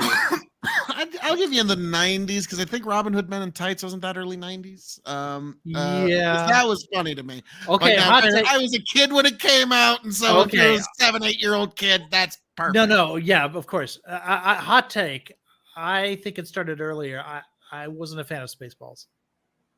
Wow. Anyway, okay. Yeah. I gotta. I Okay. Go. All right. All right. So you guys have a good one. Will do. I appreciate the invite in the conversation. Thank you, sir. Going to get out of here and go to CP Seepers. Yeah, I have to get the sleepies because the you know.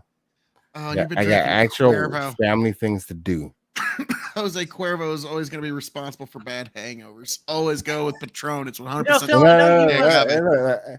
It's okay for young people as you get older. Maybe. So if you drink consistently, be a degenerate person like I am. You look, you won't have the hangovers. You'll be fine. Okay? Not to be construed as actual medical advice. This is not actual medical advice, right? But you know what? You'll be fine. All right. Yep. You guys have a good one. I appreciate your conversation. You guys have a good one. Peace. What were you gonna say there, sir? What was I gonna say? I was just gonna say you drink a lot on stream, but I don't. You must know where your limits are because I don't ever see you like sort of like start slurring your speech or stumbling or anything like that. I've always, from the very beginning of K.O.E Nation, I wanted to promote a gentlemanly drinking culture. Okay, like my whiskey spirit animal is the master blender and master distiller of the Dalmore single malt Scotch whiskey. His name is Sir Richard Patterson. He's been knighted in Scotland, and he's always tried to promote gentlemanly drinking culture and the idea that like you don't just knock it back, you savor the whiskey and enjoy it and try to pull out all the flavors from it, and don't just make it a quick little, you know, like you're not just drinking just to get drunk. And yes, I do cut myself off because I don't like I know at one point there could be a point where I'm potentially not representing myself well. Okay. To answer your question, yes, I do think you could do Blazing Saddles again, but it would have to be a director like Dave Chappelle, someone like that, who lives in that space where is it Key or Peele that does all the directing now? He would have to, like, maybe him. Oh, Jordan Peele? Yeah, there we go. I was trying to think like, okay, either Key or Peele, which one's doing, like, I could never remember. I mean, his movies are amazing, but they're not comedies, right? They're not like, he doesn't do that kind of stuff. It's amazing. Yeah, I know he comes out of the comedy world, but now he's like, he does a lot of horror, which he's actually fucking really good at. Amazing. He's amazing. Everything he does is great. Like just the way he holds the camera shots and makes you feel claustrophobic in certain because those little things I pay attention to. Like, and that's another example of political. I guess it wouldn't be political humor, but I mean his films are very political, but of course they're couched in a entertaining story that is like captivating in and of itself. So even if you like aren't there for the messaging, like you would still have a good time. Like I thought, like legitimately, if Hollywood were to remake Blazing Saddles today, Sheriff Bart would be Kevin Hart and the Waco Kid would be the fucking Rock. At this point, like they would just go like the whole hog, and you're just like, okay, what absurd thing am I about to see? Like, and you know, just like that would be the only way to go about it. As brilliant as Blazing Saddles is, I don't think it's his best. I think his best is the Producers. Again, Producers is just like perfect, like maybe the best comedy of all time. I don't know, maybe so. Yeah. Okay. I'm trying to think. There's one, Spaceballs. I really fucking loved growing up. Yeah, as a kid. everyone does. My take is very unpopular. Well, I got to hear this shit now. Because like I don't know. No, you may never. There's nothing complicated about it. It's just I don't. The humor's not particularly clever. There's a lot of like jokes that are easy. I just don't. I don't know. It just doesn't hit the same way. Like Blazing Saddles is very political, very edgy, and it makes like a lot of social commentary. No one had done anything like that before. Amazing social commentary. Yeah, it's also very close to the perfect comedy. Like I think Producers edges it out, but yeah, absolutely it is. But Spaceballs isn't that. Spaceballs is just it's more farce than it is. I was about to say, like, I will give you this. Spaceballs is like junk food for the brain. Okay, like it was sort of like, you know how Family Guy is just sort of like, yeah, Family Guy is also I'm lazy just jokes. watching Family Guy. Yeah. Like, yeah, exactly. It's not like, yeah, the big contrast to do, I think, is Family Guy versus South Park, right? South Park is intelligent, it's incisive, it's also very up to date. Like it might be something that was on the news 2 days ago. Yep. They have such amazing turnover there. Yeah. And they do it like I don't know, the jokes hit, but they're also like smart. And there's also layers to it where you can watch it like for the third or fourth time and like get things that you didn't get before. Like that's South Park. Whereas Family Guy, it's like the first joke that somebody thought of. It's just so, which is why I was so surprised, because I didn't really have a high opinion of him until he did what was that sci-fi he did? The Orville? The Orville. Orville is really good. Like way like I wouldn't have even, I mean, in the beginning you can see a little bit of the Family Guy like sort of humor, because in the beginning they said, okay, we can rip off Star Trek's IP so long as it's a satire. So we're going to make it like 30% comedy and 70% drama or something like that. But then after that first season, really into that first season, they decided to rely less and less on the comedy. Now it's more like 10% comedy by the last season. And it was just straight up Star Trek, but Star Trek done like better than Star Trek. Like I think it's comparable maybe to Deep Space Nine, but I think it's actually better than a lot of Star Trek. Okay, fast. Like, because I haven't watched any of it. Because like it's you should I'll give it a shot now that you've because to me it's like, oh god, the last thing I need is another show to creep into my life. You know what I mean? Like, but like, okay, on that recommendation, I'll give it a watch, because I mean, if you missed Next Generation, because all of the new Star Treks and stuff like kind of moved in a different direction, so stylistically it doesn't look like that. You know how like Voyager is just like Next Generation. Yeah. I mean, it was a copy paste. Yeah, exactly. But then they moved away from that after that. So they did Enterprise and now all this new Trek and stuff like that. Well, at the same time that was happening, like Orville decided to just be straight up TNG. Like they don't really make any bones about it. And so it has that kind of nostalgic appeal, which I think people would like. All right, because like to me, like Seth MacFarlane, I actually liked A Million Ways to Die in the West. A lot of people didn't like it. I thought it was actually pretty funny. Oh, I haven't seen it. Yeah. A lot of folks didn't like it, but I thought, now actually, okay, true story. My dad got to meet Seth MacFarlane one time. Oh yeah. And it was at a bar in Chicago. And it's one of those piano bars. And Dad doesn't know who the fuck Seth MacFarlane is. Has no fucking clue at all. And like the date that he's with, and everyone's like, "That's Seth MacFarlane! Oh my god, that's Seth fucking MacFarlane! Oh my jeez!" And he's like, "What the fuck is that?" And Seth gets up on stage, and he has a "Hit it, Dino," And as my dad says, and then this guy sings Sinatra better than fucking Sinatra. Like, this was amazing how well he did. And then he gets off stage, and I walk right up to him, shake his hand, like, man, that was some great Sinatra, man. I've never heard Sinatra quite like that. You are fucking great. I'm buying you your next drink. Buys him a drink and everything, and it's like, okay. Like, and then my dad goes, yeah, man, you're really good. I hope you make it. Mm-hmm. And Seth comes back with, yeah, we'll see if my day job works out. Yeah. And then Dad just walks up like, well, you have a good one, man. Not knowing that Dad, Jesus fucking Christ, you met probably one of the most famous people in animation in this hemisphere. And you're like, I hope you make it. It's like, fuck, really? And so that was when we had to inform him. He probably enjoyed that, right? Because I'm sure he gets mobbed with fans all the time or whatever. So it's kind of nice to have an interaction with somebody that's is genuine, right? Because he's not starstruck or whatever. Yeah, he just loved how he sang Sinatra. Wow, you sang Sinatra, which is probably the one compliment Seth has wanted for fucking decades.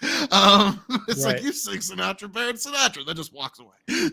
But yeah, so my old man had no fucking clue who he was meeting So that day. Starman, I didn't know that about Deep Space Nine, that connection, but I'm not surprised because I'm pretty sure that he was just such a big Star Trek fan that just reach out to the people who did it right. It was kind of a brilliant little grift that he did. I respect it that he was able to steal all that IP just because fair use says you can do that if it's a satire.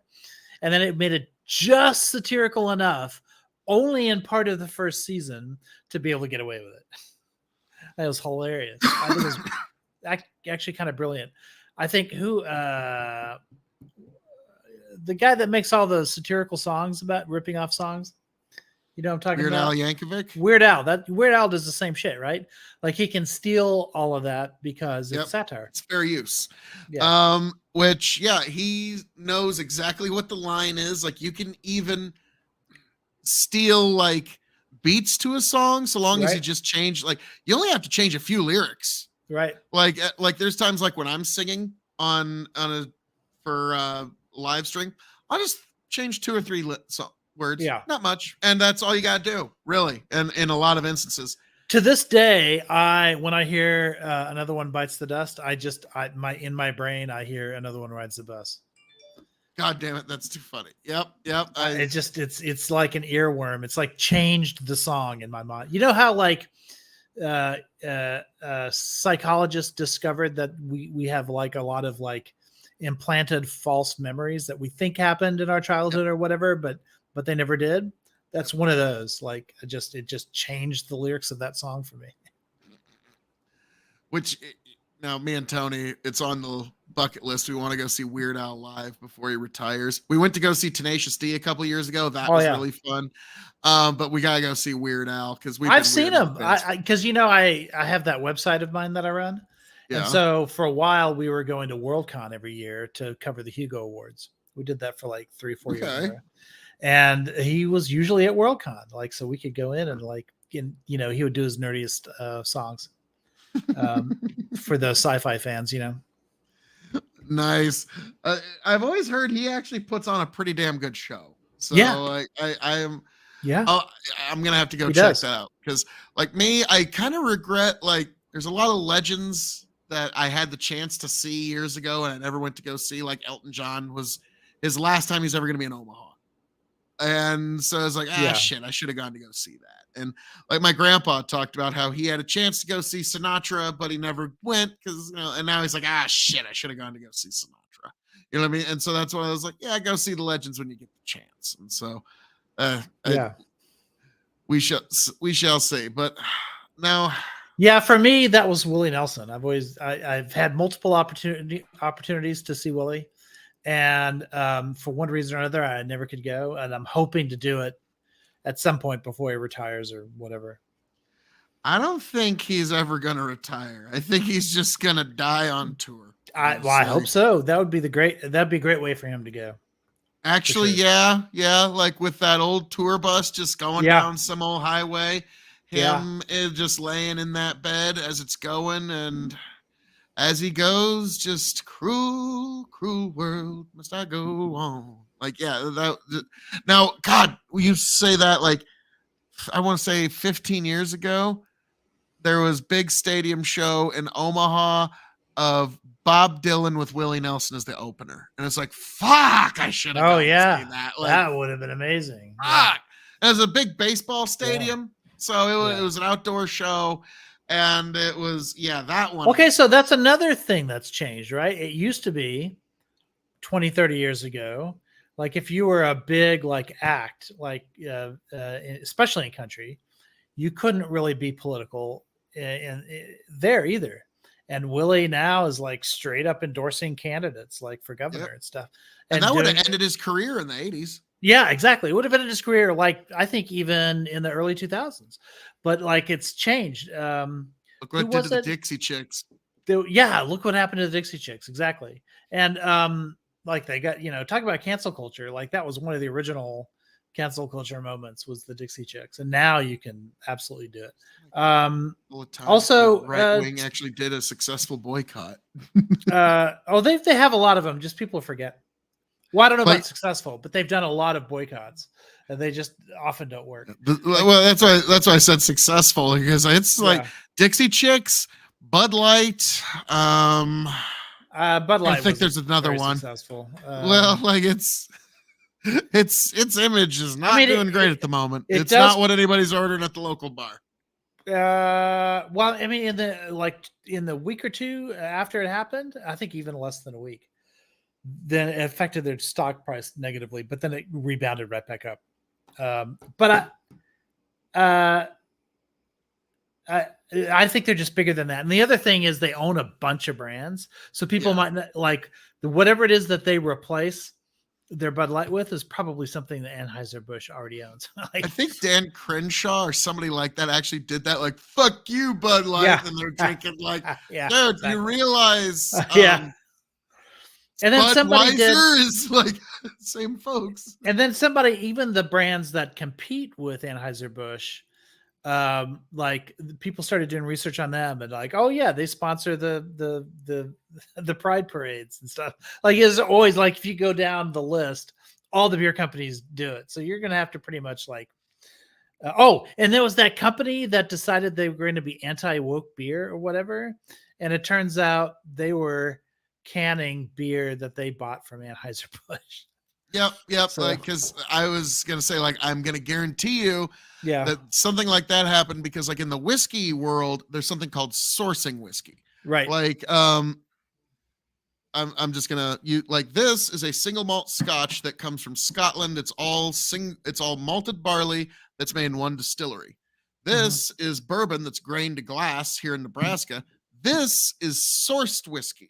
This comes from MGP and a couple other distilleries, and then this guy blends it and does a cup, barrels it in Nebraska environment, makes it slightly different, but a lot of companies source their whiskey, and I knew that shit happened in the beer industry without even going too deep into it, and so I knew it was going to be some guy like. I mean, it's not like he's like making his own beer, right? Yeah, he's buying it en masse and canning it. Apparently, this is a guy who does this all the time. Like he repackages stuff that already exists and he'll do it, like package it in some way that appeals to conservatives or whatever. But I mean, you got to respect the hustle, and Anheuser-Busch loves it. Like, okay, the it's few thousand sales of folks who are just dedicated. Fuck you, all this. I'm still getting your dollar anyways. So at the end of the day, like capitalism wins again. But then there's so many of these conservative boycotts. Like, I think the problem with them right now is that it doesn't jibe with their anti-cancel culture like claims.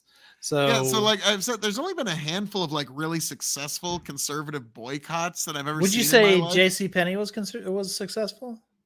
Because they were on their way down anyway. I was about to say, I thought they were like Sears and everything else. They were just going out of business because whether that's another liked thing. them or didn't. You put political people in your commercials or whatever, it's not that big a deal now. But back then, the big deal was they put Ellen as their spokesperson, and she was gay. So like you having a gay person you're a spokesman today, like wouldn't even like no one would even notice. I was about to Everything's say, changed you so need fast. to, yeah, you got to turn it up now because, like you said, Yeah. no one would notice. Like back in the 90s and in the early 2000s, if you wanted to give a character depth without having to do any actual writing, just make them gay. Yeah. And now it's like, well, okay, everybody actually knows people who are actually gay. You got to do better than that. Yeah. Okay? Like, so you Yeah. can't just like, oh, Mhm. and this character is gay, and that's all you need to know about them. You know, the 90s amazing thing sitcom. about the Bud Light thing is that they're essentially saying that in your commercials you have to blacklist trans people. Like you cannot include a trans person in your commercials anymore, which is to me like an extraordinary demand to make. Like it's not like Well, they were okay, backing a maybe political that might candidate be or something. some of them, but like also keep in mind the trans issue is one of the most controversial issues in the West right now. Like, Yeah, I but think this that would be wasn't. easy to say. And there's some folks who simply shrink from controversy and don't want to be part of it. And Yeah, so, but the like, controversy isn't there that are trans. some of those. You Right, can't, but the controversy isn't that trans people exist. The controversy is like the stuff with minors, right? Like that's what it is. Is like at what The grooming age can you discourse. allow the grooming discourse? But this wasn't anything about that. This was an adult trans person like drinking Bud Light.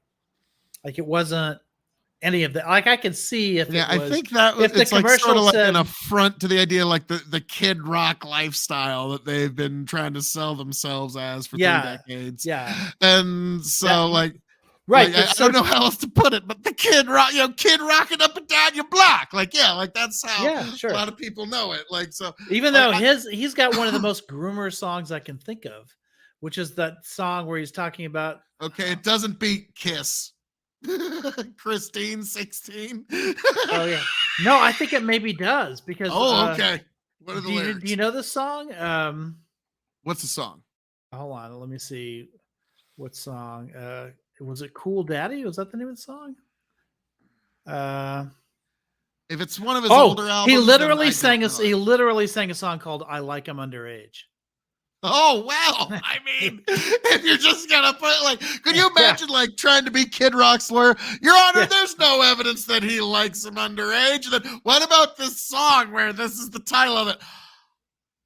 Yeah, Your Honor, that's just a creative, artistic work. Your Honor, I don't know if that's the name of the song or if it was one of the lyrics. I can't remember now. But yeah, that was one of them, and that's not even the song. I was look at it. Like, yeah, I know.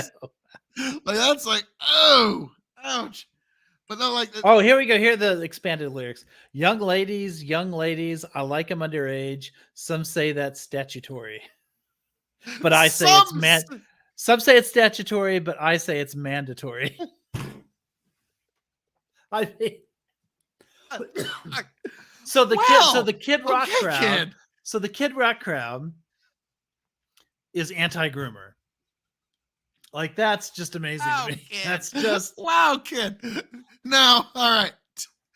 To be fair, nobody, including Kid Rock, ever thought Kid Rock was going to have anything to say about politics. Yeah. And then suddenly Kid Rock's like, I got something to say about politics. And then, look at some of your lyrics. Like that one is... Yeah. Some call it statutory, call it mandatory. What the fuck? Like, I know the day he was writing that, he's like, dude, this is fucking brilliant. No way this is ever going to come back and bite me in the ass. Like, it's like, yeah, Jesus Christ, kid. Yeah, but like, so I'm trying to think, can you think of, because the J.C. Penney one, like, I remember when I went to Sears when they were closing. Right. And I'm looking around, and I didn't know the store manager was right next to me. And I said out loud to my daughter and said, wow, internet killed the retailer star. Yeah, well, that's true. That's true. And so, like, and the store manager looked at me like, you are correct, sir. Like, oh, shit, man, I'm sorry. I didn't mean to make light of your existential crisis right now. Like, fuck, I'm sorry. Fuck.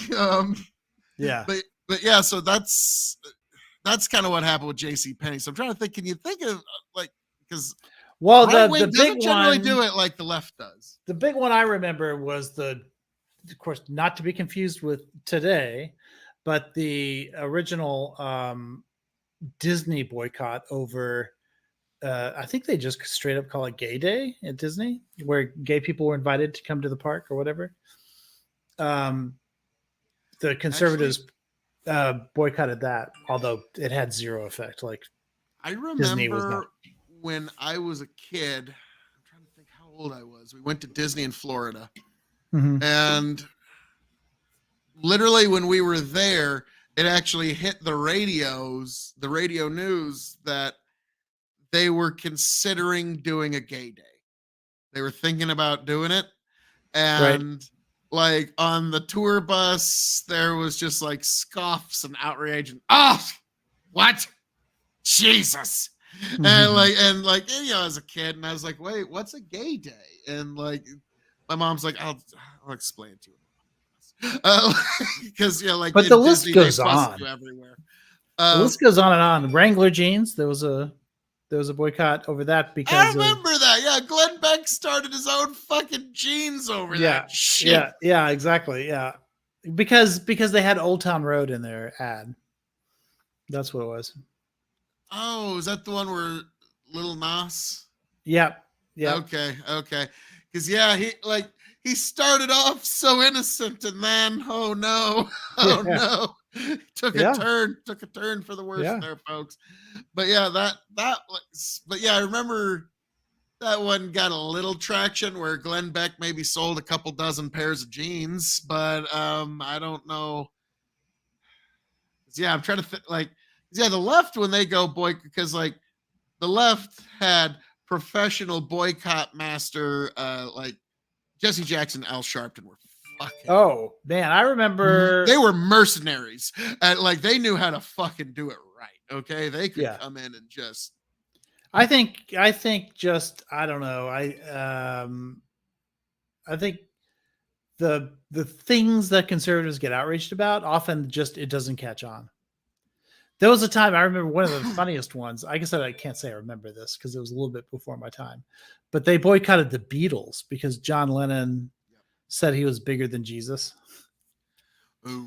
Can you imagine trying to boycott the Beatles though? Like what?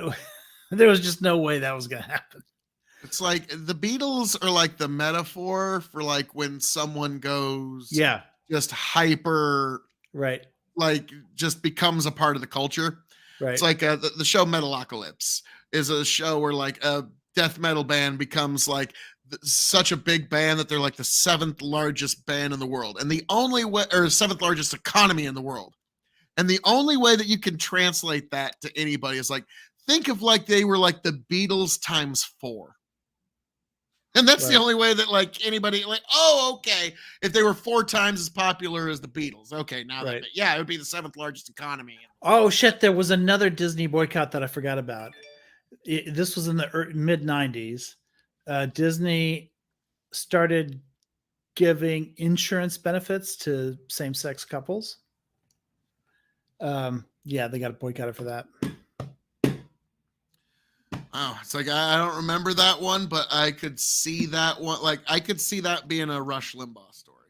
Yeah, for sure. And let me tell you what's going on in the world of the mouse. And like that would definitely be right. Yeah, that like because the 90s, like I know you didn't watch wrestling too much, but there was a character in the 90s who's portrayed by Dustin Rhodes, and he was 90s gay panic incarnate. He called himself Gold Dust, and like he would go for a pile driver, but then he'd like rub the wrestler's ass and stuff, and like he would just basically try to he was playing on homophobia in every way you could imagine to get a reaction out of the crowd.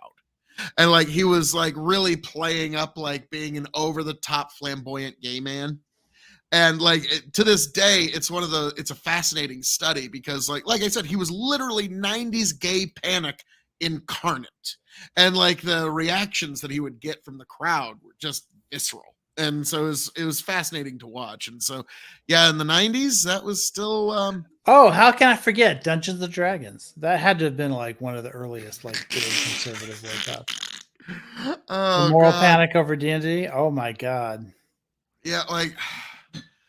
Okay, growing up, my best friend growing up, he was really into Elder Scrolls and Baldur's Gate and that kind of stuff. And like, there's times we'd have to like he'd have to like sneak in the software to like get the new Baldur's Gate game uploaded on his computer upstairs, Right. and it's like, God, like we're like 14, 15-year-old kids, and like we're not looking at internet porn. No, we're like, oh, we're smuggling the latest Baldur's Gate game. It's like, yeah, just Right. beating the chicks Right. off with a stick.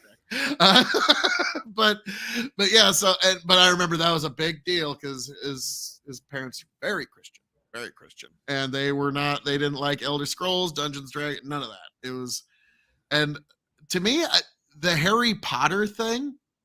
Yeah. Like, isn't it fascinating that Harry Potter has like literally gone full circle to the point where the religious right initially was boycotting them, and now it's the religious right that's most likely to like ardently like, fuck you, this game is amazing and it's great. Like, you got to give the Harry Potter franchise credit. It's found a way to just like at one point or another over the last decade sell some of its shit to everybody. Yeah, I think the left is kind of moving towards, at least some part of the left is moving towards the death of the author sort of thing on her. Is that, they're because they love Harry Potter so much, so they can't really like truly like cancel it. So they're just like, well, Harry Potter is more than just J.K. Rowling. It's all these other people who, all the actors and the special effects people and the prop makers, and it's more than just the books now, I think is what they say. Which, whatever, it's like,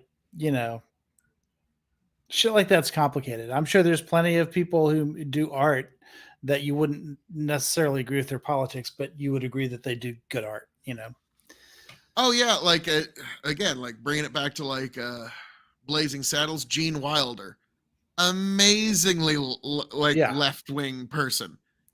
I still can appreciate his comedy despite how different our politics is. Like there is an extent where you do need to separate the artist from the art. There are extents where you can't do that. Right. Like a great example is when I was younger, one of my favorite professional wrestlers was Chris Benoit. And then Chris Benoit one day has a flip out, like he murders his wife, murders his son, and then kills himself. And since that day, I have never been able to watch a Chris Benoit match since. Like yeah, but that's not politics per se. Like no, the thing about politics, no, like I'm saying, there is an extent where you like when something goes too far, you have to you can't separate the artist from the art. I think there are times when you can't separate it because they've made it part of the act. Like with Colbert, you can't separate his politics from his humor. You just can't. He won't let you because like that's his brand. It's too bad because the Colbert Report was brilliant. It was brilliant. But even back then, like his politics was there.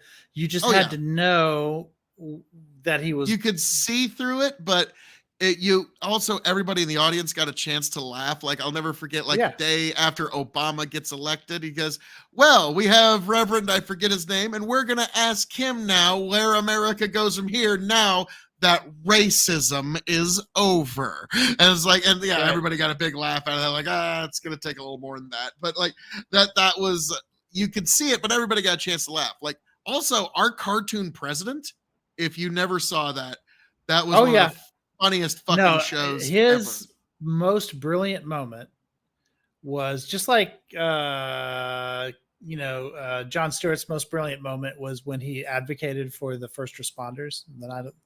That was his most brilliant moment. The most brilliant moment for Colbert was when he had a whole series of pieces, I think over the course of a year, where he runs for president. He registers in South Carolina as an official presidential candidate. And then he hires this lawyer who's going to allow him to do the most unethical things under the protection of super PAC regulations or the lack thereof. And so all of these laws that like you're not supposed to break, like how you're supposed to be transparent and you can't accept money beyond a certain amount, and you have to say who all your donors are and account for all of that. If you create a super PAC, then you could do all of that shit. And so he would just do a different aspect of that, like with every show. He, like I said, he did this for like a year, I think once a week. And he just like basically broke as many laws or things that should be laws as he could. And he did it all in the open, and like nobody could prosecute him for any of it because he was able to escape the law by using all these technicalities that are allowed in things like super PACs or whatever. So he used dark money. He got like donations from all these different like sources. And he just showed how the sausage is made. It was brilliant. It was brilliant. You should, if you go back and watch anything from that show, it should be that, all of those like linked together. Because his late show, I just didn't really like, the jokes never really landed for me. Like, it seemed like if you happened to laugh, that was incidental to the sermon you were getting that night. And it was kind of like him, Trevor Noah, Samantha Bee, John Oliver. I kind of all get the same kind of general vibe from them. Is like once in a while, Trevor has something I'll kind of chuckle at, but like to me, it's like if you laugh, it's almost sort of incidental to them getting their preaching to you. And so that was what I really didn't like about Colbert's late show versus like our cartoon president was some of the funniest political commentary that anybody's put out in years. But see, that's what I'm talking about. Like, they're breaking rules that used to exist, right? So it's just like you said in the other direction about there's certain jokes you can't make anymore, but now there's jokes you can make that you didn't used to be able to make. And that is, you can like lay bare your politics or whatever. Like, Fox tries this too, but there's something about conservative comedy. It just, I don't know, like they've never been able to make that connect.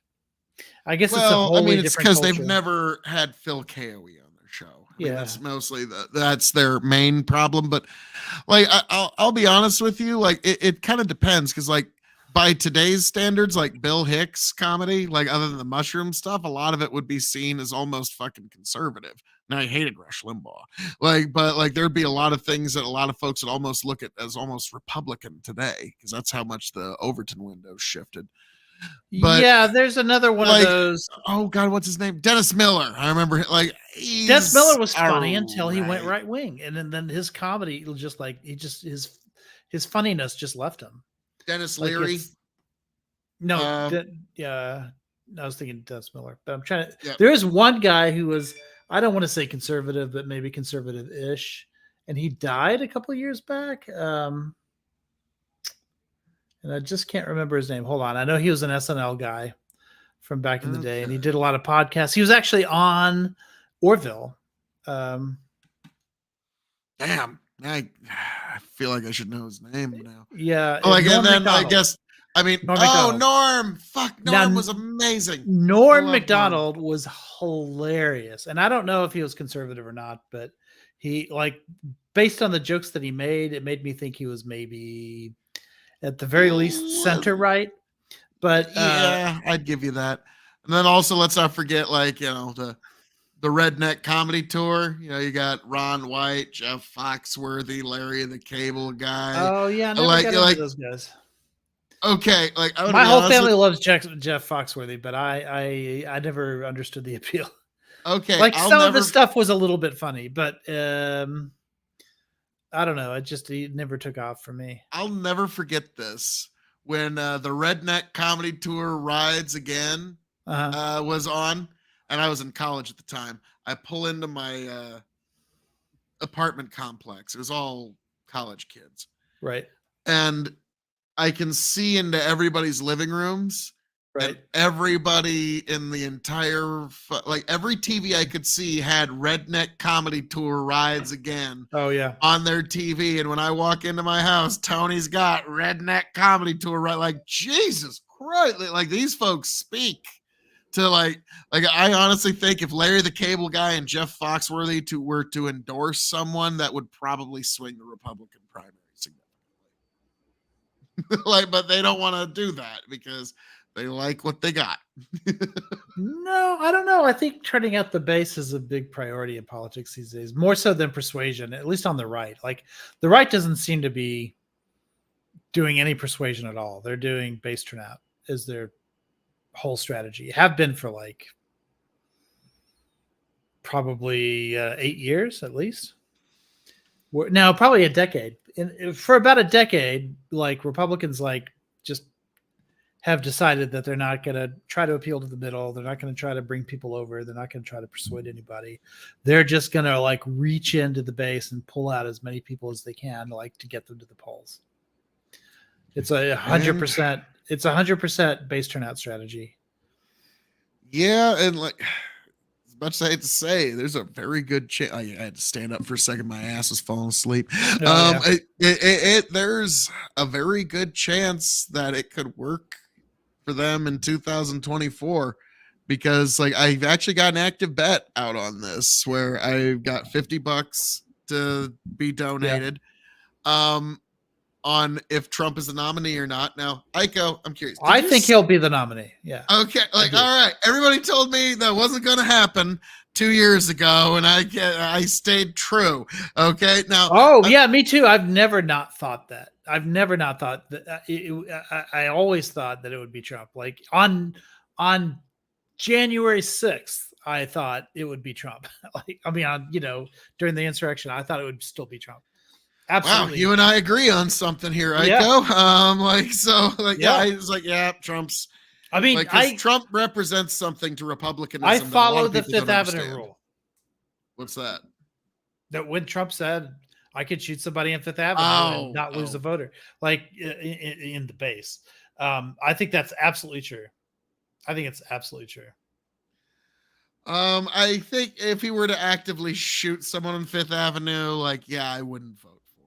Like, I'll be honest. Like, now it depended. Did that guy have you might say that day, like a lot of people said they wouldn't vote for Trump after the Access Hollywood thing, and then a week later they were out there voting for Trump. So, like, no, I don't. You care in the moment, right? But then, like, I remember when the Access Hollywood thing went down, like the right was like, oh, great. Now we can't have Western civilization anymore, and we have to just cede the fucking republic to Hillary goddamn Clinton because Trump said a naughty word one time. And so, yeah, there was some doomerism going on in the right. Well, that cost him $5 million too. That tape was instrumental in getting that verdict at trial last week. Oh, okay. Like I was thinking at the time, like, oh, okay, yeah. No, not at the time. I mean, it cost him more than that at the time because it cost him reputation, and a bunch of people wouldn't do business with him after that, and things like that. But that's like hard to measure. You'll notice that Trump didn't offer his hand for a handshake because Hillary, I know she had this line ready. It's like, Madam Senator, you did not shake Donald Trump's hand. And she would go, well, I don't know where that hand's been. And that would be murder. That would have been fucking optics murder. Like Trump would have just have to walk off the stage. So here's the thing about your presidency. Here's the thing about that debate, because I think there would be an opportunity to reverse that debate in 24 for a lot of reasons. One of my favorite moments in retrospect of the second debate was when Trump was talking about why Hillary shouldn't be president. And one of the reasons was that her husband was impeached. Well, he was impeached. Like, you shouldn't be able to run for president. So, well, okay. He didn't say Bill Clinton was impeached and then exonerated in the Senate. Like, that's not what he said. He said he was impeached. That's enough to like. But you see, Aiko, Donald Trump is the impeachment champion. He has defeated more impeachments than any other president. But that's just it. Like, but the person who defeated the most impeachments as of 2016 was Bill Clinton. But that's not the way he framed it. The way he framed it is to be impeached itself. Yeah. The way to be impeached, if you're impeached at all, then that's enough for you to never become president again. Second thing he said was that, well, you can't vote for Hillary because she would be under investigation all the time. And you can't have somebody running for president who'd be under investigation. Schminfesting. Yeah. So that was the second thing you said. So these are all like things that could be used against him in a debate. Okay, the third thing, this is the funniest, I think, is and I thought it was funny at the time, is he took all of Clinton's accusers for like sexual assault and stuff like that and put them in the front row of the debate. And then also And also, Bill looked like he wanted to just fucking disappear into the floor in that moment. And then put them before the debate. They were sitting at tables like doing book signings and shit like that. So can you imagine? Because Biden would never do this because he's not a pipe hitter. He's like too genteel for this. But can you imagine if Biden invited E. Jean Carroll and Stormy Daniels and who was the Playboy bunny that he had an affair with on his second wife? There's I about don't remember, but I think it was like April something. Yeah. But he's got about 20 accusers right now, some of whom are now like considering doing the same thing that E. Jean Carroll did in terms of because they have that. And unfortunately, like like this is God, I like you're gonna hate how right I am here. This is awful, but true. Like, all right. I mean, look at all these beautiful women. Well, except for one that are here right now. Yeah, sure. Yeah. And he would just turn it like it would just be like the weirdest thing you'd ever see. But like, yeah, and he would still fucking slam GD because I think ultimately an appeal, like that's kind of his thoughts. Like, I'm just in appeal, it's gonna get thrown. Well, that's what killed him. That's what killed him too, right? Was that deposition? That deposition was amazing, right? Like he goes, "She's not my type. Like I would never," as if there's a type for rape, but whatever. She's not my type. I would never do that because she's not my type. Then they show a picture of her and she says, "Oh, that's my wife, Marla," at the time. So the person that he said was not her type, it was literally her. It couldn't tell the difference between her and somebody that was so much her type that he married her. Like, and all of that was on the deposition tape, right? So they just showed that to the jury. They were like, well, he's clearly lying about not being his type. Like, imagine, like, you can't do like mind reading. Like, that's a very difficult thing to like expect prosecutors to be able to do, and you need that in a lot of times in sexual assault cases, whatever.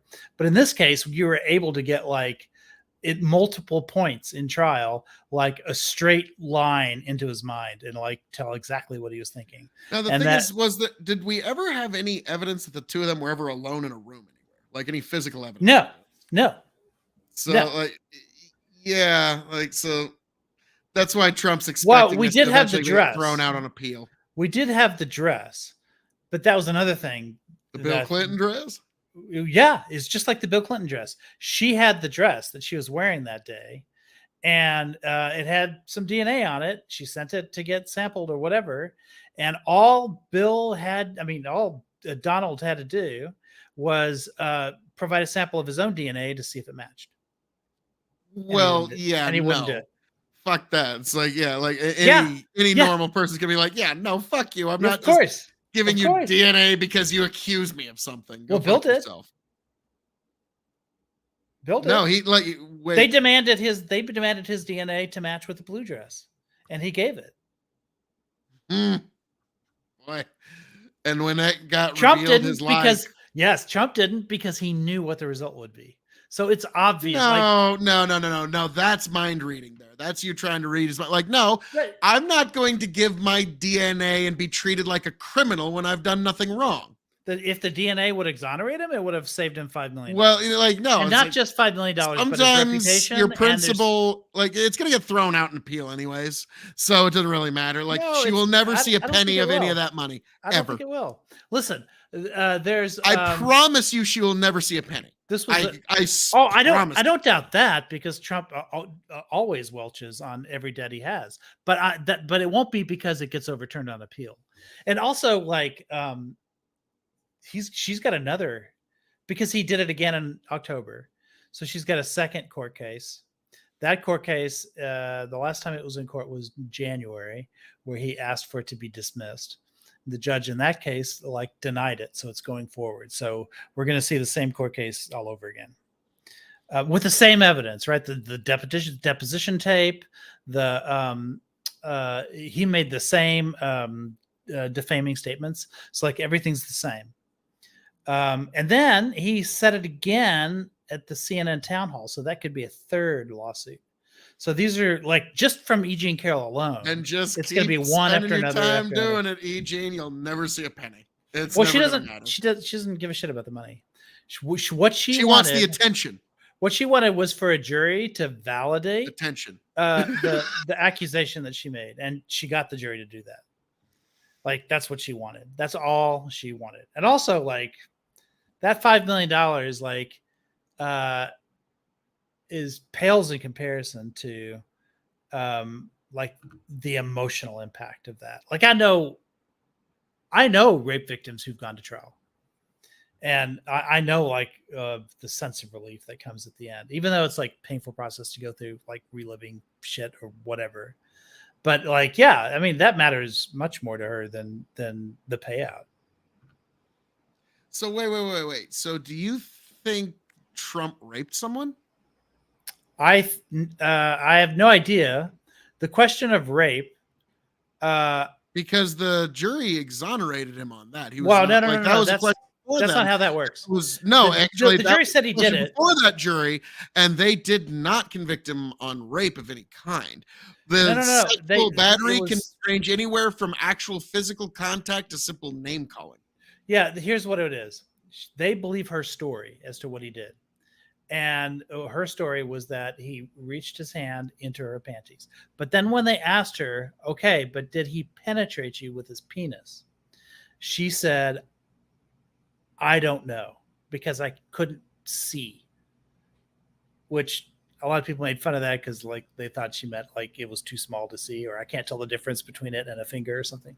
But really, it was just that what she says is that he had her pressed up against the wall, and, like, stuff was going on down there, but she wasn't sure if it was penetration. And so the jury had to say, well, if she wasn't sure, then we can't be, so we can't find for that. But we believe her story. Like, they believed that his hand went into her panties. They just don't know whether or not penetration happened as a result. That's what the jury found. But we don't. So that's not know an for exoneration. Sure that That's these just two people were ever alone in a room together. They're confident. The jury can think it, but we don't have any evidence not- that two of them were ever alone in a room. The standard, the standard is that they have to be 51% sure. That's the standard, because it's preponderance of evidence. But That's what different evidence than is there that the two of them were ever alone in a It's room sort of- together ever?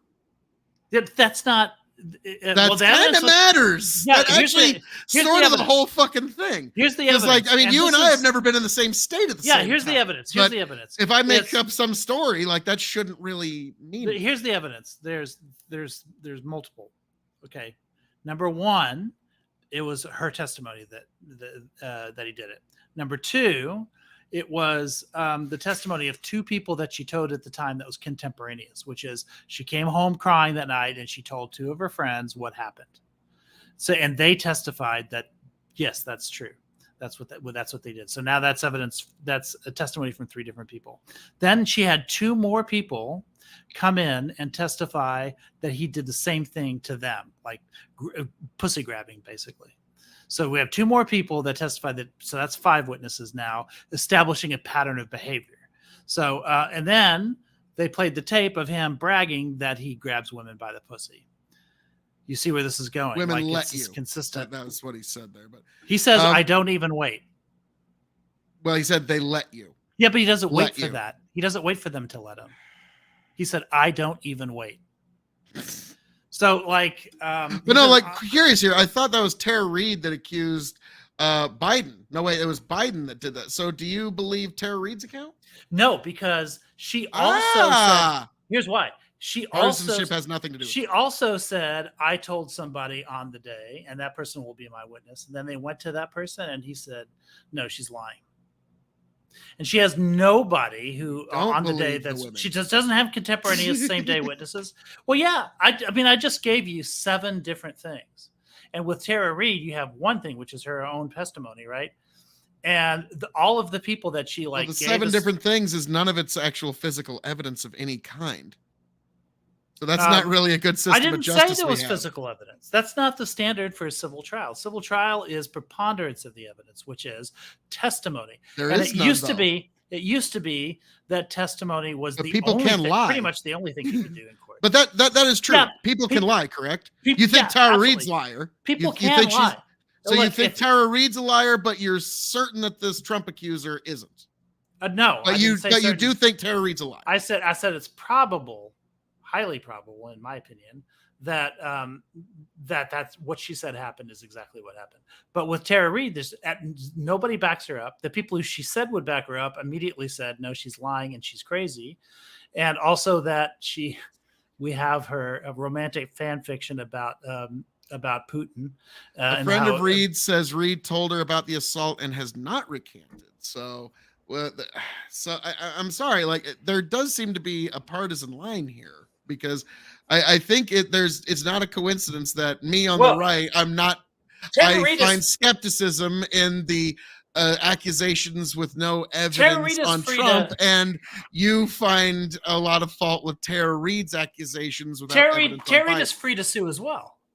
And if she can get a unanimous jury to make a similar finding, then fine. Because we've seen how the justice system holds them Bidens accountable. I mean, you have to have a credible story for that to happen.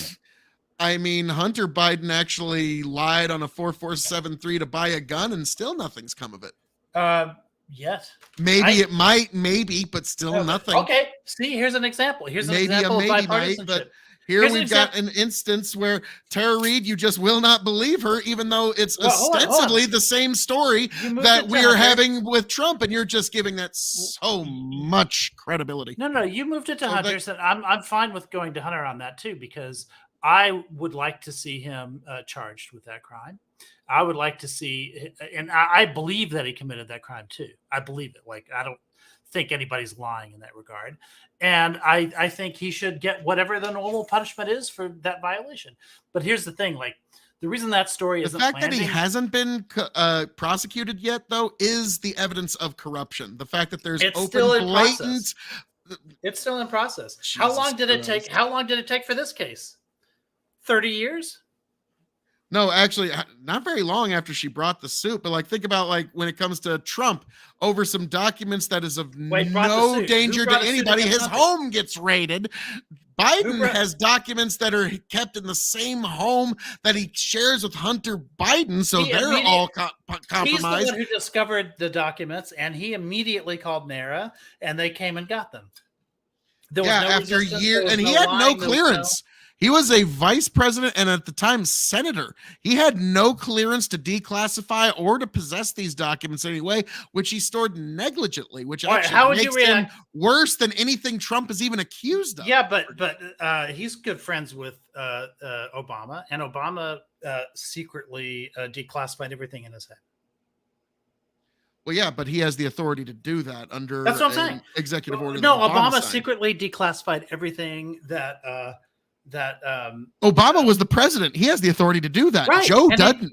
Joe was senator. He had no authority to do that. No. He violated the law all those years and decades, like it or not. Obama secretly in his head declassified everything that was at Joe's house. He's never stated anything as such. He doesn't have to state it. He's president. He just does it in his head.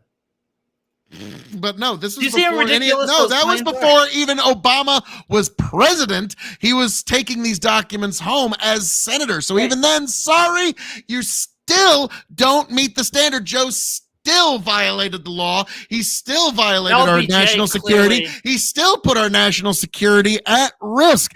Joe's negligence is worse than anything Trump is even accused of. And OBJ declassified them in advance.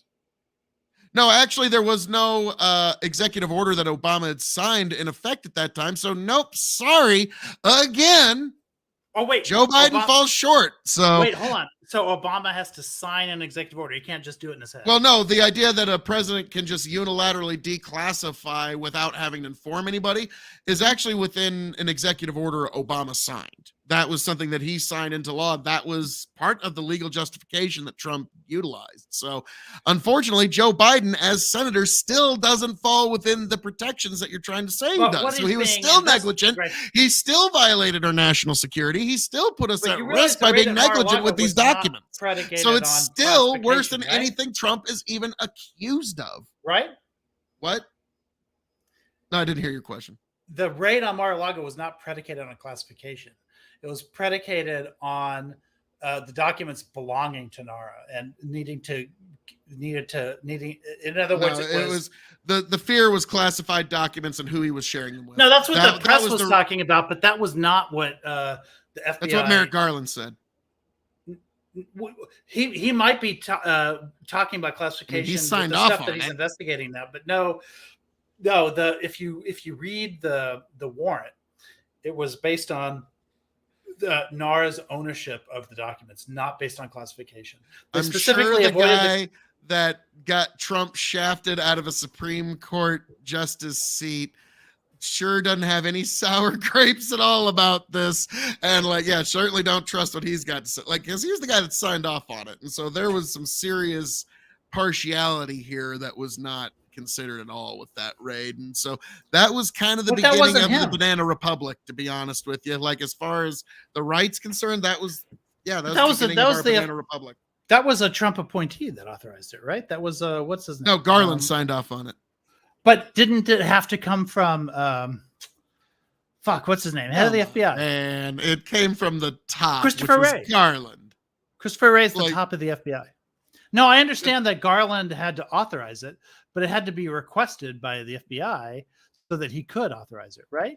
Like it came from Wray. If Wray had So you really if Wray don't think made there a was a referral- meeting of like, okay, you're gonna ask me and we're gonna do it. Like Garland had his assurances from the top, which is Biden. Okay, but Wray And so, like, I'm sorry, Hold like on. you Now don't that- think now there's you're breaking any news. appearance of partiality here. now you're breaking news. You're saying it came from Biden.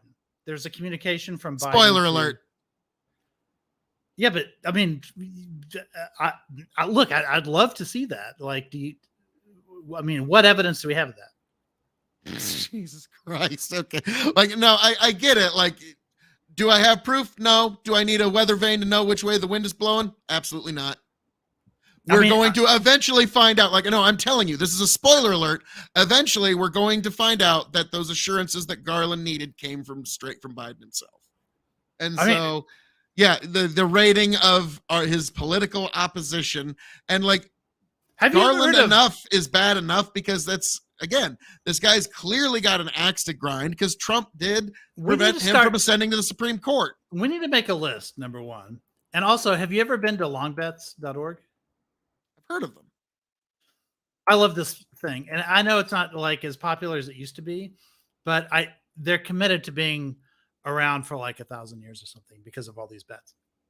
But like famous people make bets on longbets.org or whatever. And the stakes are always like, it's charity stuff too. Like they'll say, oh, if my prediction's right, then I'll give $400 to whatever. We should start like keeping track of all of these things. And the long bet that I'm most interested in, it's not that long of a bet, is your 3 to 5 years prediction on fusion. I want to get that like on the long bets site. And it's been a year, I think, since I first heard you talk about it. So now it's 2 to 4 Any years. minute. Iko. Yeah. Any minute. I know. 2 to 4. We're now at 2 to 4 years. Pay over the next 15 years. It's the way fusion, like, but no, like, actually, we've had a lot of breakthroughs just in the last 3 months. So now we're talking about 2025 to 2027. That would be your prediction. Like, I thought mine was a decade prediction, But but we'd have I'll to give get you more. 5. Well, I thought it was a remember saying decade, 3 but- to 5 years, but that's okay. I don't have that on tape, and I can't prove it. But that's the whole point of these long bets. Sounds like is something that- I would have said, but I don't know. I'd have to see the context. But you would like that's the one I'm most interested in registering on the site because Fusion I'd like to get prediction? it. And also, we have to be specific. Like, what do you mean? You mean like before some university announces that they were able to make something critical or whatever, or before we actually can like hook something up to the grid that's actually powering a neighborhood, or like what specifically are you predicting to happen and in what timeline? Okay. All right. Like, I'll have to think on like what the exact metrics of that bet will have to be, because I do like the idea of like us getting on there, because I've already got a couple of bets about the next election of Trump will be the nominee and Biden will not crack 80 million votes. And I've already got those 2 bets for the next time. Will around. Trump crack 80 million? I don't think either of them do. Yeah, I mean, I don't know that means much if nobody does it. Like if Trump did it and Biden didn't, obviously that would mean a lot. Biden needs those But- kind of numbers to stave off any kind of potential of an electoral college loss. Yeah, He like that like he literally needs to I crack still 80 think- million. Otherwise, Trump he's got Kellyanne Conway back on board, and she is going to be You're right. She won murderous to the 2016. She's electoral absolutely college. the reason he won 2016. I 100% agree with that.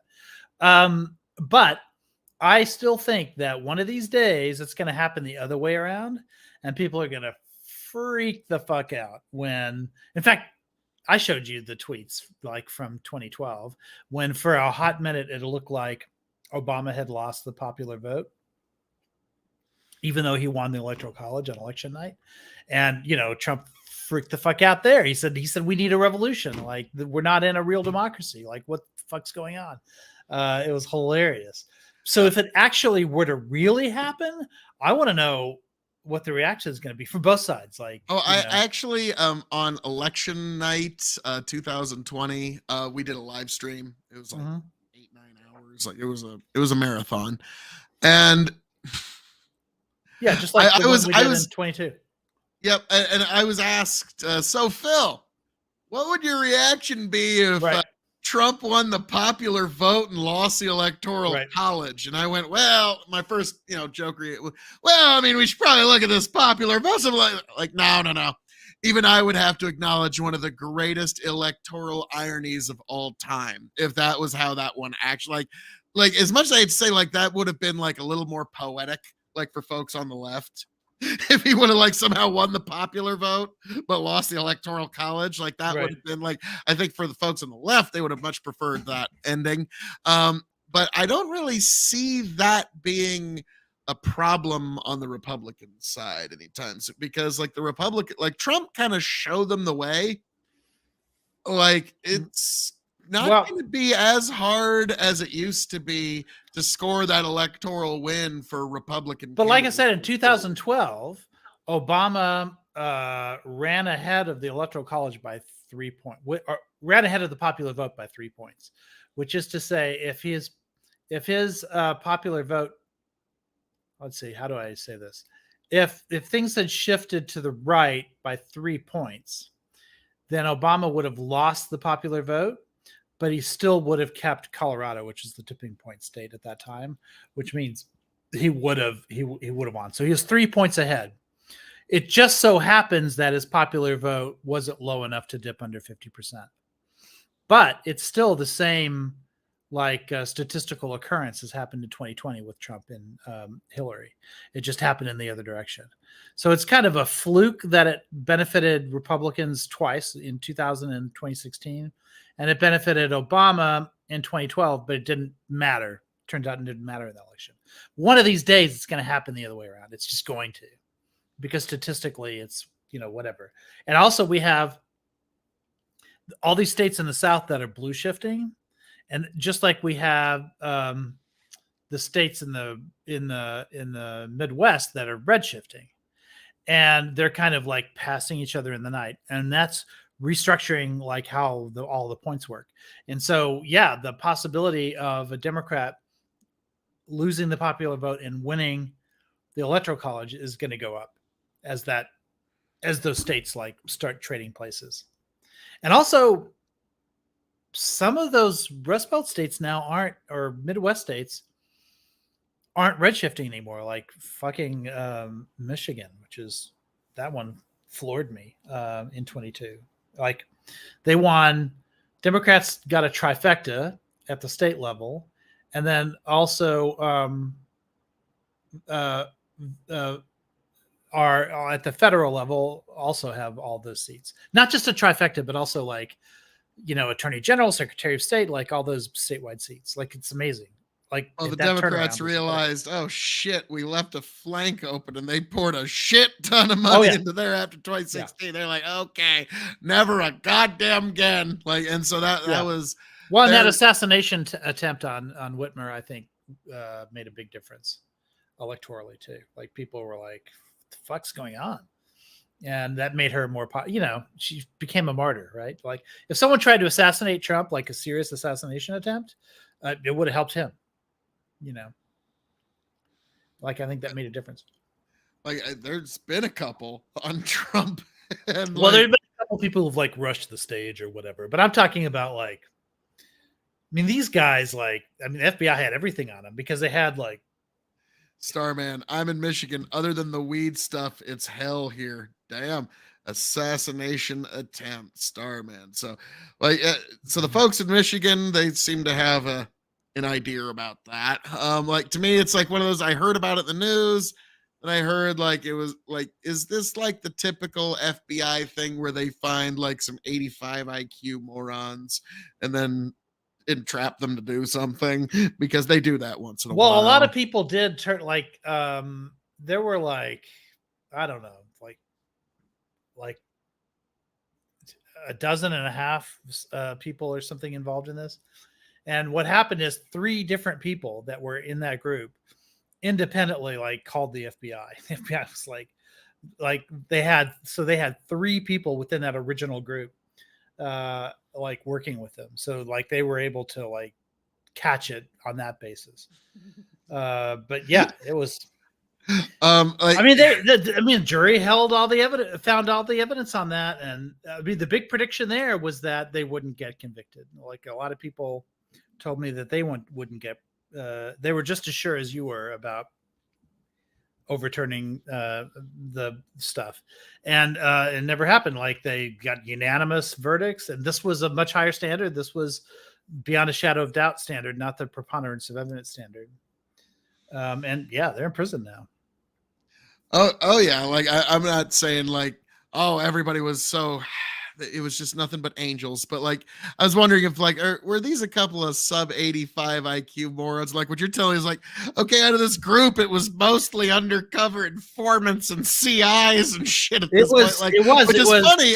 Like it was like a combination of morons and people who weren't quite dumb enough to like fall for it and like decided to call somebody. Yeah, absolutely. Like it was that combination. It was like people who are conservative and like they like to talk shit sometimes, but when they were like realizing, oh fuck, this is actually happening, they called the FBI. Like yeah. Well, like it's one of those, like, I don't know if a lot of people know this or not, but like especially in the South, there is entire chapters of the Ku Klux Klan that would have, the only dues paying members are underground informants or FBI agents. Like that's how deep the infiltration into the Klan is, which, you kind of like, if you're going to be spending our tax dollars on anything, that's probably something that we should be spending a little money on. But like this kind of strikes me as that's like, okay, like out of this little paramilitary that they were building there, like, it's like, there's 9 dudes and like, or 6 of them feds. Close to it. Yeah. It was more like the other way around. 9 dudes, 3 of them. Well, none of them were feds, but they were people. They were CIs for the winky. They became CIs. Okay, CIs. Like okay, that's you're just you're a fed work. You're just an employee of the feds. Like, oh god, you work for them and sometimes don't even get paid. I mean, I would hope that if you found yourself in one of those situations, you also would. I don't I don't associate with people that would do such things. But let's say people you were associated with, like you misjudged them, right? You didn't, they were like creepier than you thought, and they started like making those kinds of plans. Obviously, you would call the FBI. I mean, obviously you. I mean, I know you would.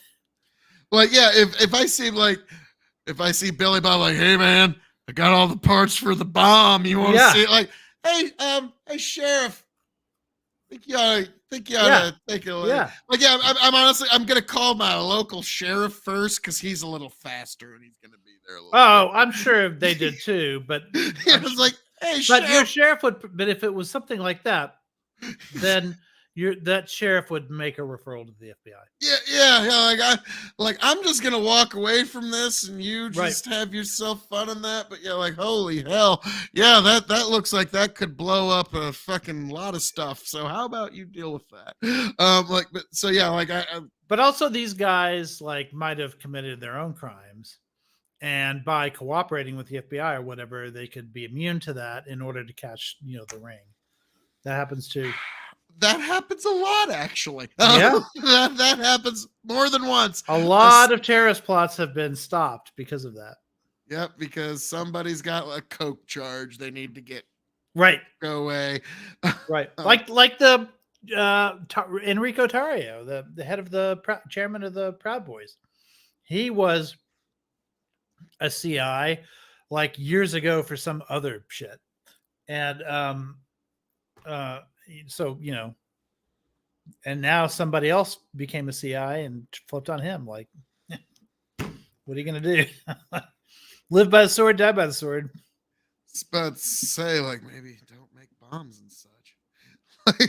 Right. Or like whatever it is. Like, because like to me, it's like some of these folks probably just needed to start a podcast, and some of them needed to go see a shrink.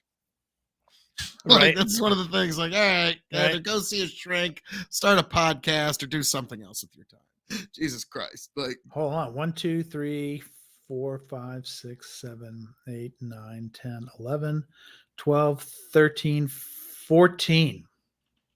It was 14 of them. 14 morons. And I think the ringleader or the guy who got the most, he got 16 years. Is his name Paul like Bayar. Cletus or something? Oh, okay. Adam Fox was his name. Okay, I was expecting a Cletus with missing teeth. Like, sorry, just like when I think of the folks that they got doing this, it's like I'm not imagining the best and the brightest. No. So of the 14, 12 were found guilty. And then 2 were found not guilty. Man, those 2 must have been just like the most like, it's like, okay, Billy Bob here doesn't know shit from apple butter. I don't even know why he's in the room here. Right. Like I think they just like the fucking little hot dog wieners he cooked. So that was part of Michigan, but the other part of Michigan too was, believe it or not, I know like you might not like to hear this, but in Michigan, they actually liked the way Whitmer handled COVID, and those anti-lockdown protests that were happening at the time, like, scared a lot of people because they were just like, at first I thought it was pretty cool because they were all in their cars. Businesses that were forcibly closed didn't really seem to like it, but the majority of voters in Michigan liked it. Like, they thought what she did. That's nice. Like, if they vote to, we're going to override your Second Amendment, that doesn't make it fucking valid or right or even legal. Well, no. Like, it doesn't matter if the fucking majority like that's the thing. A constitution is anti-democratic at its very base. It doesn't matter if the majority likes X, Y, or Z. There are limits to what the majority wants. All they voted for was the governor. Like, the Constitution allows them to vote for governor.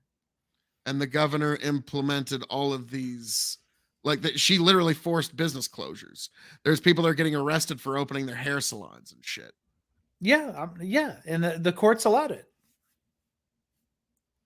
it. I mean, what can I say? I mean, you're right. It's not voting. Okay, if everybody votes that you, Aiko, are not allowed to leave your house and your checking account's been cleared out, is that valid to you? No, they didn't vote on that. The courts decided that. You're right. Some things are determined by the courts and not by elections. This was determined. So then the whole they voted for governor thing doesn't really matter. It's just no. This is what I'm saying. It's irrelevant to what you're. But no, like, so if everybody votes, or even if the courts decide that no, Aiko, you're just not allowed to leave your house. Well, anymore. who decides? If voters can't decide and the courts can't decide, like, who decides? So I'm sorry, but so do you find that valid? If they vote or say the judge say no, you're not allowed to leave your house anymore, just because it eases our anxieties. Well, yeah, just like they did with Typhoid Mary. So you think that no? So you think Typhoid Mary should be allowed to work? Well, no. I'm asking you. Do you think that would be valid if the judge did it to you? You're trying to deflect it off to somebody else. I'm trying to. So you think it would be totally valid if your rights are violated and taken from you with no due process for any reason, just like the people who had their businesses closed. So there was a reason. There was a reason. The reason was the pandemic. So yeah, if a judge said no due process, if a judge said at all, you're totally cool. If a judge pointed to me and said, "Hey, you have typhoid," every time you work in a kitchen, like 4 or 5 people die or whatever the fuck it was that happened. But Then you don't. So that's fiction. So no, no, I'm asking What- but you you didn't because give there me would the be no details. valid reason. Okay. And we now know that a lot of these lockdowns and a lot of these restrictions weren't valid or necessary or even effective. And so then I'm why? sorry. Then what was Trump complaining about with China? We needed to close the border. Okay. So a lockdown, a national lockdown, where you can't come into or leave the country. Because that's where But it that was wasn't coming his from. argument with China. But no, actually, Nancy Pelosi said that would have been xenophobic to do. And so actually the left in their cries of xenophobia actually left us exposed to danger I on sided that one. against Pelosi on that one. Well, that's so nice. So I maybe you should vote supported- Republican next time I around. supported Trump's lockdowns. You know who didn't, or in retrospect wasn't, was DeSantis. DeSantis was the one who said that Trump was way too supportive of lockdowns early in the pandemic. Like that's an argument among conservatives now, because Trump says, no, I did the right thing. Like things were about to blow up and I stopped it from being millions and millions of Americans dead instead of just 1.1 million dead. He takes credit for saving all those lives because he supported the lockdowns early. Yeah, Like stopping he people says, coming from China is well, not a state level lockdown where you can't open your business. I'm sorry. That is a very big attempt to deflect and minimize. He supported states and localities too. He also supported he wanted to keep the schools open and the get slow those the back spread into, stuff. so no, he didn't support any business lockdown ever. He supported the 14 days to slow the spread where everyone stays at home. He supported that. He never supported any business lockdown ever. Find him ever saying he supported a business lockdown. DeSantis A business lockdown mandate, I would love to see it because it never happened. You'll have to ask DeSantis about that because that's his complaint. His complaint was that Trump was too supportive of lockdowns and that like he himself called the president to try and like not allow that. And that Trump said, no, we've got to do this. Like that's DeSantis. So, I mean, yeah, he might be lying. I agree with you that DeSantis lies about a lot of stuff, but that's the discourse that's happening between Trump and DeSantis on that issue. Also, vaccines, right? Like Trump wants to take credit for the vaccines that and Operation Warp Speed and all that stuff, and DeSantis is like not a great fan of that. His like, base will forgive him for that because well, he still takes credit for it to this day. Yeah, it's not something to forgive. Like he's not apologizing. He's not asking for forgiveness. He's that's part of what he wants to campaign on. And that's why his base is so generous. They're giving it anyways. Yeah. But like, so now I'm curious, like, even though even though he like it murdered like 80% of Americans because within 10 years of taking the vaccine, we're all going to die. That's what I've been told will happen. Actually, I was about to say, like, I was told initially in a video game, winky face TOS, but like no, I'm not saying that, and you're not saying that. I'm just saying like nobody's saying that, like no, because nobody's allowed to. But like no, honestly, like we are starting to see now though, like rhetorically, right now, like the anti-vaxxers are standing on better rhetorical ground than they ever have throughout any point in the like now the pandemic is technically over according to like who was it, the WHO or the CDC? They said as of this day on midnight we're done with it. Like somebody didn't say the pandemic's over. They said the state of emergency that was declared within the United States is over.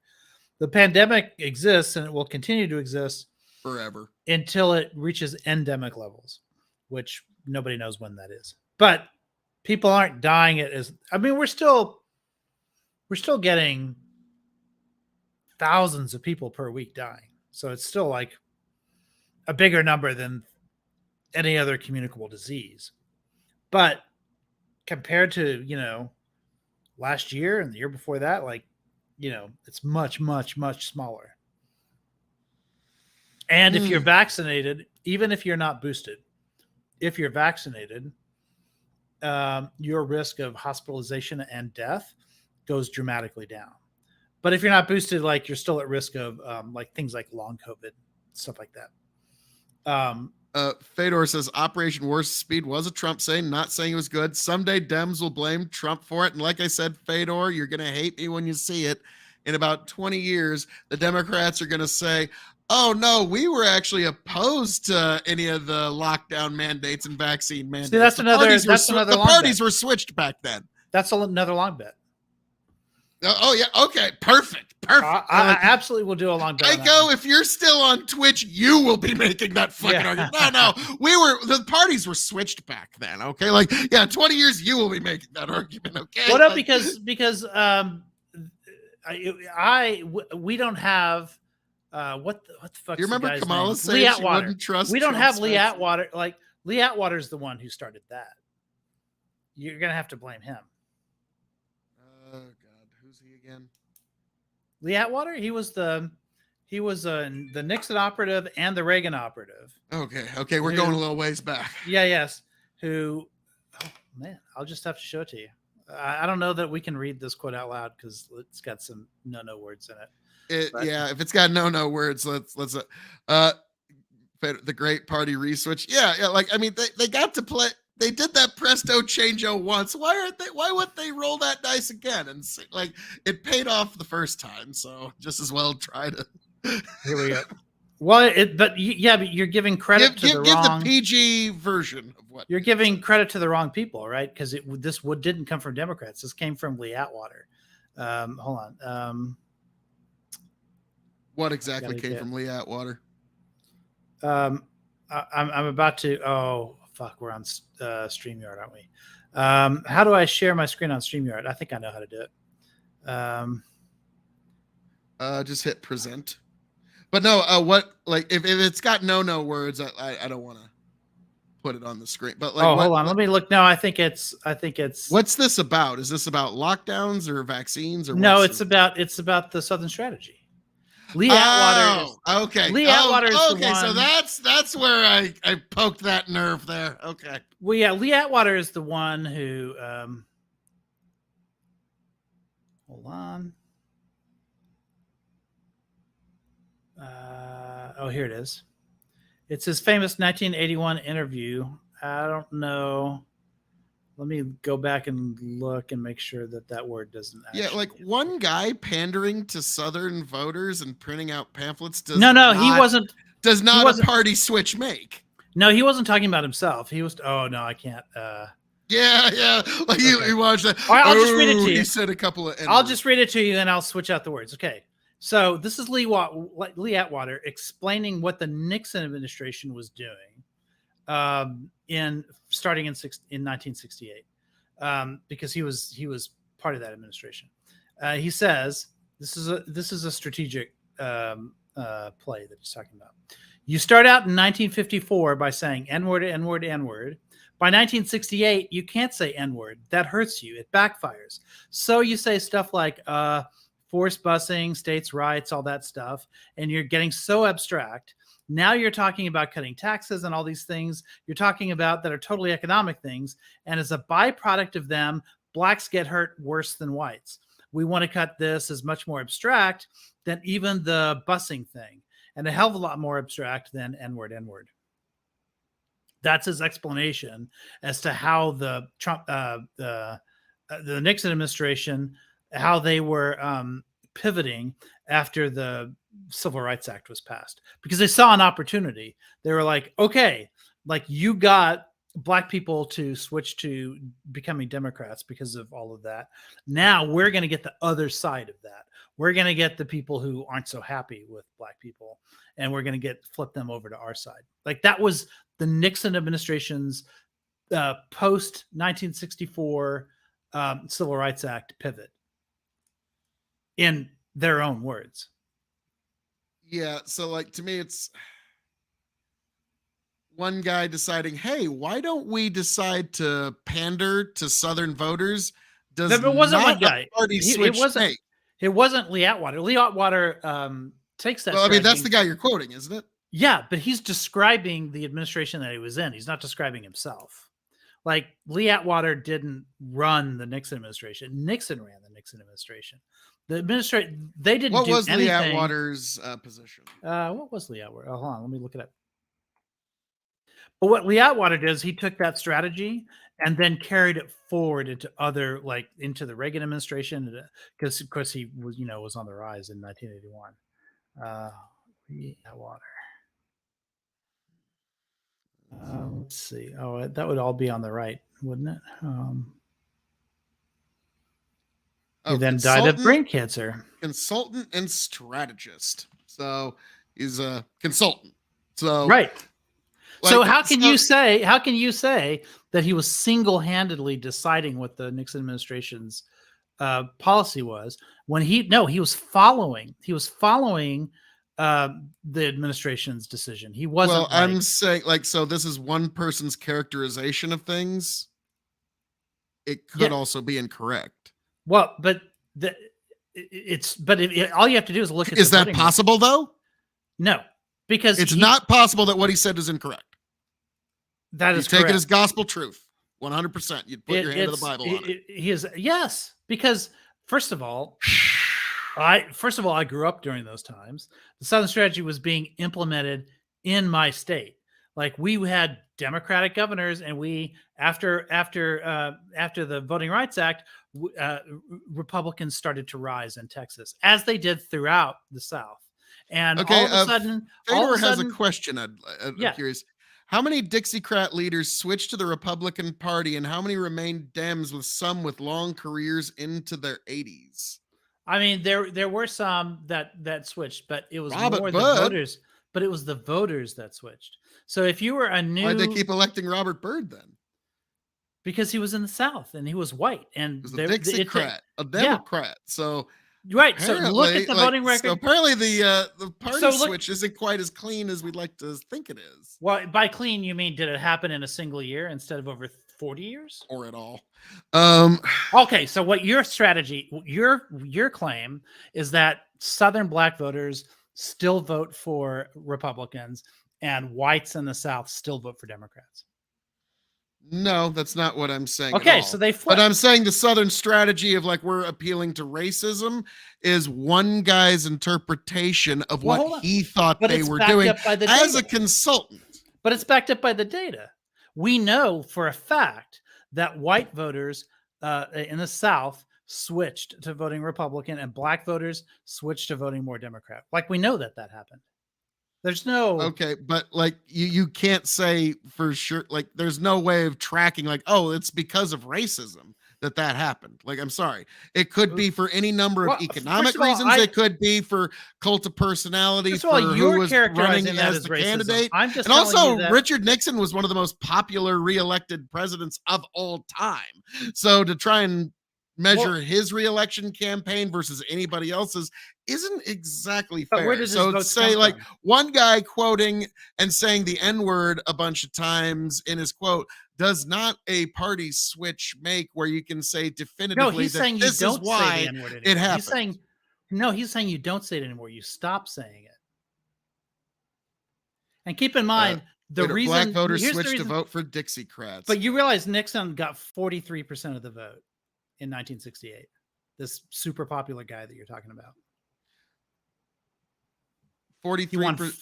He won 43.4% of the vote in 1968.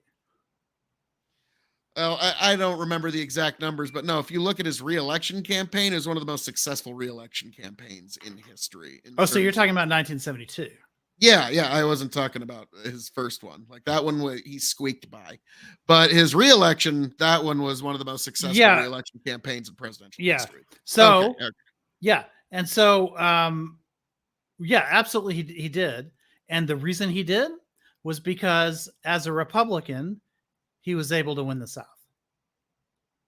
Yeah, he campaigned. Really freaking unusual thing to win the South. Because the South had abandoned Democrats at that point. Well, Southern whites abandoned the Democrats at that point. For some reason, they were upset at Democrats sometime after the 1964 Voting Rights Act. Can't imagine why. And Civil Rights Acts. Can't imagine why Southern whites would suddenly switch to being Republicans like that. But I mean, we can all perfectly read every one of their minds with 100% certainty, folks. But even the guy that you're talking himself said that and started in the 50s, you could say bad things, but by the 60s, that doesn't help you anymore because people had changed and maybe they're a little bit better than they're being given credit for. Well, no, it didn't work anymore because then you lose the North. That's the problem, is you can't win the South alone. So now you have to start coding your language. But then, because they knew that they could pick up Southern whites, I don't think it's a coincidence that Nixon by 72 had won all of the Confederate states. Now, like, the thing that I always kind of point out is, like, people say, well, what about the Southern strategy where Republicans found a way to pander to voters? Like, that doesn't really, like, to me, that doesn't Isn't really that a fit the logical thing idea. to do? Like, if you know you're going to lose the black vote because now they've switched over to Democrats, aren't you going to want to get the alternative to that? Well, Like- no, you pander to every vote you can get from all quarter. Like, every politician does this. No, like, let's not pretend. Like, and here's the thing: including the the Ku racist Klux vote. Klan was the strong arm wing of the Southern Democratic Party for Yeah. 100 years and suppressed Republican votes for Yeah. well over 100 years. And Yeah, then that's my point. they pretend that this is some sort of Republican But you just phenomenon. said, in your own words, that that the Republicans should then pander to every vote they can, right? So they Every needed to politician pander- does. right? So you've got to pander to that Klan vote. You've got to get them to vote for you now. They never vote for Republicans, though. Still to this Oh, they day. do now. Yeah, they do now for sure. Oh, Yeah. 2016, Grand Dragon David of the Duke- Ku Klux David Duke Klan ran- actually endorsed Hillary Clinton. David Duke endorsed Trump. Grand Dragon of the Ku Klux Klan Yeah, endorsed no, I Hillary know he Clinton. did. But then, So, like, I'm did you sorry, see like, the interview? The with them? Dixiecrats still alive. Hold on, did you and see well. that interview? Because I remember when that happened. Did you see that interview? I don't take a lot of time out of Did my you see day the to listen to what smirk David with Duke which has he to said, say. "Oh, winky face"? I endorsed, because he knew what that would mean. The fact is, he wasn't actually in support of that. He wanted Trump in there. Same thing with Richard Spencer when he endorsed Trump, and with David Duke when he endorsed Trump. Like of course they love Trump. Like it makes perfect sense. Now, I mean, it was the same thing with the Unite the Right rally. It's the same thing. You had a lot of those people there, or you had those tiki torch bearing Jews will not replace us guys. Like, they know who their guy is. Now, it may be that Trump doesn't want to be their guy. I don't know. Like, I'm not. I don't care about that. But I do know that starting after this, starting in 1968, the strategy was to make the best of the fact that that black people were voting for Democrats now. And But what they're the way that still they did trying that was to by pander trying to get the other black side. voters the entire time. Like, there's always an attempt to try and get But why? black voters. What? Because why have especially they now, failed? you can't get elected without black voters. In any in the Democratic Party, or Republican Party, you do need a consort. You do need a certain percentage of black voters. Why in do you both think parties. 90% of black people don't vote that way? But they did before. Like, what is it that disenchanted black people with the Republican Party? Because I agree with Osiris on this. I don't think I don't really know, because the Democrats seem to have been doing everything they can to not do, like, the Civil Rights Act does not make up for everything the Democrats have done to black people over 150 years. I agree. Like, the Confederates were all Democrats. The slave owners were overwhelmingly Democrats. Yeah. And yet now the Democrats, like, and it's a brilliant presto changeo, pretend that all the racism in the country was somehow some sort of Republican phenomenon when it was Lincoln who actually But you don't executed realize the how Civil much War. I agree with you. Like, I agree with you 100% on all this. And I agree with Osiris when he says Democrats like assume that they're just entitled to the black vote, and that's not true. What he'll also tell you is that they still vote Democratic anyway because they know what their alternative is. Okay, fine, but why? What is it that convinced black people that they couldn't vote for the Republican Party anymore? I don't know, because Martin Luther King Jr. was a registered Republican. No, he wasn't. That's a myth. Really? I've heard that for years. I'll have to look that up. I mean, direct quotes. They asked him what he was, and he said he was a democratic socialist. I'll look that up. I'll fact check that later. But sure. But democratic socialist. Yuck. Yeah. Okay. That's now. Granted, like, when I listened to his two speeches, like the "I Have a Dream" speech, everybody knows that one. Right. it's historical. To me, I think his better speech was the "Why I Oppose the War in Vietnam" speech. Great piece of rhetoric. But also, when I was done listening to it, I was like, oh, so that's why the CIA killed him. Yeah, yeah.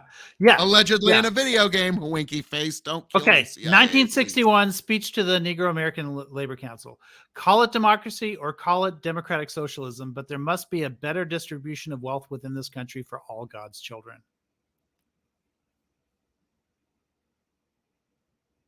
Here's another one, 1966, in a speech to his staff. We are saying that something is wrong with capitalism. There must be better distribution of wealth for people. Maybe America must move toward a democratic socialism. I mean, there's tons of. I mean, I teach MLK every year, so I especially love. He stated, "I do not think the Republican Party is full of the Almighty God, nor is the Democratic Party. They both have weaknesses. I am not inexorably bound to either party." Okay, so yeah, I know that quote. Probably nonpartisan then. Right, he's a democratic socialist, but he's not a member of the Democratic Party. He certainly wasn't a registered Republican. Like that one was a straight up fabrication. Actually, like I heard one, but he also didn't want. He was messaging to LBJ all the time. You cannot take my vote for granted or the support of my organizations for granted for your political campaign. Okay, this one I didn't know. MLK had a lot of socialist interest and decidedly heretical Christian views. That I did not know about. Like, have you heard anything about that, Fedor? About anything that would be considered heretical Christian views? I haven't ever heard of that. Aiko's just like, well, good night. No. What? Oh shit! Did we just? Stumble on one man's heresy is another man's dogma. So I'm sure that whatever he believed is heretical. According, I mean, I don't know much about his theology in particular. I study him more for his like civil rights activism. I'm not married to the idea that he's like. I mean, first of all, he's a Protestant, so he's wrong and already. Jesus Christ. Okay, all right. Tell us how you really feel. I say that to Eucharist all the time. He's a dirty, dirty Protestant. Dirty Protestant. Like, wow. Like I said, like if there was about 10 minutes where you and I totally agreed on theology at some point in our lives, like I would have enjoyed getting a coffee that day. It's like, all right, so we totally agree. Well, part of the reason I say that, then 11 minutes in, we would have found something we disagreed on. Right. Part of the reason I do that with you is because actually he's, I believe, Anglican, and Anglicans aren't technically Protestants. They're neither Catholic nor Protestant. They're kind of like inhabit this in-between space where they're almost Catholic. And so I like to call them a Protestant just because it irks Anglicans to be called Protestant. Wow. That's funny. But yeah. Like now I found that when you go to a Protestant church, don't call it a Protestant church. They will hear your Catholic upbringing from a mile away. Like, wow, this is a lovely Protestant church here. Well, and also non-denominationalists, for some reason, think that Protestant is a denomination, so they don't like to be called Protestants because they're non-denominational, so they're not protesting the Catholic Church, I guess, is what they're trying to say. But I mean, boy, they're really trying to have their cake and eat it too, aren't they? I mean, if you're not obedient to the Pope, then you're Protestant by definition. But whatever, like I was about to say, like that's kind of the the defining line. I'd say, like, it's how much. What do you make of the papacy? Yeah, exactly. Now, unfortunately, like for me, after studying history, right, and like to me, it's like okay, the Pope is either a well-meaning yet ineffectual egomaniac or a tyrannical and brutal egomaniac. Oh, it's usually what they range from. I read a book about Catholic apologetics one time by a Catholic like theologian or whatever. In his introduction, it's really a wonderful introduction. He says, you may have been confronted before with like the ills of the church or whatever. Somebody might come up to you and say, oh, I heard this about what your church has done or what your popes have done or whatever. And he said, your first instinct might be to instantly like push back against that and to like defend the church. He says, that's not the way to do it. He says, the way to do it is to say, Oh yeah, but it gets much worse. And then come back with an even worse sin of the church. Because that's how you Throws them off. It throws them off. It sort of signals that you're open to the criticism and that you understand that like the church is a church of fallible humans, and St. Peter like fucked up all the time. And like it always amazes me that Jesus picks Peter, like because he's the guy who like who denies him, who like keeps like he pulls out a sword one time and Jesus is like, put that down. Like he just keeps fucking up. And yeah, because the church is a human institution and it will continually fuck up. Now I don't know if you've ever seen this. Like, okay, the first one it was this thing. The second one was trash, but right. Okay, the Exorcist movies. They're great. The Exorcist 3. Have you ever seen it? Oh no, I haven't got so far. Okay, you need like the first one was amazing. By the way, I know an exorcist, and he tells me that it's accurate. Nice. Like now the second one was just a Hollywood cash grab, so you can just skip that one. Don't even watch it. The third one, is that the one where they go to Africa and there's Okay. And the third one, though, the screenplay was written by the guy who actually wrote the original Exorcist novel. Oh yeah. And there's this brilliant scene where, and when you're talking about things that the church has done wrong, it always makes me think of this scene because Damien Karras, the priest, he's been seemingly revived.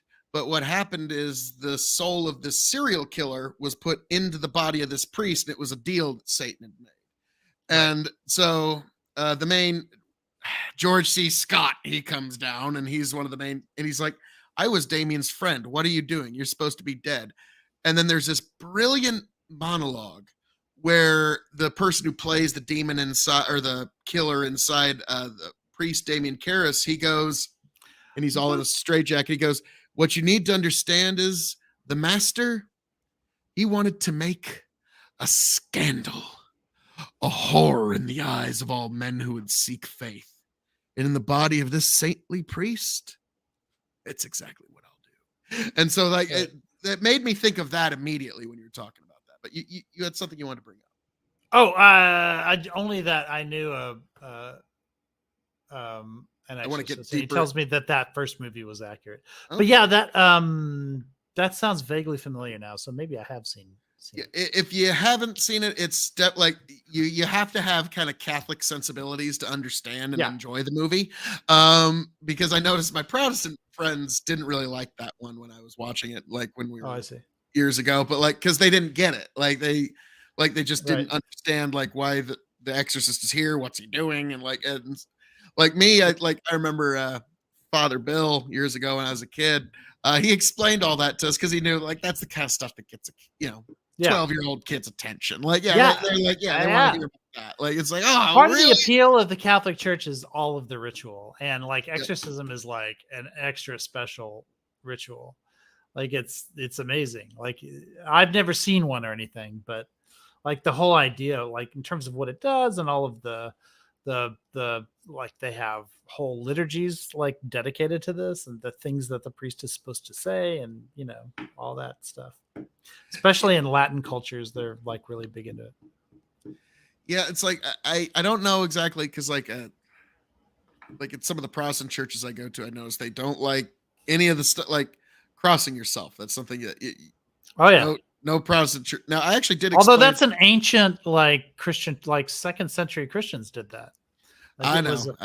Now I explained to my daughter it's the difference between Catholics. You'll start here, go there, go left shoulder, then right.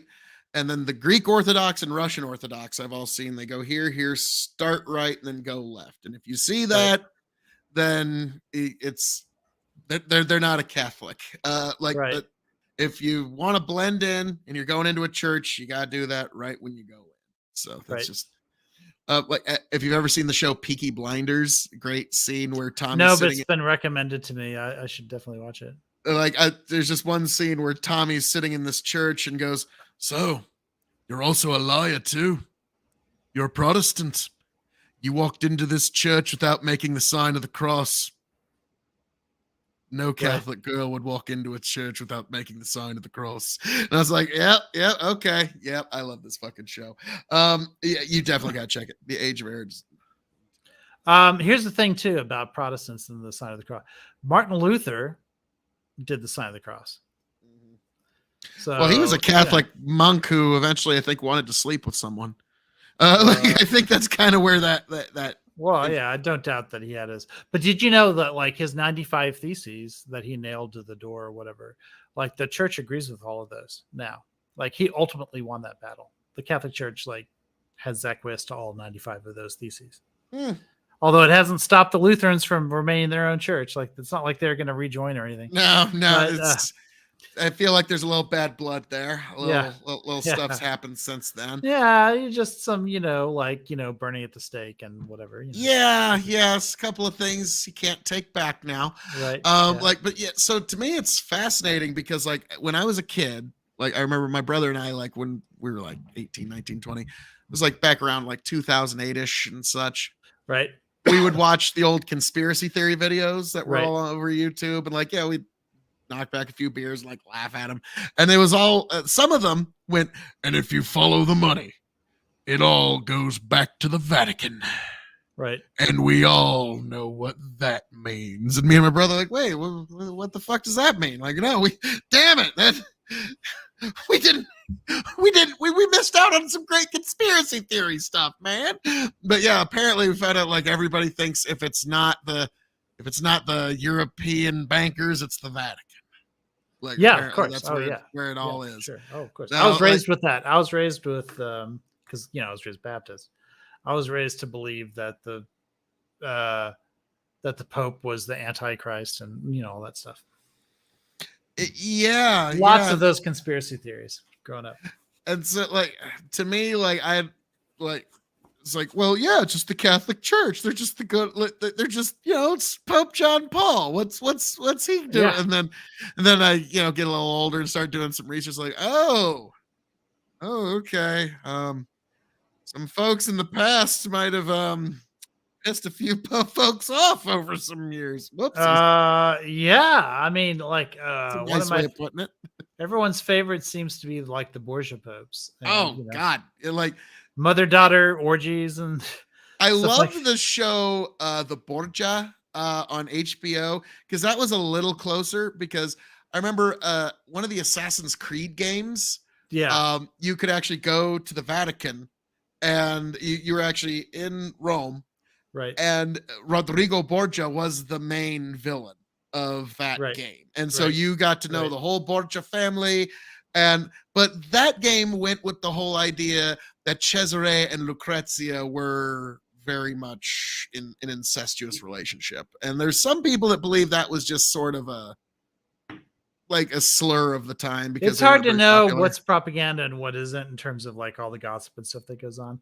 But I'll tell you, like that family was just so corrupt that it's basically gangsters. That I don't really doubt the stories that much. I mean, I'm sure some of it's made up, but at the same time, like you don't gain a reputation like that if there isn't some truth to it.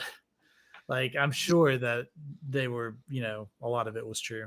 Well, like Rodrigo, he had a girlfriend that he kept with him all the time, and so like that alone was just like okay, like, and so the other priest thought like someday he will die and he will be black and bloated with syphilis, and he like it. So he was not a popular pope. He didn't last long, and when he died, Cesare made his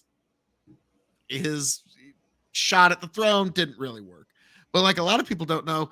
Cesare Borgia is the portrait of Christ that a lot of people know. Yeah, sure. Yeah. Like it's well, a lot of the like Saint Mary, like a lot of those paintings are the models were prostitutes. Like it's just it's a pretty painters girl. Have to find their models somewhere. Yeah. Yep. I need my muse. Yeah, but and like maybe they did some business before they painted them. I don't know. I actually mentioned this to Osiris earlier. That's like, I was talking to my daughter about this. Like, all right, kiddo, like, because she's Hispanic and considerably browner. The likelihood like Jesus's complexion was probably much closer to yours than it was mine. Because this was a Jewish man in Palestine over 2,000 years ago. He probably wasn't blonde hair, blue eyed. Okay, like it's just like like that's probably closer to what was reality at that time. So like there's a song about white Jesus. It's like I kind of think about that every time I see the white Jesus. Like I think about that now every time I see the portraits that we know. But let's see. The Shroud of Turin was his that. Okay. All right. I was going to call it quits this evening, but before we do, I need to ask you about this. The Shroud of Turin. Yeah. What's your take on it? Well, I mean, there was at one point they dated, like they dated the material that was on it because there was a lot of pollen that was embedded in the material that had to have been part of, like, the cotton or whatever the heck it was made out of. And I seem to remember that they dated back about 600 years. So like it's a medieval thing that was created. No one knows exactly how it was made. But yeah, it's not old enough to be what it purports to be. To me, I was like, okay, this is a shroud of someone that was crucified. Like that's what it that's what it looks like to me. I don't know that it was any. No, I don't think that. I think it was made to appear as though it was that. Oh, okay. So you think it's a whole cloth fabrication? Yeah. And I don't even necessarily know I could that totally it was made, see that as well. I don't necessarily know that it was made to fool people. I just think it was made for some reason or whatever, and then discovered at some later point. And people made assumptions or whatever. Like when you see Jesus on your tortilla or whatever, and then people start believing it. It's like that. So like what I had read this years ago that it was an actual shroud of somebody that had been crucified, but probably like Vegas crucified in the 14th not, century though. Like I don't know. It's like maybe Vlad the Impaler was fucking going nuts. Maybe. Like I got a new. Yeah, but the idea was like putting a shroud around somebody wouldn't do that. And so like believers believed that it was kind of like, or actually modern day believers say that, well, when the resurrection process was happening, like the radiation from that process is what left the image on the shroud. Oh my. That's what they like to say. Yeah. I mean, radiation whatever. It is. Yeah. Like it's like, obviously, they wouldn't have said radiation 600 years ago. When they would have said something else. But Okay. Like I thought, like, shit. Is that the story that they're sticking with, man? Like, okay. Yeah. Like, okay, fascinating. Because like, that's what I like about you, Rich, is because like most Christians, they have every motivation to want to believe. Yeah, I want to believe too. I would love it to be. I think it's an amazing story. I would love it to be true. I've always been skeptical of it because it's like, to me, it's like, okay, at best, it's probably somebody that went through this. At worst, it's a whole cloth fabrication. But the likelihood of us actually finding the actual cloth from the actual crucifixion from a guy that was known a little bit from, like, somebody would have snatched that and made off with it. Okay, I just looked it up because thousands of years ago.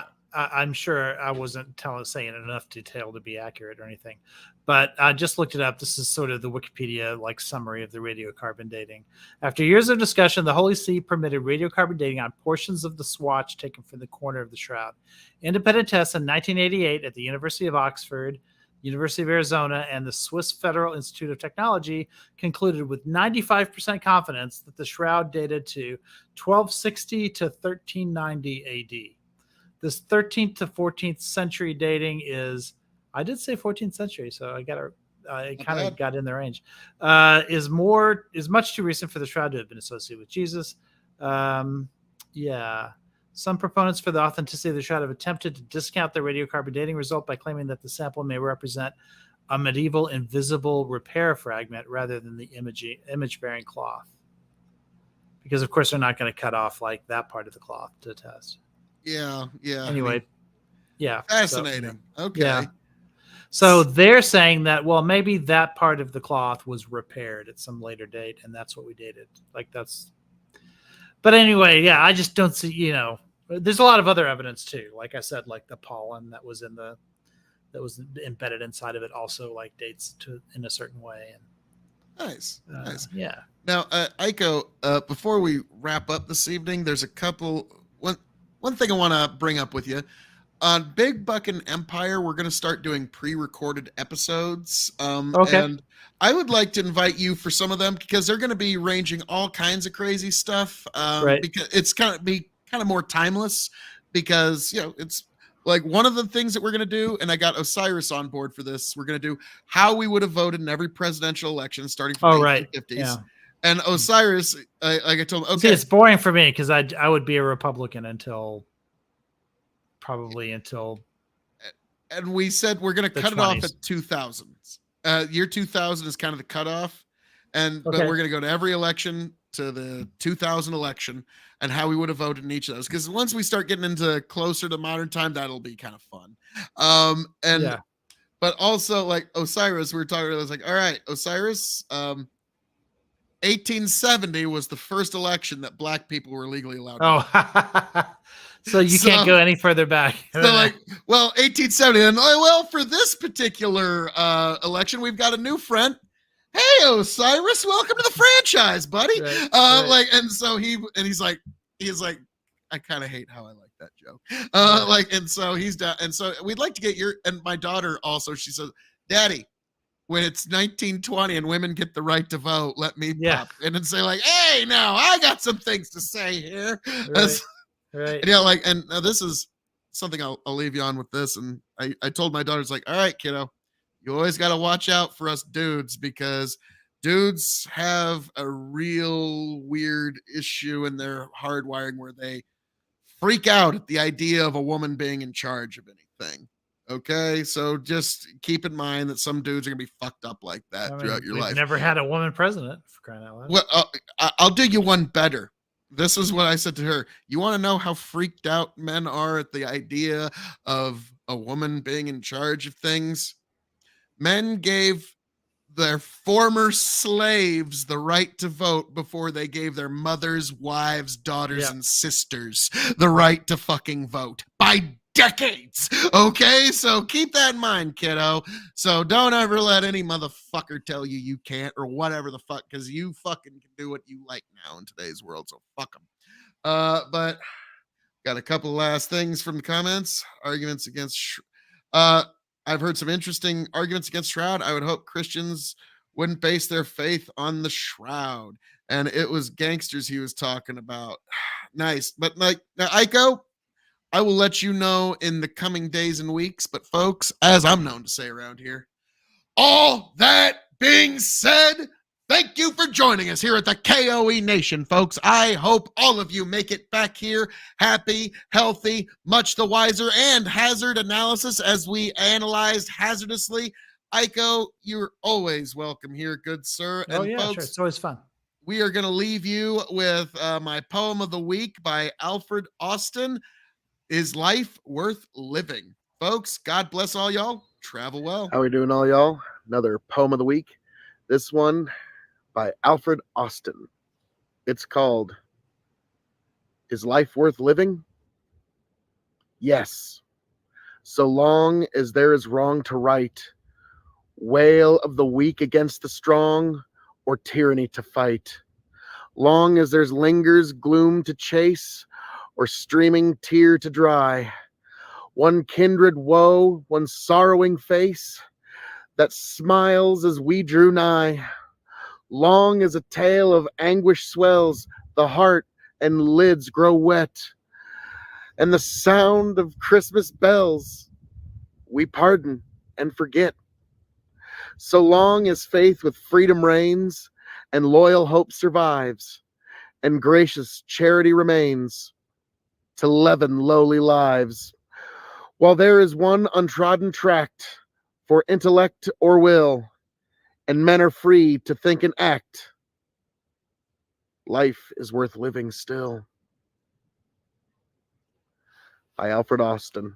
So folks, if there's a poem you'd like me to read, Or if you'd like me to read your poem, please just drop it in the comments. I love the imagery of beautiful poetry. So, folks, that's been this poem of the week. God bless. Travel well.